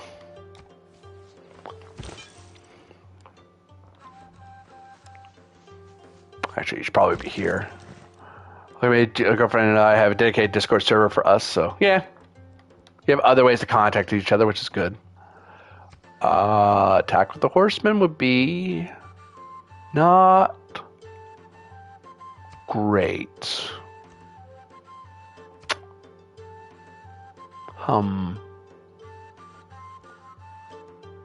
Everything's on their internet except phone interviews. Yeah. Okay, I could attack this guy, but he's very far away from me, so I'm going to retreat back to the cities.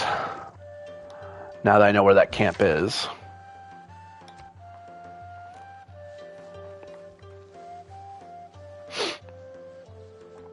I enjoy being attacked by barbarians, foreign missionary.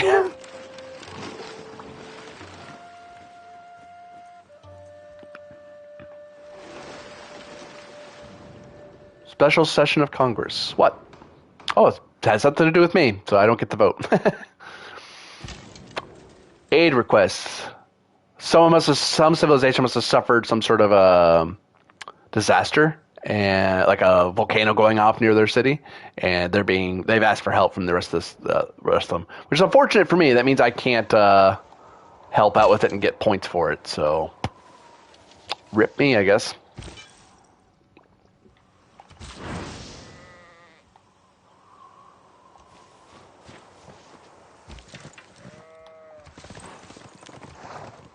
Ooh, I probably shouldn't sit right next to that volcano. That seems like a bad idea. Yeah, we'll go to here. The good thing about this group is that they are... Yeah, I remember that time I had to go through Canaan to connect you to invite me back to Test Please here because my Discord was hacked. That was fun. Yeah.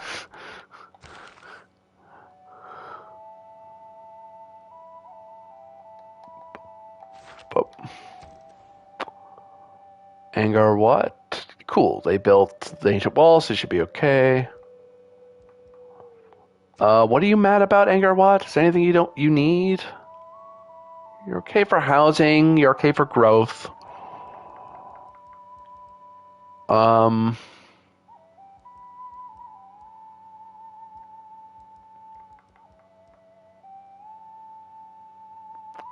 Commercial hub would be good because we need the money pretty bad. Money's becoming an issue. Build out here. Oh, Faros. So Nubia is trying to build up this way, but they're running into Leventa and Armagh.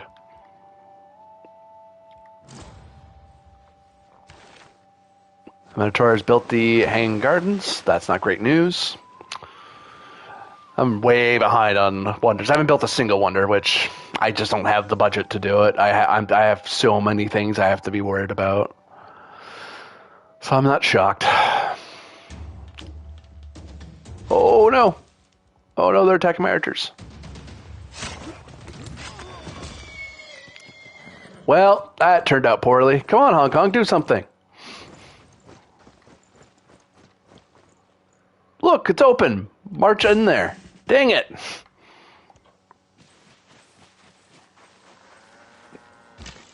Well, now we have to run away because we're just going to get killed if we stay here because you're not doing anything. Well, we supported you, you know, in spirit and stuff. Built some lumber yards.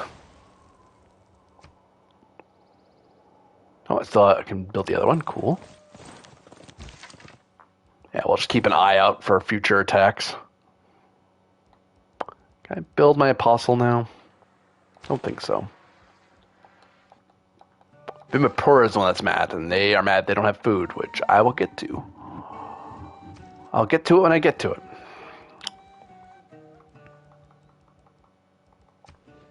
I think it will warn me I have enough for an apostle. The reason I'm waiting for apostles is they're the ones that let you buff your religion. I might need to build a missionary, though, to spread some more. I probably should, actually. Oh, hey! A clan got destroyed. Huzzah! It's probably these guys. Those guys in the north there.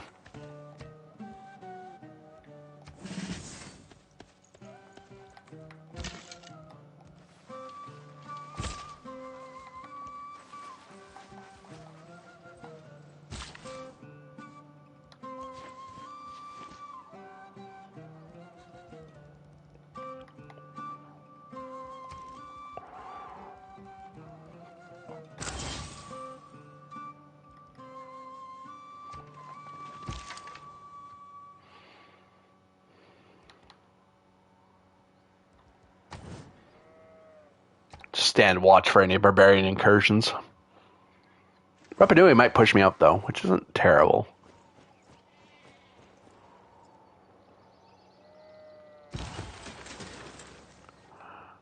Okay, you need to go up to Vimapura and convert them.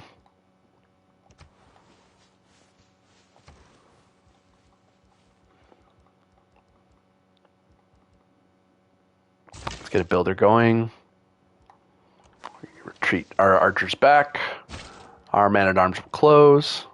I do a ton of damage to them because they're already damaged to begin with. Yeah, city-states have a nasty habit of trying to let you take care of stuff. Like, no, you do it. Like, I don't want to do it. You do it.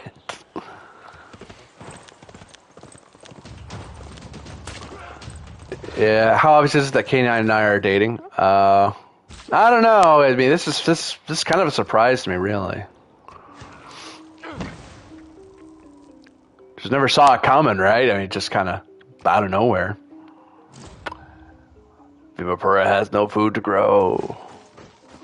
Vilnius has declared war on Nubia. No? Question mark.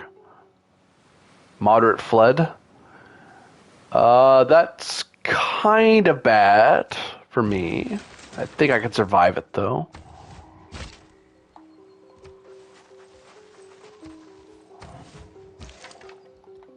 Retreat back to Yashidapura, which has their walls, finally. Hooray. Hooray, I can now mess with you, I guess.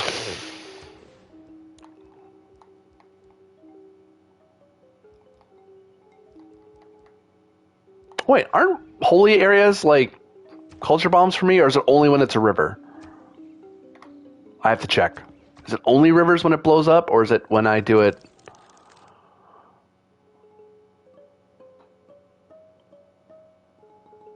It has to be on a river. So I can't do... Whenever someone joins our Avalon game, we see how long it takes for the new person to find out we're dating. Longest is 6 sessions. Yeah, because it wouldn't be, like, immediately obvious. It's not like you're screaming at the top of your lungs all the time. Like, hey, by the way, just so you know. Like, okay, we get it. Freaking, like, chill. So we'll build an encampment right here, just so it's right in their face, and it can defend my territory. Meme of Impera. Let's get you.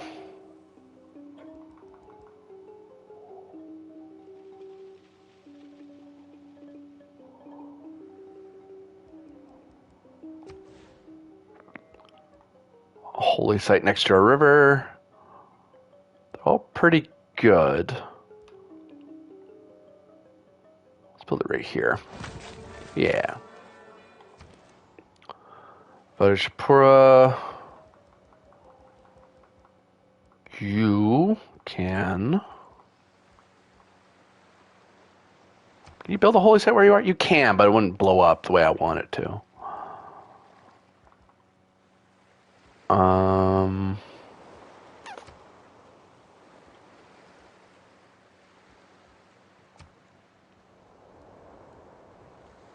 For now, let's just do a standard granary. Like we can live with this. For now. Should I build more missionaries? Probably.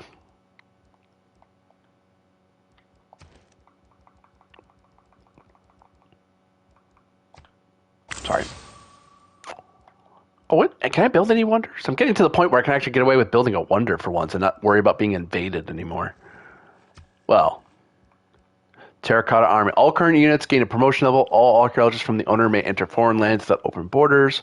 Must be built on flat grassland or plains adjacent to a encampment. That is pretty good. Once this builder's built, I'm going to try to build the Terracotta Army. Assuming no one else is building it, but someone else might, but whatever. I want to build a wonder, damn it. Alexandros ho Makedonimi, Basileos και Παραώ, Χοαεσέτος στρατεγός τες Ελλάδος, Αρού ακέκουας περιμού. Hi, Alexander. Alexander of Macedon, the king and pharaoh, undefeated general of Greece. It's an honor to meet you. Have you heard of the exceptionally defensible Pella? Perhaps we could share tales of our great capitals. In fact, you should rename all your cities to my name. My name is Awesome. So many Alexandrias because of that dude. Seriously.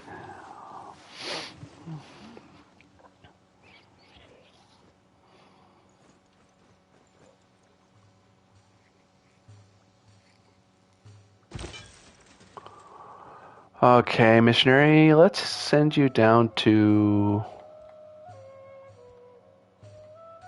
Akkad. Where is this guy anyway? Where's Macedon? Hold on, builder. Give me a second. Oh, he's down here. Oh, that's why Egypt is progressing down this way. So they're not fighting Nubia. They're fighting somewhere here with Greece. Okay. Dude, Nubia must be sprawling because Meroe must have gone around Akkad and is building up this way. So they're all battling over this territory down here. All right. Cool. Angerthum, you... Oh, right. I want to build Terracotta Army. Yes. Give me a wonder. Where? There? Sure. Heal time. It's petty, but... I want a wonder, damn it. I want at least one. Yes, Victoria. I know, dude. I'm sending a builder out to you. I swear. You're going to get cool stuff. I just need time to get someone out to you is all.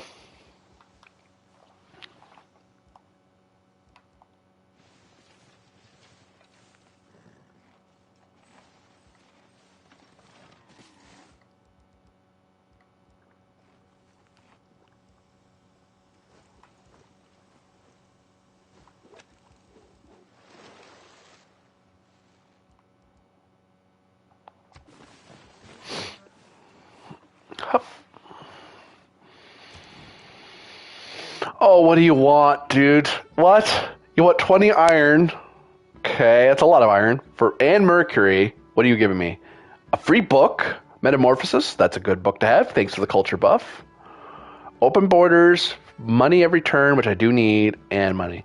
You know what? You poking Egypt in the sides is to my benefit. So sure. Sure. Plus, I'm not using iron all that much anyway.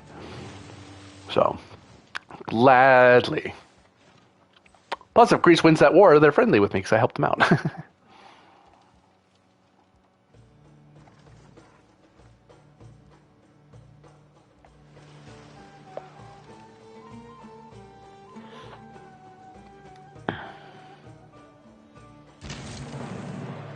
Many dispute the actual start of the medieval era, but he knows when Khmer discovered military engineering. Science intervenes in warfare, the more will be the need for engineers in the field armies. Mm-hmm. In the late war, there were never enough sappers at any time. Bernard Montgomery.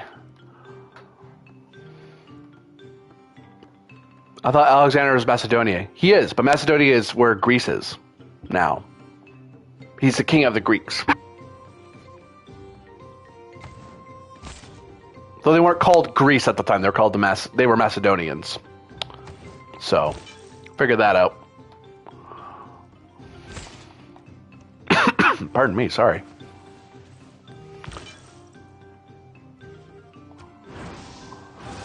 Net watch, thanks to the era buff.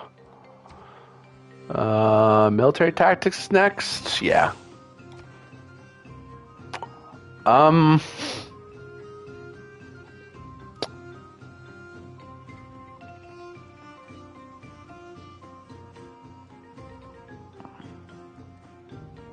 Let's get Akkad up, I guess.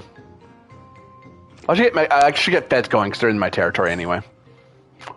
I need something that gives me more freaking envoys. This is getting rough. I'm only getting one envoy at a time. We've discovered Niter? Where? Really, right there. Oh, that's helpful.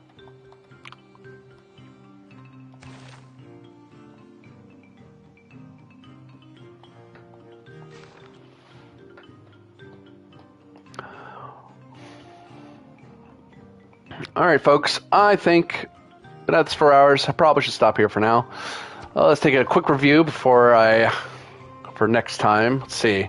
Who's leading? Right now, Nubia's leading in science. I am dead last in science. Culture-wise, I'm in the middle of the pack. I'm doing okay culture-wise, so I won't lose there. Domination victory. Aztec has the biggest military. I have the second biggest military in the world. That's pretty good. I'm actually quite happy with that. Religious victory. Who's in the lead? Alexander is. That's going to be annoying. I have to race him to religion. Diplomatic victory. Someone else has more than me, but I haven't been focusing on it anyway. So Minotaur is in scores in the lead. I am way in the bottom 3, along with Cleopatra. I really ruined Cleopatra's run. Stealing her settler like that and cutting her off just screwed her entire build order. So now I have the chance to kind of catch up with. Man, Minotaur's really far ahead score-wise. That's a problem. I need to get. That's why I want to build Wonder, because Wonders count for score. So I need to build out more. I need to get my engine going a lot more. It's been stifled with all these barbarian battles and stuff. No one's done any of the highs. All this stuff won't light up until like late game. What was it? Build spaceport, research rocketry, launch Earth satellite. There's lots of stuff. Culture, I haven't really influenced anyone yet. We're too early for that. No one sees the capital, I don't think. Nope. Religion. 1 of 8 civs converted. Alexander's converted 2 civs, his own and another. So that's a problem. Oh, that's how Montezuma knows me. His Catholic missionaries are about. Okay, cool. Me and Cleopatra are tied for diplomatic and one other person. Okay, well, it's early game yet. But yeah, no. So, probably going to play more of this in the future. I don't know when. I might make this like a midday gaming thing, because I do really love playing Civ, and it's a very relaxing game for me to play. Even though I did get a little heated and worried and stuff, it's because I want to win. And this is King difficulty, so I do have to be a little more. It does force me out of my comfort zone just enough to be a challenge. But yeah. Can I show any other world things before I leave you? Different lenses, map tax, other mini map. It's heated, but you have time to think. Yeah, exactly. The stakes are high, but you have plenty of time to kind of think out what you're doing and stuff. Governors. Well, how's the world climate doing? Probably pretty good, because we haven't added to pollution yet. CO2 levels. Yeah, no one's producing CO2 in any great amount yet.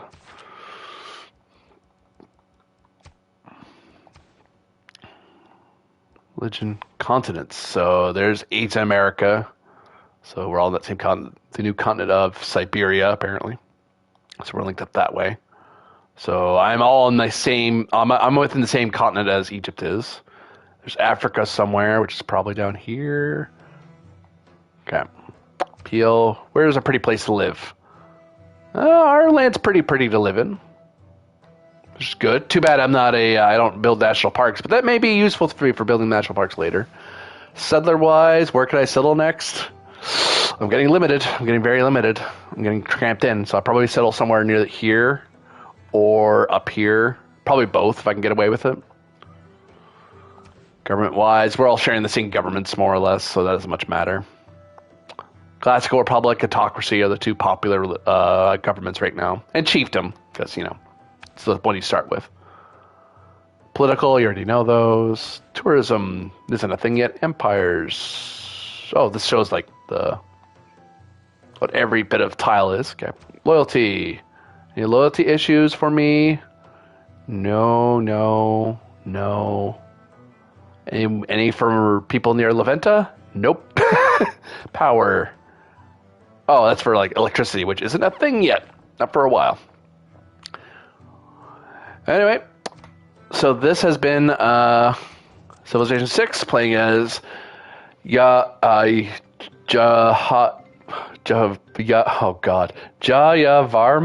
the 7th.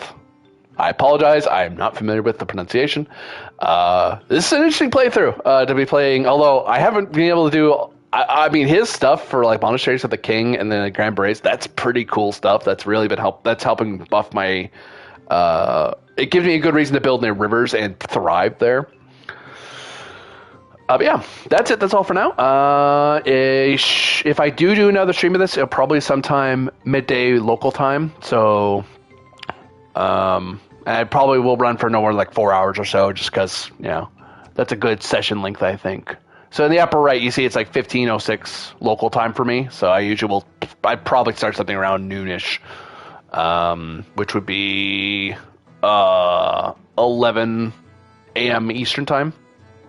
For those who are looking forward to that, will be a regular schedule. Don't know. I honestly don't know. I just did this on the fly, and I was like, I haven't streamed from my PS5 before, and I thought, you know what?